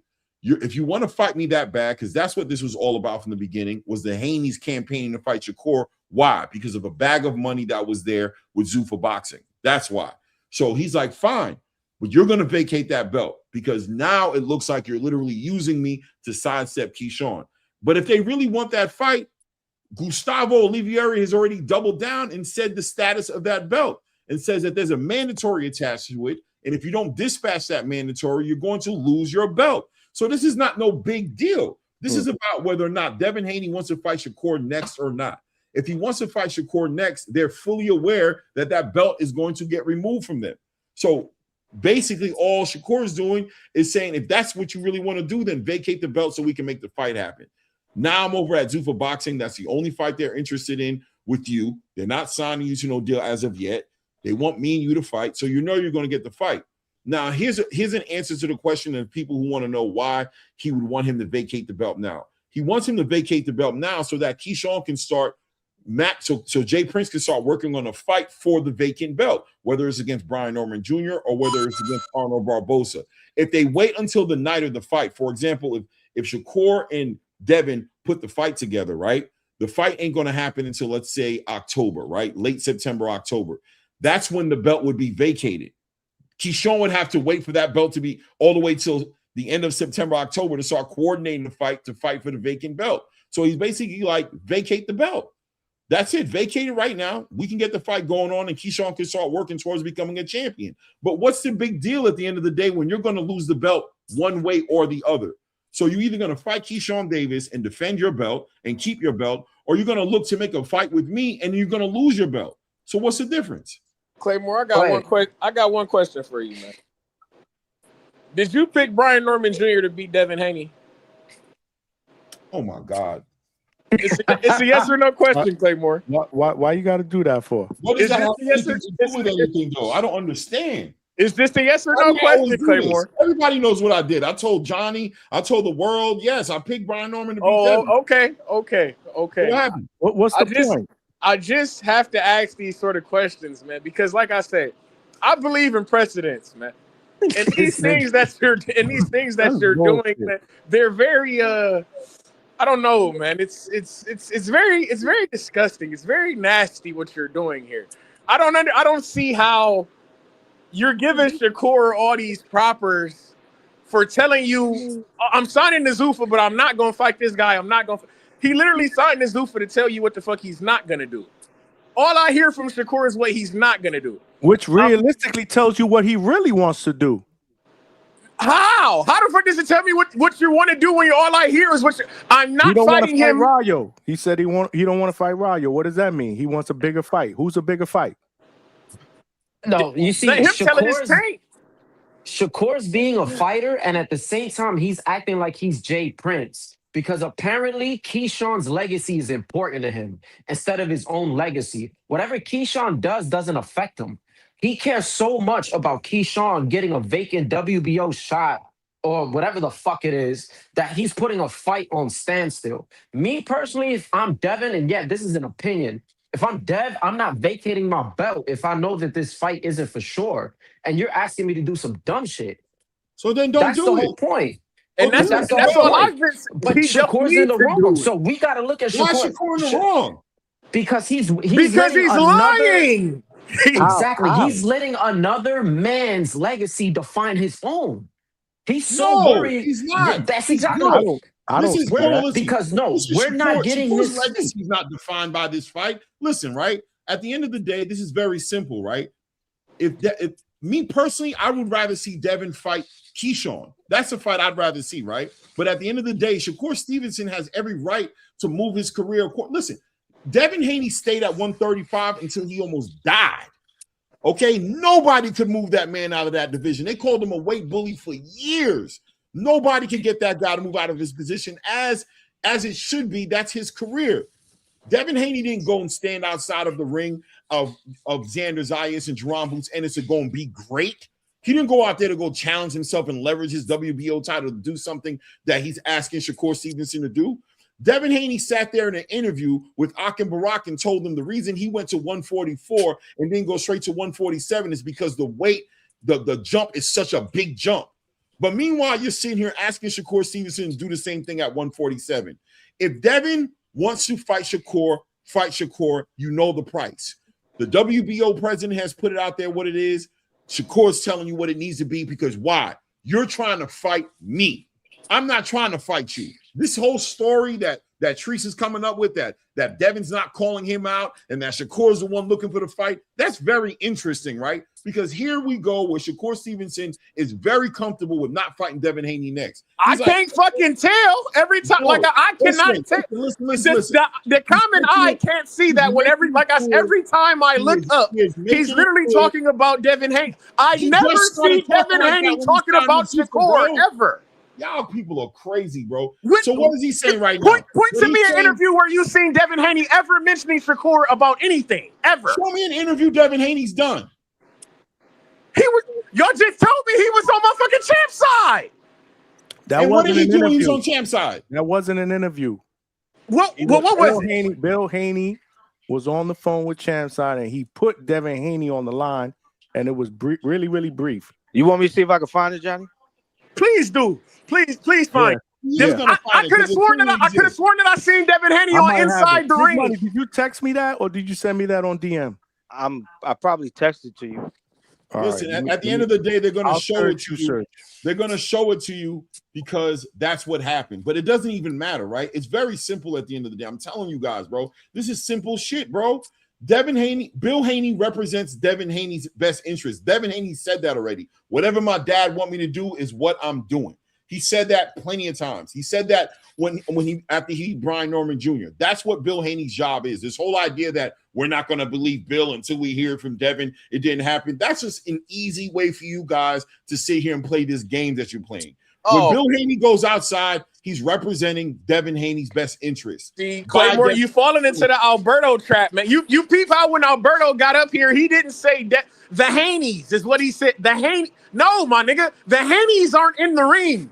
Devin Haney is in the ring. Why the fuck? That's what I'm trying. Like I'm confused. I'm perplexed. I'm confused. What I would love for Bill to come up here and for you to sit there and be like, Bill, respectfully, I don't be believing shit you say, bro. So I need to hear it from Devin. But I have a feeling. I have said that. When I was on TBV and Bill came up there, I said, Bill, listen. I listened to the fighters. I literally asked Bill, what did Devin say?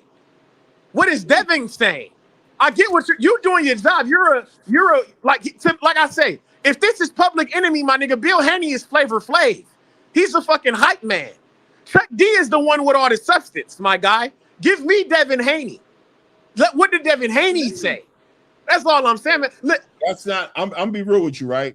I found it. I don't care. I don't care to have that argument with you because I think that's ridiculous. So I'm going to allow you to just believe what you want to believe, and I'm not. Got it? That's a stupid conversation. Yeah, I found it. Bill Haney is Devin Haney's manager. He represents Devin Haney's interests as far as I'm concerned. Period. That being said, right? There was no. I don't think there's a secret out there or any confusion out there except from you that Bill Haney wanted that fight for Shakur. Devin Haney. Oh, I'm sorry. Go ahead. I didn't mean to cut you off, Clay. My bad. He played. Yeah, I'm down. Yeah, that should just play it on his own. Hold on. The very last time you talked to Devin Haney, he told you to do what? The last time I talked to Devin, he told me to do what? What's your name? As far as like the fight game, he told you to make the Shakur fight, make the Keyshawn fight. What? Yes. Listen, hold on. He gonna put him on now. Got Bill Haney on the line.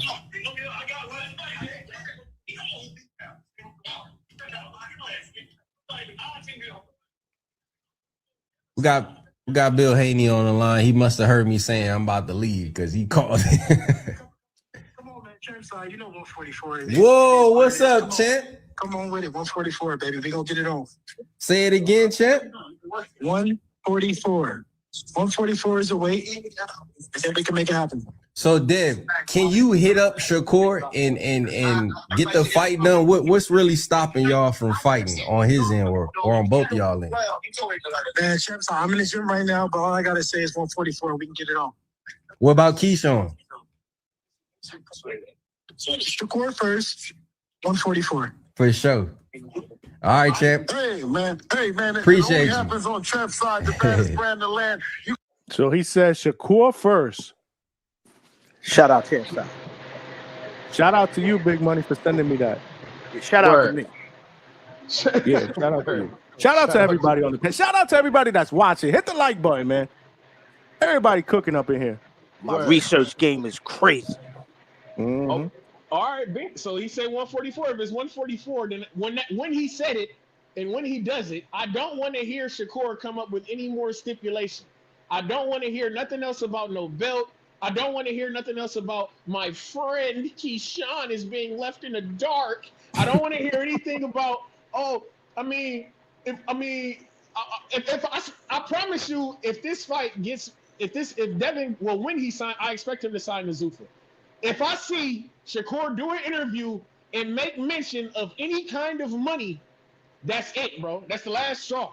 I don't want to hear him say, I'm the A side. I should make more money than that. If I hear him mention money when both of you motherfuckers are signing the Zuffa, who literally throwing money in the air, that's it, bro. I'm cooked off Shakur, bro. I got a strong feeling that the moment that we see the Devin Haney announcement get made, Shakur is gonna say something about some money, bro. And if he says something about some money, Claymore, me and you are having a what you mean what? He literally talked about money in the past. That's why he wouldn't take the 20. You are jumping. You are jumping. He just signed $1 million deal with Zuffa Boxing. Do you think he cares about money? His money's locked in. What is he talking about? No. What are you talking about? Hold on, Claymore. Why are you reaching? Claymore, all Devin has to do Claymore is make the fight or fight Keyshawn. That's it. Either fight is going to be a great fight. He either defends his title against Keyshawn Davis or he gets stripped or vacates his title to fight Shakur. That's the rules. It's not reaching for me to talk. For me to say that a guy who talked about money in the past he talked about money in the past because he was a B-side. Because he was trying to get money, not right now when he signed the Zuffa Boxing and he has the biggest contract that he's already told the world is the most lucrative contract that he's ever had in his life. He's not worried about money. The fight will be made. We shall see. We shall see. So Claymore, now that we're past that, and you're telling me he's not going to mention money, cool. Do you think that is he fighting Shakur? I mean, is he fighting Devin next? Is that going to be their next fight? Is what you're telling me? I have no idea. I'm not telling you shit. What the hell am I telling you what the next fight is? It's on Devin. Devin is the one who's going to either make the fight or not. All right, it's not on Devin, but okay, it's not. It on is Devin. on Devin. No, okay. So who's it on? It's on Zuffa apparently because they signed Stock both of the and guys. Devon about to come on, y'all. It's on Crazy, Zuffa. bro. This is Lord. like a circus. This is crazy. Uh-huh. Zuffa gonna go out, put out the order. If Devin don't answer it, he's gonna do 10 years in the brig because the law is what Zuffa says is what goes. I got you. You just told me that Zuffa is the financier. They putting up the bag. You got a short attention span. You got a short attention span. You have a difficult time. Now I got So a you short telling me attention Devin span. Haney doesn't have to accept the fight? I'm telling you that if he accepts the Zuffa offer, you just told me that that's the fight that they're gonna make. That's what Shakur said. Yes. Oh, bingo! That's what Shakur said. What is Zuffa? Oh? What is Shakur? Yo, Trees, hold on. I got him. Let me cook. One by one. And Johnny, play that little clip I sent you, man, bro, because I want Clay to respond to that. Okay. Which Wait, clip I you can't talk really about? hear it. Oh, okay. This is the Ariel Hawani interview? Skip to 10:55. 10:55. Okay, hold on. 10:50. Yeah. Oh wow. sure. Have you signed? Yeah. For real? Wait, hold on, Johnny. has Rewind it he? a little bit more, maybe 10 seconds. So it's not 10:55, it's 10:45. Yeah, rock out.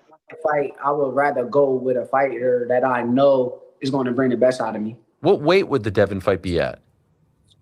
144 is what we talked about. And have you agreed to it? Yeah. Oh wow. sure. Have you signed? Yeah. For real? Pause it. Okay. Pause it. And has he? Does that sound like a dude that signed? Lord have mercy. Does that Clay, be honest with me. Does that sound like a dude that signed when Hawani asked him? Do you want me? What do you want? You just want a yes or a no, or do you want the answer? What do you want from me? Based off what you just saw, does it look like he signed? Yes, sir, by his response.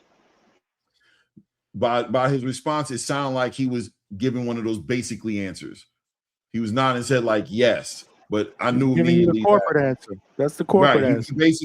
He basically what Shakur did in that situation was he answered the question loosely, right? So what he said was, "I've agreed to the fight already." So in his mind, he's saying, "I've basically signed the contract already," but he realized that Ariel Hawani was holding him literally, so he doubled back later and said, "Well, I didn't actually sign the contract, but I've already agreed to it." In other words, there's not a contract yet that's been completed between me and Devin Haney to make this fight happen. Clay. All right, Shakur went on Twitter yesterday and said he signed, that it's on Dev. He literally just did that yesterday before this. At what point? I don't understand. Like, are you saying Shakur doesn't want to fight Devin? Shakur is 100%, and I asked the whole entire chat. Does that look like a man that yesterday said Pristine's up in here? Oh, yo, he signed. It's on Dev. Helwani asked him, "Did you sign?" And he's like, answer. Did you do that fucking sign? You don't have no confidence that you signed. So we all know he didn't sign shit. Like, so we need to stop. Like, and I'm not, look, bro, I swear to God, I'm not a Shakur hater, but god damn, like, it needs to stop, man. What are we doing here? Oh, look, I'll fight you at 144. Dev says, I'll fight you at 144. What's good? Oh, you know what? You got to drop the belt. And then Jay Prince wants to make Keyshawn a mandatory, like he won't get cooked next. At the end of the day, hold on, Clay, listen to me.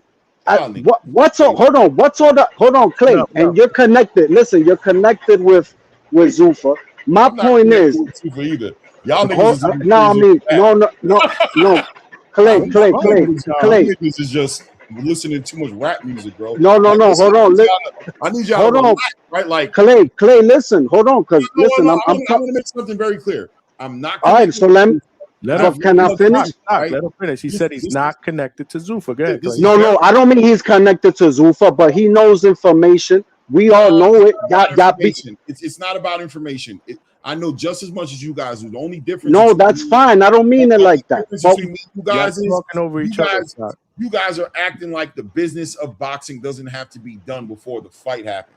So the reason why I say that, the reason why I say that is because at the end of the day, if we are going to sit here and just be frank about it, if you guys want to say that Shakur Stevenson is scared to fight Devin, we have a difference in opinion. I respect your opinion. I don't believe that, right? So if I don't believe that, what's the next thing that I have to figure out? How do we make this fight happen? Because I believe that they both want to fight each other personally. I think Devin wants to fight Shakur and Shakur wants to fight Devin. I think there is a clear elephant in the room, which is that Keyshawn Davis, somebody just and for me, it's like it's simple as this. Just because you don't value it, the only person whose opinion in this conversation matters on the Keyshawn Davis topic is Shakur Stevenson, the guy who you need to sign a contract to fight Devin. So the fact that he's making Keyshawn important makes Keyshawn important because he literally needs to be squared away one way or the other before that fight moves forward. So one of two things. You got Gustavo Olivieri, who has said that there's a mandatory attached to that belt that has Keyshawn Davis's name on the other side of it. Devin's either going to defend his title against Keyshawn Davis first and then fight Shakur, or he will vacate the title or be stripped of it to fight Shakur now. Period. Everything else is hype because it's all personal opinions about how Shakur should move out of his own comfort zone and do something to make you guys happy. Shakur is given a lane for the fight to happen. Devin is free to not participate and say, I'm not doing that. The same way when Devin was at 135 as an undisputed champion, he gave Shakur an opportunity, and Shakur had an opportunity to take that fight or play the game he did, and Devin moved on to 140, and it was done with at that point. Nobody was complaining like this, saying, oh, Devin did this. We all understood that Devin was a man who had his own career, and Shakur, you played yourself. You should have took the deal. We're in the same situation.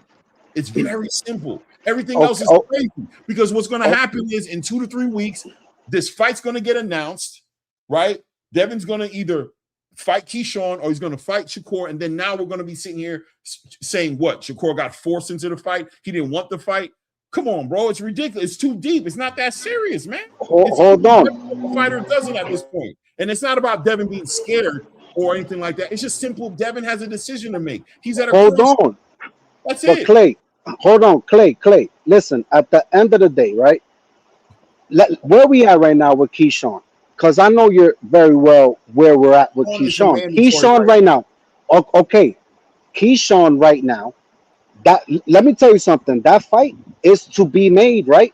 That fight is to be made. Now, my point is, what is Keyshawn waiting for to finalize the fight? That's my question. Because it ain't Dev. What? They're negotiating right now. Dev, it is on Dev. Dev is the one who holds the belt. He's the champion. He's either going to defend. Clay, let me ask you a question. Hold on. The WBO mandatory. No, hold on. Listen to me, Clay, because at the end of the day, I had to listen to a whole bunch of nonsense last night. And I said, yo, you know what? I got some time tonight. My point is mandatory, right? If it goes to purse bid, it's 75-25 split. So let me ask you a question. Why should Dev negotiate with Keyshawn for anything more? He doesn't need to. Okay. 75-25. That's good. What's up? Okay. So at the end of the day, what's the minimum purse bid for the WBO? I don't know what, 75-25, right? Yeah, money-wise. I don't know. Purse-wise. 200 grand. 200 grand. Okay. Okay. So this is my point. Keyshawn is obviously trying to negotiate with a man that what is there to negotiate? I wouldn't give you one single percentage extra when the mandatory is 75-25. And if it goes to purse bid, that's how it's gonna go down. At the end of the day, I expect Dev to fight Keyshawn. I expect that. Because once he beat Keyshawn, I want to know what is Shakur's argument going to be after that. I don't know if am I supposed to answer that? What's that? That No, sounds I mean, no. Wait, hold on. No, in general. Shakur just ran around, bro. First of all, y'all are absolutely, man, despicable for ignoring the fact that he said, 144, and when Dev said, let's do it, because I've been saying, call that motherfucking bluff, because it ain't a bluff. Call it and fight him, because it's 3 pounds. At the end of the day, now you got to drop the belt. Now Jay Prince is, bro, at the end of the day, okay, Dev fights Keyshawn, because y'all making it seem like he's boxed in and all this. Oh my God, the narratives are crazy. But at the end of the day, when Dev fights Keyshawn, even if it's for a $200,000 purse bid, because that's Keyshawn's problem. Let's not get it mistaken. Like, there's a difference in bags here. What happens when he beats Keyshawn? What is Shakur's argument gonna be? Because we already seen it. We already seen it with Shaq. Seen it with Shaq. You keep saying that Shakur said, "Fight me at 144 and drop the belt, bro." No. But Johnny. Already said that if he wants to do that fight, that obviously he's gonna have to drop the belt. Johnny. No, wait a minute. Y'all are ignoring the fact that Shakur just added that after Dev called them on it, bro. Like, don't do this shit with me. The WBO have passed a straight up judgment saying that this is a mandatory, bro. Right, that's what I'm saying. Like, who the fuck is Shakur? Like, that's G-Von, hold on, G-Von. Let me tell G-Von. Hold on. Wait a minute. Wait a minute. You don't have to say shit, bro. That's the. Hold on. Wait a minute. Wait. Hold on. Let me ask the panel one question, and then I'm gonna let G-Von go. Can I ask all of y'all one question? Y'all being greedy though. Okay. Can I ask y'all? All right. Let me ask y'all. I don't have to be greedy, but let me ask y'all a question. Okay. Did Shakur, when Dev said let's fight at 147, Shakur said let's do it at 144. There was no other if, ands, or maybes or goalpost movement at that time. And Dev said let's do it at 144. And he said, do we have a fight? And Shakur said yes, we have a fight. Okay. Then his manager, hold on, wait a minute. Then his manager, you're informed or you're being disingenuous. Which one is it? I don't have to be disingenuous because y'all think that y'all think. No. If y'all don't see the bullshit Shakur pulling, if you don't see, let me tell you like this, Chasers, if you can't make the story fit by being accurate and you have to put a twist on it, there's a problem. Make the story fit and be accurate. Hold on. So Clay, you want me? Wait. So Clay, hold on. Let me. Go ahead. Finish, Clay. Finish. I want you to just agree or disagree with this. When did Devin change his mind about be willing to fight 144? Was it not after Keyshawn Davis had said that he became number one in the WBO rankings and that a mandatory was there? Yes or no? Bro, absolutely not. Absolutely not. That was after the fact. Don't make me go. All right, Stark. Hey, Stark, you're saying a whole lot of bullshit, man. Look, I'm trying to be calm and patient and all that shit, but you motherfuckers don't ever let motherfuckers speak until you start yelling. Look, man, Stark. The problem here is that you're looking at it only from the angle you want to look at it. At the end of the day, is how you say. End of the day is this simple, bro. Fucking Shakur said, "Fight me at 144," right? And the only reason why it's if he fights Shakur that he needs to drop the belt is because of the WBO. That has nothing to do with Shakur. Shakur is not the end all be all. He don't run no fucking boxing commission. Johnny, I'm gonna send you receipts. I'm gonna send you receipts. Get ready to show them.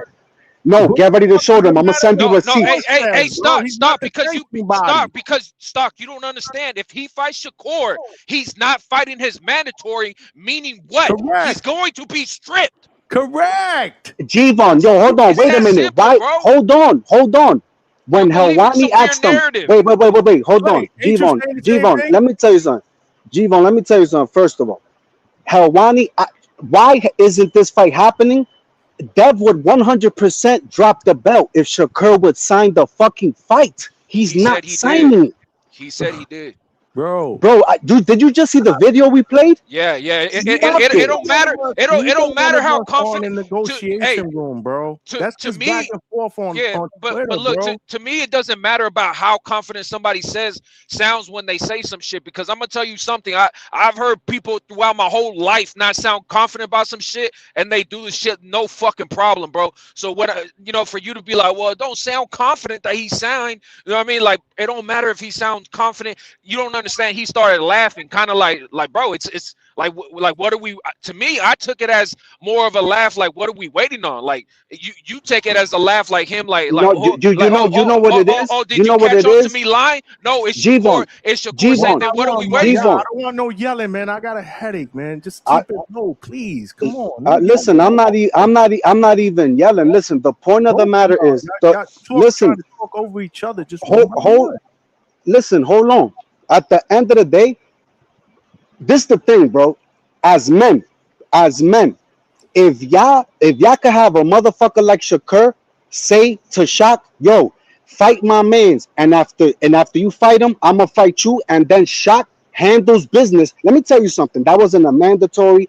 That was literally a fucking voluntary. And at the end of the day, after Shaq handled business, Shakur comes in the ring, says, yeah, we're gonna send you a contract, and then disappears. That's the shit that y'all respect. That has nothing to do with the Devin fight. You're saying a whole lot of nothing right now. No, because listen, bro, who cares? Can I cook? Can I cook? Because it's the same shit happening now. You're talking. No, it's not the same shit. It's not at all. Hold on. Why the fuck? This is the man that y'all respect. I don't respect that shit. Like, what are we talking about here? For y'all, if y'all okay with it, that's y'all business. I'm not. Poor guy. I expect you to say that. You're a Devin Haney guy, bro. No. Look, hold on. I don't hate Shakur. I just don't see how the fuck y'all agree. I don't see how y'all could agree. Hold on, as men, listen, as grown men, I don't see how y'all can agree with the shit he's doing. It's weird to me, bro.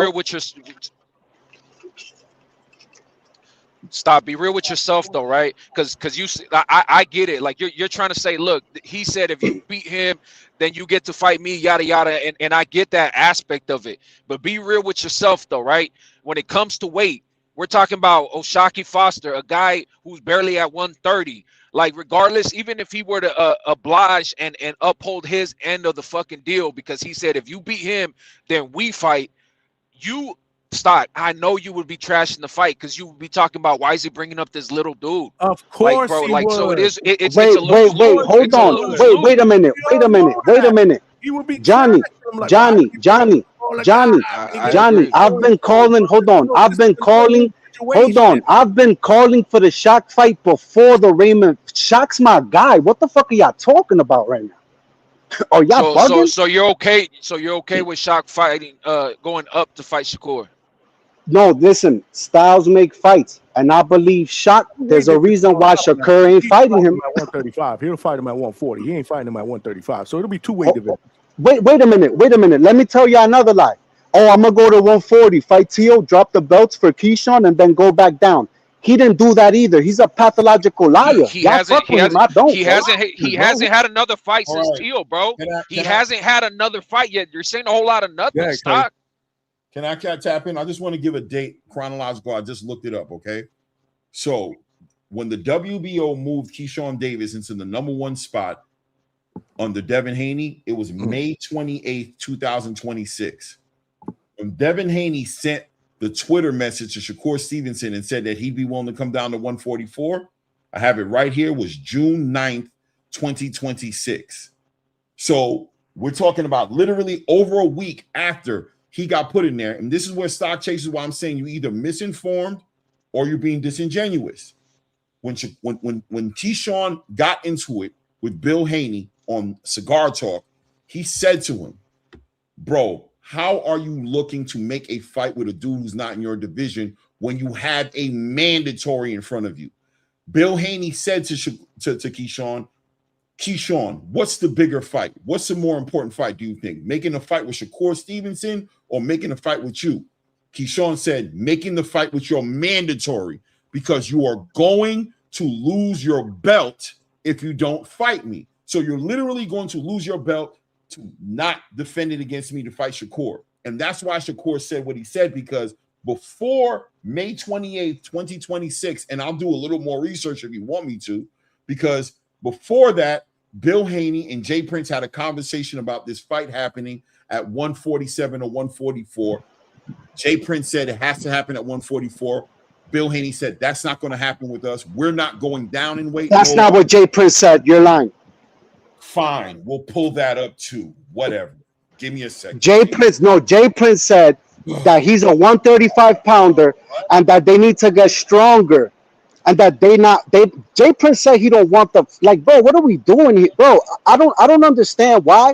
Y'all keep, hold on, wait a minute. Y'all listen. Y'all look, listen. Y'all, hold on. Y'all looking at Keyshawn when the fight is announced, because if it ain't Shakur, and if Keyshawn don't duck because he wants more than 25%, let's see how that goes. If that fight happens, I am going, bro. All of you, bet me, because I don't know what in y'all mind. If y'all done seen the tape on Keyshawn, makes y'all think that this dude could, like, why would Devin? Y'all gotta stop. Drop the belt for what? Clay, come on, man. Like, what the fuck are we talking about? Stock, you know, Clay asked you if you're being disingenuous and all that shit, and I've asked you this shit. You're being too, biased. It's clear to see, bro. Like he's being super biased. The thing is, when it comes to Devin Haney can do no wrong. At the end of the day, I do believe that Keyshawn and Shakur both have an ability to beat Devin. Will they beat Devin? I'm not sure. All right. So look, relax before you. But no, nobody beats Devin. We've already seen him get beat. That's besides the point, though. The thing is, right? Fucking Keyshawn does have. See, you already can't contain yourself. I know. But look, Keyshawn does have the ability, the physical ability, the skill ability to beat a fucking Devin Haney. And the thing is, now when you're Devin Haney, you're faced with this, right? Do I drop my belt? Do I not drop my belt? And the whole dropping of the belt, again, has nothing to do with Shakur. It has to do with somebody above all of this.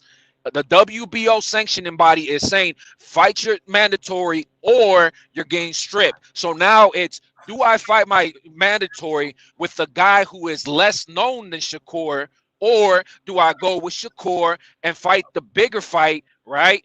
But at the end of the day, they're weighing it out. And the reason, Stock, the deadline is almost up. The reason why they're waiting this long is because they are smart. This is the only credit I give Bill, because fuck Bill at the end of the day, right? But the only thing I give him is that he's smart, right? And they're weighing out the pros and the cons. And when it comes to it, a lot of times they would rather go with the person that's going to make them the most money for a possible loss. Because if you don't think that Shakur is a threat, if you don't think Keyshawn is a threat, then you are clearly being disingenuous, biased, and only looking at everything through a Devin Haney lens, like if he's some kind of fucking Superman, bro. Are you done? Because I'm on record saying it's a 50-50 fight with Shakur. I don't know what the hell you talking about. Then why are you acting like, oh well, it don't matter who we fight, because the difference between me and you is I don't care if Dev loses. That's the problem with y'all. I don't know why y'all so scared. I don't know what the hell y'all problem is, bro. Bro, like, it don't matter. I want to see the fight. That's it. Lost. Yeah, he already lost, bro. Whatever, bro. To your drug cheat. Fighting Conor Benn that no one gives a fuck about. Johnny's up here talking about comedy shows and shit. Out of here, man. Yeah, because you're up here dick riding, bro. That's why everybody talking about Devin. Man, damn, why I gotta curse and scream? But bro, because this dude is acting like, nah, everybody would rather talk about Devin. No, it's him and other Devin fanboys that are bringing up Devin when that's not even the topic tonight. No shit. No one is talking about Ryan. No one gives a shit about this fight. Like, bro, come on. I hear you, but it's gonna sell out, and I'm gonna be there. So I don't know what to tell you. Oh yeah, yeah. I mean, we know what happened with the Barrios fight, like, but y'all want to ignore that too. It's whatever, man. Like y'all are diabolical. Like Ryan. You don't like Ryan. You've never liked You're Ryan. just a Devin guy, bro. It's that simple. I don't like drug cheats, bro. It's not my thing. Oh yeah. So before then, you loved Ryan. Before then, you had no problem with Ryan. Bro, no, before then, Ryan was still a nobody to you. Shut up. Hold on. Why would I like Ryan when he quit like a beep against Tank? What is there to like? So first of all, I don't like him because he's a drug cheat. I don't like him because he's a quitter. And then what else? Why else? Bro, listen, that's y'all business. Y'all like what? Bill Haney tells you not to like him. Stop. Just be real. Let me tell you something. My daddy, he lives in New York, and I visit him every now and then. I don't know what the hell you talking about. I don't know what y'all. You know what's crazy? Y'all think that y'all cooking, but y'all ain't cooking shit, bro. Y'all ain't cooking. Y'all never cook anything. Look, I'm trying to be respectful because Johnny don't want no yelling, but bro, like you keep running around in circles and you keep running in circles, and somebody got to stop you from spinning because you're about to wear out the fucking sides of your shoes and make a hole in the ground, bro. Yeah. Okay. But you know what's crazy? I don't hear you talk much about when Rolly took the fight out your fucking man. Took the fight out of him. You don't talk about that shit much, huh? How don't you? Shout out to Rolly. What else? And hold on. And was Rolly on PEDs? Did he come in overweight? We don't know. We don't know. We don't know because like like one of the conversations Johnny, we're having. Get in real quick. Hold on, but let me just say this before you go, Alberto. Just like one of the conversations we were having last night. Like the profile picture, hey, shout out to Snack, right? I mean, we've had this conversation before. Yeah, facts. Hey, look, we've had this conversation before, right? With Victor Conte and everybody involved with the Balco scandal, none of them tested positive, and they all admitted to fucking doing steroids. So shout out to you, I could tell you who tested positive. Your boy did. Who? Okay. Ryan Garcia. Yeah. But see, let me get that. Go ahead. We do this I got you. every other He's show easy when y'all work. talk Hold about on. Johnny, he's easy work. Watch. Stock, let me ask you a question. Stock, let me ask you one simple question. Why hasn't Devin Haney fought since Victor Conte died? Go. Enough. Yo, you did. I mean, listen. You know how stupid. You know. Rest in peace, Victor. Listen. You know. Listen. You know how stupid. Conte died. Just answer the question. Do you know how stupid? You know how stupid you sound, bro? I'm gonna start muting people because y'all talk about this shit every other show. Y'all don't get tired of talking about the same shit, bro. Johnny, it's not. Johnny. I'm never gonna agree on. No, but Johnny, the thing is, he likes to talk down on Ryan Garcia for being a pet cheat. You're a Ryan fan. He's a Devin fan. We do this all the time. And I'm a Carissa Shields fan. Devin Haney is on some kind of pets to make the weight that he makes. There's no way he makes that naturally. Deal with after midnight. The crazies come out after midnight. The show. Listen. There's no way he makes the weight naturally, Johnny. Alberto, you know, Alberto. Let me tell you the difference between Ryan and Dev. Ryan, number one, he quit. Hold on. You don't have to yell, bro. Relax. I mean, you can say whatever the fuck you want about Victor Conte, but Devin, his test results are on the fucking Vada website, and at the end of the day, he's never missed weight. He's never popped dirty. Your man's has done all three. He's quit like a bitch. He's came in overweight, and he's a drug cheat. So what are we talking about? But we saw Devin Haney face down, ass up against Ryan. You know what's crazy? We saw Devin Haney on his knees. You know what's crazy? Diddy. I can recite what they're all gonna say. Why? Because I've heard this at least 65 times. But Johnny, it's the topic. Johnny, today Ryan Garcia's news came out. The Haney still don't have a promoter. They still don't have a deal. So of course, Stock is trying to push narratives when the Haneys are down bad. They're down bad, Johnny. I'm not gonna lie. Like that's the big part of it, right? We're supposed to be talking about this fight. Shout out to the fact that another big fight was made. Regardless of what people say, it is a big fucking fight. And dudes are mad and they want to bring up Devin because Devin don't have a fight. Devin don't have a promoter. Devin don't have a network. Devin just lost in court with his baby mom. Devin is down bad. Lies. The hoe just cleaned up Devin Haney for $20K a month. Break this shit out. Bro, hold on. Let me tell you something. That's how you know dudes is losing the battle when they gotta go digging into I mean, child support. So y'all blaming that for taking care why of are his you kid? even talking about Devin, bro? Tonight is Stop. about Ryan. Stop Talk talking about about Ryan or Devin, get off nigga. the panel, Stock. Stop. Talk about Please. Ryan or you get off the panel, Stock. How about we just end the show? Because y'all giving me a headache. Yeah, fuck you, end the I show. think But look, we'll do that. I think we'll do Johnny, that. we've done this before though. Like Yeah. you said, hey, stay on topic, right? The topic is Ryan. Like, what are we doing, bro? This motherfucker won't shut up about Devin. Johnny, let me know if I'm lying. You spent 2 hours up here talking about everything but the fight. Am I lying? They was literally They were talking about motherfucking cheers and TV shit. shows. They were talking about TV shows. Let's go They back was to talking that. about. We weren't talking about TV That was a shows. dope conversation. Which I Big thought was a Big dope Manny was watching conversation. Falcon Crest, my nigga, while talking about Ryan. I still watch the Falcon Crest. And let me tell you something. And let me tell you Crest something. is That the portion of shit. the conversation, Malcolm, you was full of shit because I did watch. There wasn't people jumping on. There was a lot of people in the chat that was actually contributing to that are at our age range. You know what I'm saying? Like people were actually digging it, and it was only for like maybe a half hour. It wasn't even that long.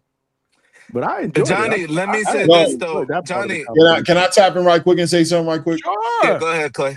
Real quick, right? I just want to give a timeline, right? So May 10th, 2026, Bill Haney and Jay Prince are on Gilly on the $1 million worth of game, and Jay Prince gives Bill Haney the criteria to the fight happening, and Bill Haney says, Devin's not doing that. We just gonna have to agree to disagree. We'll make that fight happen another time. They both agreed that the fight was over. That was May 10th, 2026. On May 28th, the morning of May 28th, Keyshawn Davis was announced as the #1 guy to Devin Haney's WBO title and was going to be the mandatory. He was the #1 guy and was already understood it was going to be the mandatory. How do we know that? Because Gustavo Olivieri on Cigar Talk said he had sent out a letter to the Haneys to make them aware of their intentions to make Keyshawn Davis their mandatory. That's what he said on Cigar Talk. And I can give you the date for Cigar Talk if you want that as well, right? So that being said, May 28th, there was an understanding about this mandatory coming to fruition. On June 9th, 2026, Devin Haney and Shakur Stevenson had their back and forth on Twitter. Well, Devin Haney said, so if we fight at 144, do we have a fight? Shakur said, yeah, right? He said, yeah. So keep in mind, the mandatory was already in position. Shakur's realizing, oh, hold on, you're trying to get out this fight with Keyshawn. So I'm not, he said, I think that same day, I'm not going to do that without the blessings of Keyshawn Davis. So then he told Devin Haney, vacate that belt and we can make that fight happen. From Keyshawn Davis's point of view, you weren't interested in doing that catchweight fight because on May 10th, you were offered that fight when there was no mandatory and you said there was nothing, you were not doing that. So from Keyshawn Davis's point of view, what motivated you to go ahead and agree to fight at a catchweight at 144 is because I became your mandatory at 147. So Shakur said, you need to make that happen. Or Clay, let me say that. Now I just gave you the chronological, factual, legitimate order of how those things happen. No, you didn't. Clay, No, you didn't. Clay, Johnny, hold on, Johnny, hold on, pull it up. I had the radio first. Whoa. One by one. I was first, Johnny. Johnny, so look, just pull up what I told you to pull up, and listen. I got you. Just do it because I'm talking to Clay, and Clay is not right, bro. Like you're not right. Let me hold on, stop. Let me present some facts to you. Okay? Alberto, let me finish with Clay. Relax. Y'all giving me a headache now. Now it's not even fun anymore. I was laughing before. It's not fun. Johnny, let me make it fun again, right? Every other day, man. 2 shows in a row. Y'all got to stop that, man. Oh, one by one, man. Okay, I don't want to talk. Just show what I told you, please. Damn, and I don't want to talk. I'm done. I'm gonna say this though, right, Johnny? Because this is a fact for you guys. Devin Haney headlined a boxing card in over 2 years. That's a fact. That's irrefutable. Devin Haney, to me, this is really boils down to like Johnny. I was hearing TBV earlier this morning. I heard Stock's little call or whatever, right?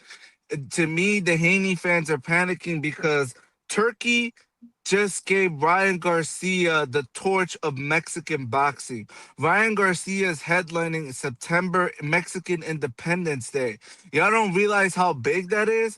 Ryan Garcia already headlined Cinco de Mayo in Times Square. Now he's doing September. That's the trifecta. That's the complete package. He has the torch. He is the anointed one. And That's why he hooked it up on a fucking cable fucking network too. So we're getting Yes. multiple networks, bro. This shit's gonna Yes. be big. It- It's it- gonna be big. Did he win that Cinco de Mayo fight?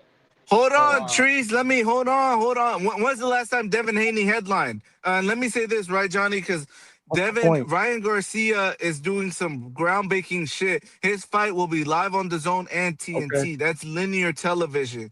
And let And me finish Paramount. with this. And Paramount. And We got Paramount. We got Johnny, it. your first impression is everything. The Devin Haney is known for suing Ryan Garcia and getting his ass whooped. People know Ryan Garcia is a guy Alberto. who's explosive, and he sometimes he might not win, but he's always gonna give you a good fight, and that's why he's the people's champ. Raza We for get your Ryan. point. We get your point. You're a Ryan guy. You hate Devin. I get it. We've heard this before. No disrespect. What do you want me to pull up here? What's the lie here, Stock? I sent you, bro, because Clay could easily, Clay could easily, bro. Like I don't even. I'm not even about to go on. He gave you dates. So what date there's do you want me dates. to put There's up? dates on those He's lying. pictures. Okay, so June 9th. Yeah. June 9th, Devin Haney agreed to a proposed 144-pound catchweight to fight Shakur Stevenson on June 9th. So how is that different? From Okay, and hold on. He's saying that Keyshawn was mandated before that. So now what? When was Keyshawn mandated? So I want to be clear, right? This is what I said because I'm on point with what I'm saying. May 28th, 2026, Keyshawn Davis was made the number one ranked number one for the belt on the rankings for Devin Haney's belt. May 28th. Am I wrong? That doesn't make him a mandatory, Clay. You know more than that. Who the hell you think you fuck? Who you? Listen. Come on, bro. Stop. Wait, because I clarified this, right? I said he was just made mandatory just recently, right? In the past like 2-3 weeks, he was made mandatory. Listen, this is what I said. Gustavo Olivieri on Cigar Talk said he sent a letter to Devin Haney and Bill Haney to let them know of their intentions on making him the mandatory. So why is that important? It's important because they understood that the WBO was intending on making Keyshawn the mandatory, which is why Devin tried to make the fight with Shakur Stevenson before the mandatory actually got ordered. Bro, no. That is not facts. That's a narrative that you're pushing, which is an absolute lie. Like bro. Hey, shout out to Clay for actually coming with facts, bro. Like I said, you're spinning in circles. G-Von, you're a hater, bro. Stop. No, G-Von, you're a hater. Stop it. Man, here we go again. Come on. It's crazy. Yeah, it's cool. I'm just not gonna speak because every time I try to, Stock just talks and it gets all crazy, bro. It is what it is. Like this dude is spinning in circles and like it's crazy. He don't even care that his left leg is about to break off, bro. Like he don't care. He just don't care. Oh, okay, but I didn't spend 5 minutes glazing Dev like Alberto spent glazing Ryan, glazing Frank Stain.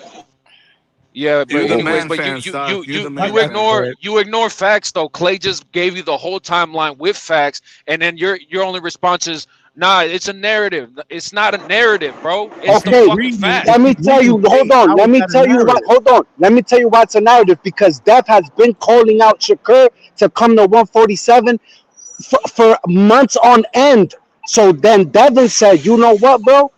I'll fight you at 144." But yeah, you acting like Dev hasn't been calling for Shakur for fucking months. Clay, stop.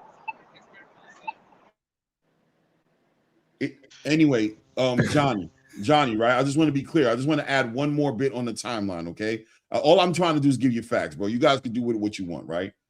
On June,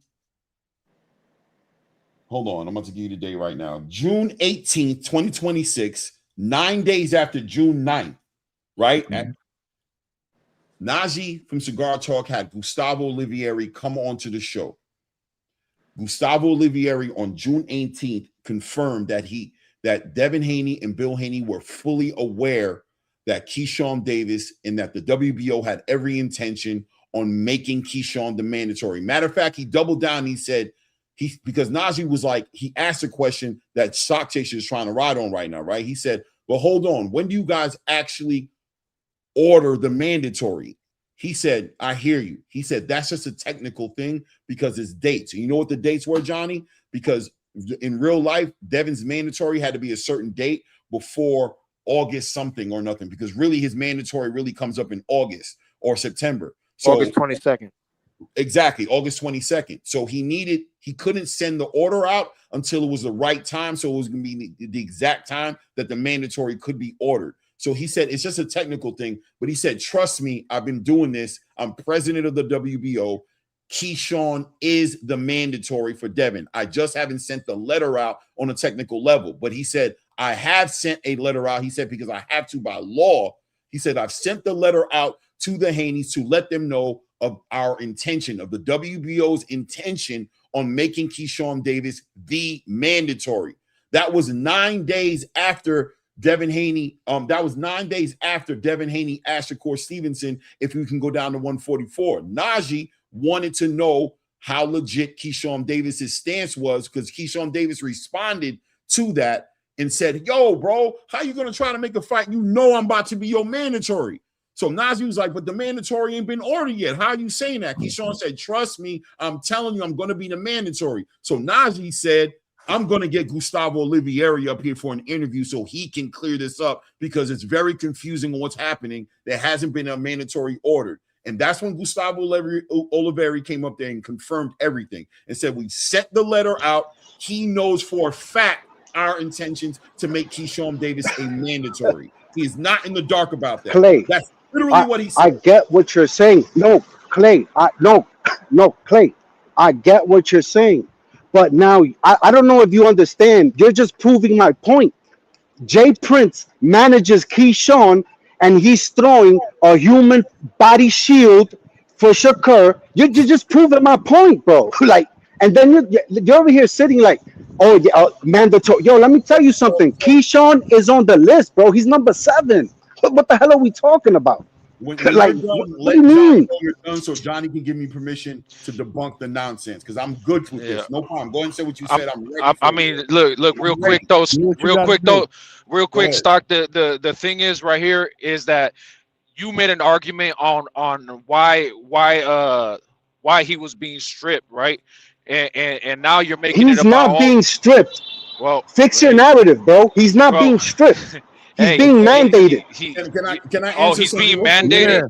Okay. I just want to answer this real quick here, right? So he says that Devin Haney's been looking to fight Shakur Stevenson for months, right? For years, if you want to be literal, for years. Answer, that's what you said. So when Bill Haney and Jay Prince talked on that show, and that was on May 10th, right? That's the date I gave you. That's the date of the $1 million worth of game happened. There was an agreement and an understanding right there that the fight was not going to happen, because Shakur wanted it to be at 144, and Devin was not willing to come down to 144 nor agree to a rehydration clause. Clay, you're gonna make me get the interview and send it to Johnny, because you want me to do it? Go, whatever you want. Let's get it done. All right. Listen, no, Jay Prince said that Shakur is a 135-pounder when he's sitting as the 140 lineal, and that he's 9 pounds away from whatever the fuck he's. And then he said, Shakur has to get stronger. That's what he said. Jay Prince basically said, listen, Shakur might not tell you, we're not ready for the fight. And that's why I respect Jay Prince, but I don't respect Shakur getting signed to Zuffa, and for the last 2 days running his mouth with Devin in his mouth than every goddamn interview he does. Don't filibuster, right? Let's stay right where you're at, right? Don't filibuster. So can we agree at least that by the time that conversation was done, that fight was confirmed to not be happening? Absolutely not, because Shakur is not agreeing with Jay Prince. No. Hold on. Is Jay Prince and Shakur on the same wavelength with the situation? They're not. Shakur continues to run his mouth up to this day. You're not an honest person, bro. Yeah, I mean, at this point, you guys, we're not getting to where we need to be. No, we're gonna agree to disagree. Why? Because Clay. Because Clay. Clear as day. No. Everybody knows, even anybody who wants to support Devin knows that fight was shut down on that conversation. Everybody knows that fight was done with. When Bill Haney spoke to Jay Prince, that fight was closed. Okay, but Shakur could continue to run his mouth, though. But Shakur can continue to run his mouth. No, Shakur did not continue to run his mouth in a way that made that fight sound like it was going to happen. Bro, Shakur just got signed to Zuffa and said, I want to fight Devin and Tank. Jumped 3 months ahead and jumped into a Zuffa contract. Listen to what I'm saying. I'm trying to stick to a timeline because I'm trying to make this. Clay, hold on, Clay. Let's simplify this because this is it, the end of the conversation. When Shakur got signed to Zuffa, did he not bring up Devin's name first on his introductory little interview? Did he not? I'm not jumping into this conversation. This is stupid, bro. This is dumb. Okay, yeah, you don't want to answer. You don't want to answer because you're not allowing the timeline to develop so that it makes sense as to why. I'm fast forwarding the timeline. You're jumping into a contract that just got signed 3 to 4 days ago, bro. No, I don't care about the contract, Clay. I know you don't care because it doesn't help your narrative. But here's you don't care about the contract, but you brought up the contract. No, hold on. No. G-Von. Stop, stock chasers. Listen, here it is, bro. May 10th, a conversation happened on for everybody to see. For everybody. This is not behind closed doors. For everybody to see. It's the third time. Wait. Not you. It's the third time we're doing this. Okay. The conversation happened, and right in front of the world, where Jay Prince and Bill Haney came to an agreement that fight was not happening. I don't care about the reasons as to whether or not you want to say that Jay Prince said he was 135 even though he was 140, or there was a 9-pound discrepancy versus 7 pounds. I don't care. All I know is by the time both those gentlemen hung up those phones and Gilly moved on to another topic, it was understood on that show that fight was not happening. That being said, the reason that's important is because at that point, what did Jay Prince do? Once that was closed, he started the process of getting Keyshawn Davis put as a mandatory for Devin Haney. Why am I saying that? Because the idea that Jay Prince put Keyshawn Davis in that position to block a fight with Shakur Stevenson, a fight that was already agreed was not going to happen from both managers, Jay Prince and Bill Haney, is ludicrous, right? Because there was no fight that was happening. What Devin Haney and Bill Haney was looking for was a fight at 147. Shakur Stevenson has been consistent to this day to say that 147 conversation is a dub. That's not happened. That's what they were pushing for. Devin Haney did not come off of his argument point. He did not come off of that point until June 9th, 2026. That's when he changed his mind and said, fine, I'm not looking for 147 no more. Let's make 144 happen.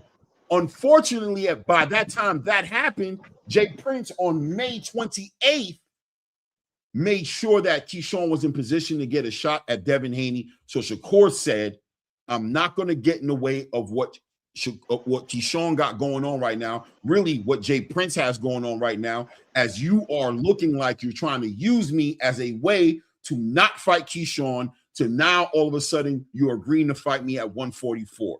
That's the way the timeline played out. I just gave it to you, bro. And unless you can what are you talking about? Okay, listen. You know what? Let's just The boxing gods hit him, y'all. y'all hear me or not?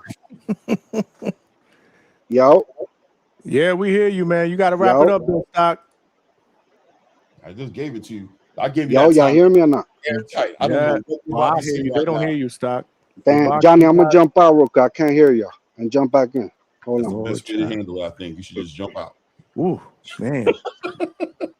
Unbelievable. Is it confusing what I just put out there, Johnny? I'm seriously. No, I get what you're saying. You Thank brought facts. You brought dates, man. Like, I don't understand why we keep going around in circles.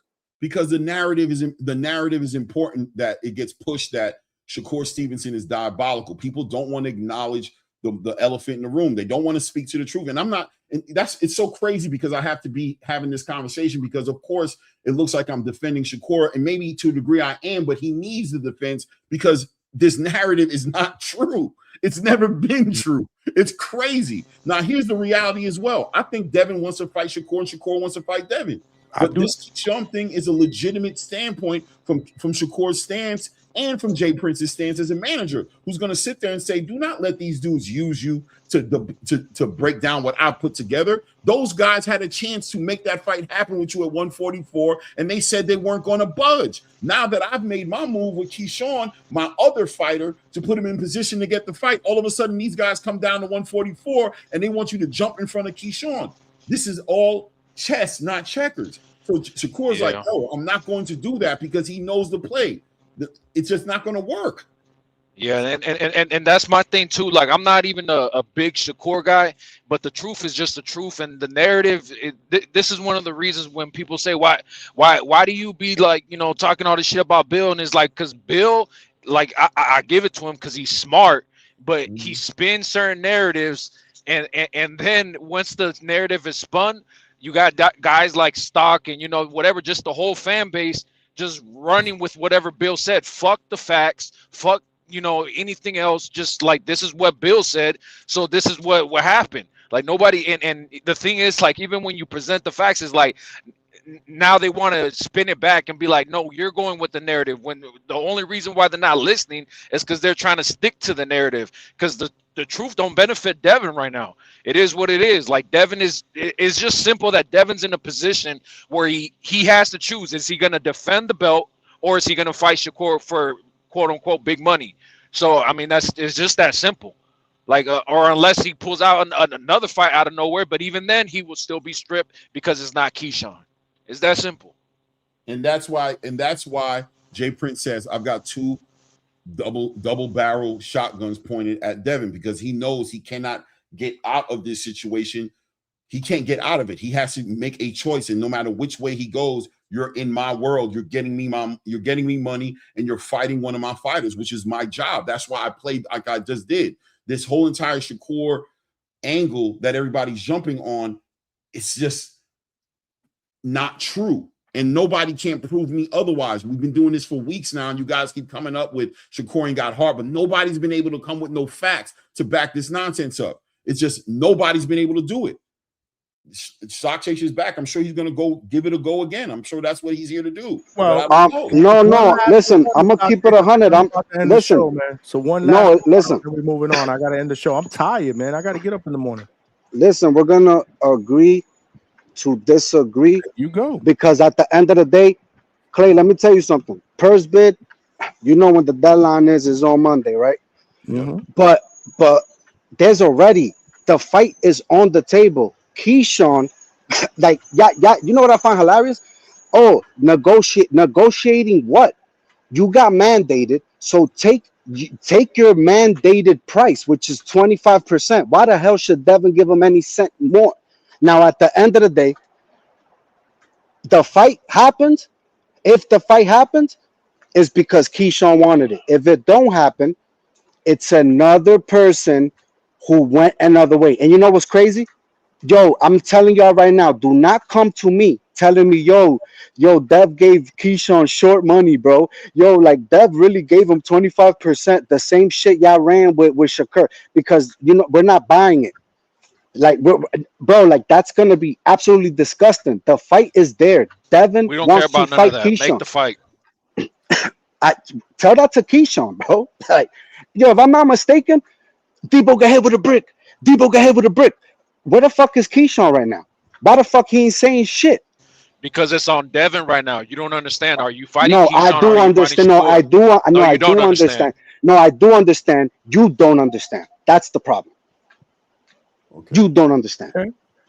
And that's where we're gonna leave it, because again, you guys are gonna agree to disagree. Fair play, fair. Yeah, I mean, it is what it is. Man. We can't do this all night, but I will tell you, man.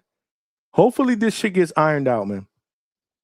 For the sake for all of our sakes, right? Because again, we just want to see any one of these fights, man. My preference is obviously the Shakur fight, but a perfect consolation prize will be the Keyshawn fight as well. I don't care. I just want to see one of these fights made. Johnny, I'm waiting because either fight is great. Keyshawn is a great fight, bro, and so is Shakur, bro. I cannot lose in this one. And so is Richardson Hitchens. He's also a great fighter.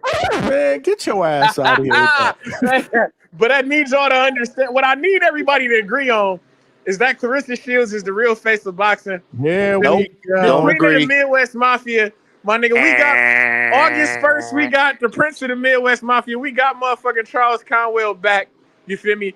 August 1st, Paul Kroll, Olympian versus Olympian. See, this is the problem with you niggas. See, y'all not seeing the vision. Don't let this shit distract you from the fact that Claymore and Johnny picked Brian Norman Jr. over Devin Haney, goddammit. What? Don't be What does that distracted. mean? You Do put not a be big fighter distracted. against Usyk. What does that mean? That means we're connected, bro. Because What we it got means, Twitter. what it we got means Twitter. is Charles Conwell to beat Treesa's trying to say you guys are not being fair. they Treesa's not trying to say they're Treesa's being trying to say you guys. disingenuous, as my man Treesa's Devon trying to would say. Treesa's trying to say you guys are not being fair with the Shakur and Haney shit based off of the Brian Norman pick, which I don't believe, but that's what Treesa's trying to say. No, That's what he's saying. I'll give you a better, Gavansky. I'm going to give you a better what Trees is saying. What Trees is saying is the fact that he picked Brian Norman, it is diabolical that Claymore would go get all those dates and put them in order like that. How dare you present? How dare you present? How dare you present the facts? How dare you present facts? The fact is, the only fact here is that he picked Brian Norman and he cannot see. Like, he's like, damn. How the fuck is that? How is Devin that good? Clay, you know what's worse? With feet so sweet, Doing that got shit feet again. to compete. I just don't understand it. Go ahead. Wait, hold on. You Go know ahead, what's Johnny. worse, Go ahead. Clay? That I picked Charles Conwell to beat Chino Garcia. How did that fucking Hey man, work you out? doing that shit again? You doing that shit again, man? That You shit doing is that- You doing that shit again? Yeah. How did But that we on work the out? road to redemption, goddammit. No, Hold wait, this hold down, on. man. Wait, hold on. Johnny, TNT television. But y'all be Oh. cool, man. I got money to steal, goddammit. Y'all be cool, man. Where's HR? Yo, Trees, I'm a Where's HR holler. on the line, somebody? Hold on. But hold on. Ryan Garcia versus Conor Benn. Yo, Now you G-Von. want to talk about the topic when we're about to end. Nah, I've been Johnny, I'm on record saying I got Conor Benn. Shout out to I got that, Conor but Benn. I I'm didn't. about to put you on a TBV bell. 3 minutes. Go ahead. I didn't even get to cook on that shit, man. Shout out to the fucking big Yeah, but fight we got being we made, got bro. we got a show tonight. You could jump on tonight. We could cook on that, man. We done 5 Yeah, hours. but already, man. I thought we're All right. doing Diego. I thought we're doing Diego tomorrow. What we doing? What? Yeah. Hello. Who do you really think? 5 hours? No, let's do something different. Let's do something different. Yo, G-Von, right? We're not doing Devin. G-Von, I know you took care of that bet you owed, right? You took care of that, right? Bro, stock. See this is Don't get this it. is Why what you gotta do that? stop. Matter of fact, that's why I'm not gonna bet you. Like don't be on no dumb shit. Like be real. Like Just whoever ignore never it. not paid. Ignore it. Nah, Ignore fuck all that shit. No, because G-Von's my dog, man. But listen, I got I'm your $100 dog, on but you Conor got a Benn. question. I I'm got your dog, but you got a $100 on question. Conor But Benn. yeah, whatever. But I'm your dog, but you got a question if I'm gonna pay. When I'm telling you I paid out thousands on the back call, like, bro, man, this guy's crazy. Ignore it. I got. Yeah. Hold on. We know where you stand, G-Von. Hold on. Listen. Let me tell you something. Let me tell you something about Ryan. We bigger than that. Let me tell you Nah, something. G-Von's good. But let me tell G-Von something. Ryan ain't got no dog. And Conor Benn, whatever, I don't know. The Conor Benn slander be crazy when he got one loss. Wait, I thought you don't like drug cheats. Bro, at the end of the day, I'm picking him to win a fight. I'm not a fan of Conor Benn. But one thing I'm going to tell you is the pressure that Conor Benn is going to bring, right? Ryan Garcia is going to fold. And you know what's crazy? I already heard it all. Oh, Ryan Garcia. I already know I'm going to make a boatload of money on that fight. Because at the end of the day, what y'all depending on? Left hook? Oh, the hook. The hook, man. We already saw Rolly neutralize that shit, and at the end of the day, Ryan he's quit already, and what I'm trying to tell you is Ryan has no dog because I still don't understand how he couldn't stop Dev, even if he was cheating. Like he didn't even have the dog to stop Dev. Look, man. All I'm gonna say is it's a good matchup. I knew that was coming. And the thing is, right. At the end of the day, bro, I'm excited for it. I don't think you people understand. This is Zuffa. This is so much shit involved here. Zuffa, Golden Boy, The Zone, Paramount, fucking bro, like all this shit being connected only equals a mega fucking fight. Dudes is mad because Devin still don't have a date announced, still don't have a fight announced, period. We don't know what's going on with the man. Meanwhile, Ryan just became the face of September fucking Mexican Independence Day. And everybody knows if you control that date, you control boxing. And it is what the fuck it is. Because now that Canelo, look, we don't know what's happening next with Canelo, how his momentum is going to continue. One thing is for sure, nobody, in my opinion, nobody's taken that position yet because nobody's answered it yet. Like who can completely take over? David Benavidez, yes, of course, he did his thing May 5th, but that didn't translate to any pay-per-views or crazy gate numbers and shit like that. So like when it comes to face of boxing, there's more than just this guy's dominating. There's more to it. So David, Ryan, Boots, damn. I think those three right now off the top of my head are in competition to be who's the next face of boxing because Gervonta Davis, I don't know what's going on with that man either. So right now it's a race between those three, Boots, David, Ryan. Who's the new face because Canelo is uncertain. And yeah, man, this is a huge fight. I love it. So you betting or not? Bro, of course, whatever, man. Like, get the fuck out of here. Yeah, I could do that. We could bet. Well, as we get closer, you guys can bet. But White Mike Beats said, that's none of your business, Stock. On the real, Javon, solid, fam. So, Javon's my dog. He knows this. You gotta get emotional, man. You gotta chill out. Fuck, yo, bro, chill. Nah, you brought that. You gotta get emotional. Don't bring that up. They settled it, bro. That's none of our business. It's none of our business, bro. Is it my business that motherfuckers want to get emotional because I'm fucking joking? Oh, okay. What's going on in here? All right, we got you. But listen, man, I appreciate y'all, but we got another show tonight, man. We live for another show. We just we pushing 5 hours. I'm tired. I got to get up in the morning, man. This has been great, even though the last hour and a half y'all gave me a headache. Going around in circles. I'm embarrassed I was part of it, bro, but I just had to put it out there, bro. I just had to make it clear, bro. Listen, bro, we love having you on, Clay. You know the deal. All of us, man. This is amazing, man. Salute. Sandy. Hold on, we got some super chats they want me to read while y'all on here. Hold on. I'm gonna send it to the DM. First and foremost, Mick Doonan with the 5-pounder. He wants me to sing this. There's only three Jalen Williams. There's only three. Jalen Williams walking along, singing his song, walking in an OKC Wonderland. So he trolling that Shakur. That Shakur Jalen Williams thing at the UFC thing. Salute McDoonan. He wanted the link, but I was like, man, I'm trying to get to bed, man. Tomorrow, man, or tonight, man. Marcus Warren with the $2, man. Straight cash, homie. So salute at Johnny, at Clay, the panel, and the chat. Salute right back at you, Marcus Warren. I appreciate you, man. Yeah, man. We was absolutely cooking. H-Town with the 5-piece, man. Cash rules everything around me. Green, get the money. Dollar bill, yo. Appreciate you, H-Sound. He said Ryan was drinking, banging hookers as a training camp for Dev, and Dev shit his pants, ass up, face down, LOL, doo-doo, Haney.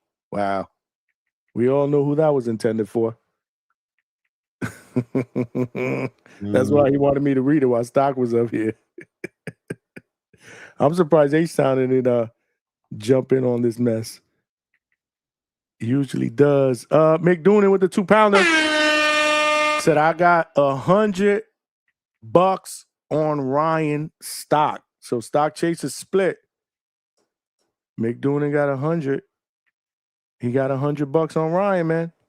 Where are you, stock chasers? Anyway, we still got we got a lot of time, man. We got until September 12th, man. And this is just this shit got announced today. And look, and we didn't even talk about this shit in the last hour and a half, man. It was this whole Devin and Shakur shit.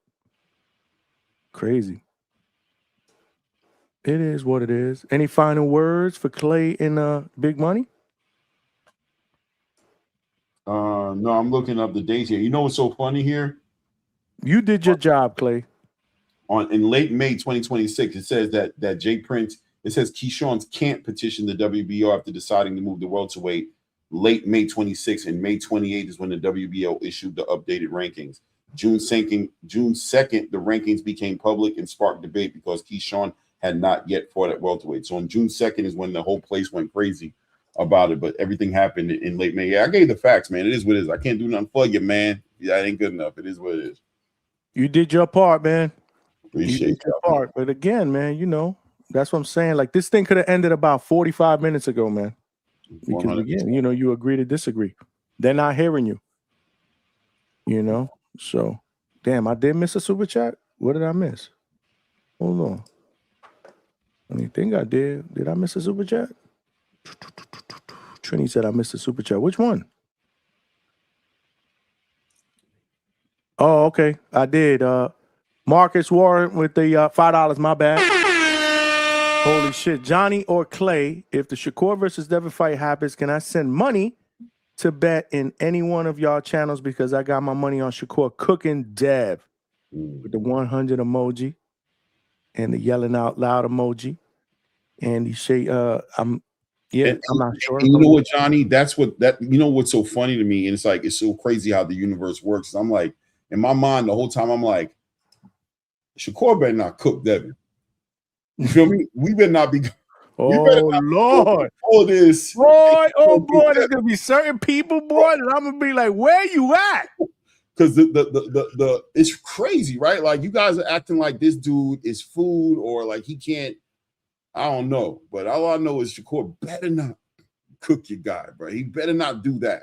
I think it's a 50-50 fight. Oh, absolutely. You know but if Shakur cook him, then it's gonna be like all that was for nothing. All that he's scared, all the I don't know, bro. I don't know if that's necessary, man. But I know you guys want the fight for Devin, man, because you want to save Devin from. I don't want to say save Devin. I don't want to say that. I know who I'm picking, but I'm not saying that right now. Me neither. I'm not saying nothing. All I'm gonna say is that my lips Devin wants to get the money. Devin wants to get the money. That's why he wants to fight Shakur right now at 144. He does not want to go down to 144. He don't want to cut no more, do none of the weight cuts. But he knows if he fights Keyshawn Davis, it's going to be a regular payday, and he wants a big payday. And he wants it. I think I'm sure Devin is confident he could beat Keyshawn. You know what I mean? I don't feel like Devin is scared of anybody or trying to duck nobody. But what Devin wants is the money that comes with Shakur. And that's what gives Shakur the leverage in the conversation, because Shakur got his money locked in. Whether he fights Devin or he fights somebody else, he's getting paid. That's what his contract is already done. So he doesn't. That's why he doesn't care. He's like, he puts it on Devin to be like, take the fight or don't take the fight. It don't matter to me. I'm already solidified. My paperwork is done. I'm good. Boy, oh boy, please, man. Can we get this fight signed already? Please. We should know by this week, man. I think by this week. I think so. I feel like by Friday we should find out. We got until what, Monday for the Keyshawn thing, right? Right. By Monday, there's no turning back for Devin. So I think he's gonna get in front of it. I figure by Friday, Saturday, we should get lips to God's ears, man. That's what I believe. Hope so, man. Nah, this is gonna be great, man. This is gonna be fucking phenomenal for all of us, man. Mm-hmm. Salute, man. Hold on, we got another one. Marcus Warren is back. with another $2. Bingo, straight facts at Clay, 100%. I'm gone. Salute. And Marcus, my bad. I didn't see that one, man. So salute to Trini, man, for letting me know I skipped that. I had a few, and everybody was cooking. So every now and then, by accident, I may miss one, but I'm glad I didn't. But the answer to that question, Marcus, is if it happens, yeah, then we can talk about who you want to bet and where and what, and then you guys can figure that out, man, because that's between y'all. But there's going to be a lot of people that are going to want to throw bread up in here on these social media platforms, man, that have been going back and forth for months over this shit. I don't think, personally, I don't think Devin can afford to fight Keyshawn and risk losing out on the Shakur bag. I think he's going to fight Shakur. That's where I'm at with it personally. I don't think he's willing to bet on that. I think that's why do that? Why not? You know what I'm saying? Get this money. Now, if he really is caught up on this WBO thing and he wants to keep his title and that's so important to him, then hey, we're going to love the Keyshawn fight. Can't wait to see it. You know what I'm saying? But I got a feeling that this whole thing has been about money, and it's always been about money. And I feel like clearly there's one side that's offering a lot more money than the other side. And I don't think he's going to turn that away and even play the throw the dice at even Shakur losing his next fight or Shakur changing his mind. Like while Shakur is willing, y'all should fight Shakur and get that money. You got to strike while the iron is hot. 100%. You can't play the game. Yeah, don't play. And Devin already suffered with the Ryan fight because Ryan lost his fight and he thought he had a fight coming up. He already played that game. So he should know better by now and be like, you know what? Nah, we're going to make that fight happen.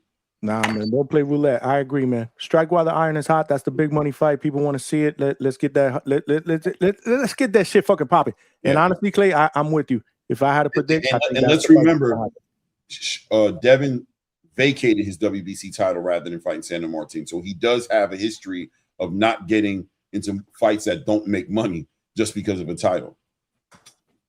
He gonna take the bigger money fight. Absolutely. It is what it is, man. I'm sure of it, man. But again, we don't know, man. So that's what we put out there. That's why we do these shows and this content. Clay, man, I appreciate you, man. You know you're always welcome, bro. Salute, family. Peace, everybody, man. Y'all keep jumping on, man. All right, man. Appreciate having you here, champ. All right, man. Yeah, man. There's another one. So and another one. I got to get that soundbite. And another one. Who says that? Biggie, right? And another one. Say the lyric. I don't remember that. I'm trying to place it. And another. Oh man, no. I'm tired. Yeah. Forget it. Yeah, I can't. No trivia. No trivia tonight. I'm tired, man. But I appreciate you, champ. You know the deal. You know you my guy. All right, man. Peace. The big money, man. Salute. Definitely. Peace. All right, man. Yo, great show, y'all. The last hour and a half was brutal, man. a lot of back and forth, and it wasn't. Again, you know, people got loud, people got emotional. You know the deal. That's what we do. But salute to Clay, you know, for throwing out facts, and Stock Chasers and G-Von, you know, they did emotional, and that's all good. It's just my thing is, you know, when we're going back and forth for like an hour over the same thing, and it's obvious that people aren't going to agree, then it's okay to agree to disagree. You know, it's okay. At the end of the day, I think we could all agree that we want the fight. We want the Dev and Shakur fight. Absolutely, without a doubt. I think we could all agree on that. Let's meet on the middle with that. And hopefully with all that we've done tonight, all that we did yesterday, all that we've done in the past couple of weeks, when both of these guys have made their ways into our conversations and our debates and our crash outs. Hopefully what we're doing is we're doing our part to speak this shit into existence. I want to see it. I think y'all want to see it. The chat was absolutely fucking cooking tonight. I appreciate y'all. I appreciate all the super chats, all the chats. I was reading the chats, man, when these dudes going back and forth. I enjoy it, man. I love it. I love it, man, because y'all be bringing it, man. Marcus Warren, I appreciate you, man. Salute, man. Like I said, my apologies. I ain't mean to miss it. Your super chat, even though I didn't. Salute to Trini, man. Trini, thank you for keeping me in line, my brother. I appreciate you. Julio Alvarez, I see you, bro. I see you, man. I appreciate you always, man. Easy Blends, you in the building. Z Pacino, Toledo Trace was on the panel. See, Trees doing this shit again. Stop, Trees. They're not fighting each other. Help us speak this shit into existence, bro. You should want it, man. You should want it. You better than that. I hate when he does that shit. Salute to Roger that. I see you, Alberto. I see you in the building. Stock chasers going back and forth. Lord have mercy. Stock chasers my guy though. I love stock chasers. Y'all know the deal. H-Town. I'm surprised H-Town ain't jump on this shit. But I'm glad he didn't because we would have been here till like 4 in the morning. White Mike, my guy. Salute, man. You know the deal. McDoonan, all the way from Scotland, man. Salute, man. Salute and much respect, man, for drinking all the beer in Boston, or shall I say Boston, when you was down here with all those crazy Scottish people, man. And I say that affectionately, man. Reynaldo was good. I see you. Jesse Hernandez, I see you. Matong, I see you. Malcolm, you jumped on the chat earlier, man. I see you. Heavy Chevy guy, salute. Malcolm Square Business in the building. Talk of SD in the building. Damn, we had hella people up in here. Low key. Hit the like button. We still need about 19 more likes to get to 100. And we ain't hardly getting no subscribers, man. Tell a friend to subscribe, man. That is mad easy, bro. Mad easy to do, man. We got to get to our next goal, man. But anyway, tonight we are right back at it, man. 8:30 p.m. Eastern Standard Time. We do have an interview at 9 o'clock. We do have an interview at 9 o'clock with an undefeated prospect. Let me just make sure I get the name. Hold on. Give me 1 segundo, y'all. Hit the like button while I'm looking this up, man. We got undefeated prospect Iman Lee in the building, who is 15-0 with 1 draw. He's going to be in the building tomorrow, 9 p.m. Eastern Standard Time. And then we're going to open up the panel and we're going to talk about this weekend's fights, man. Diego Pacheco against Emmanuel Alim, Andy Cruz, all the fights that are going down this weekend, and whatever else you guys want to talk about. This will be the show tonight, man. Previews and predictions for the Diego Pacheco Alim fight this weekend and fight card. That's going to be the topic, man. So make sure you guys are here, man. You know how we do. As always, man, this is your boy Johnny signing out from the Hangout Spot Live. Much love, man. And I'll talk to y'all tonight, man. Let's get it, man.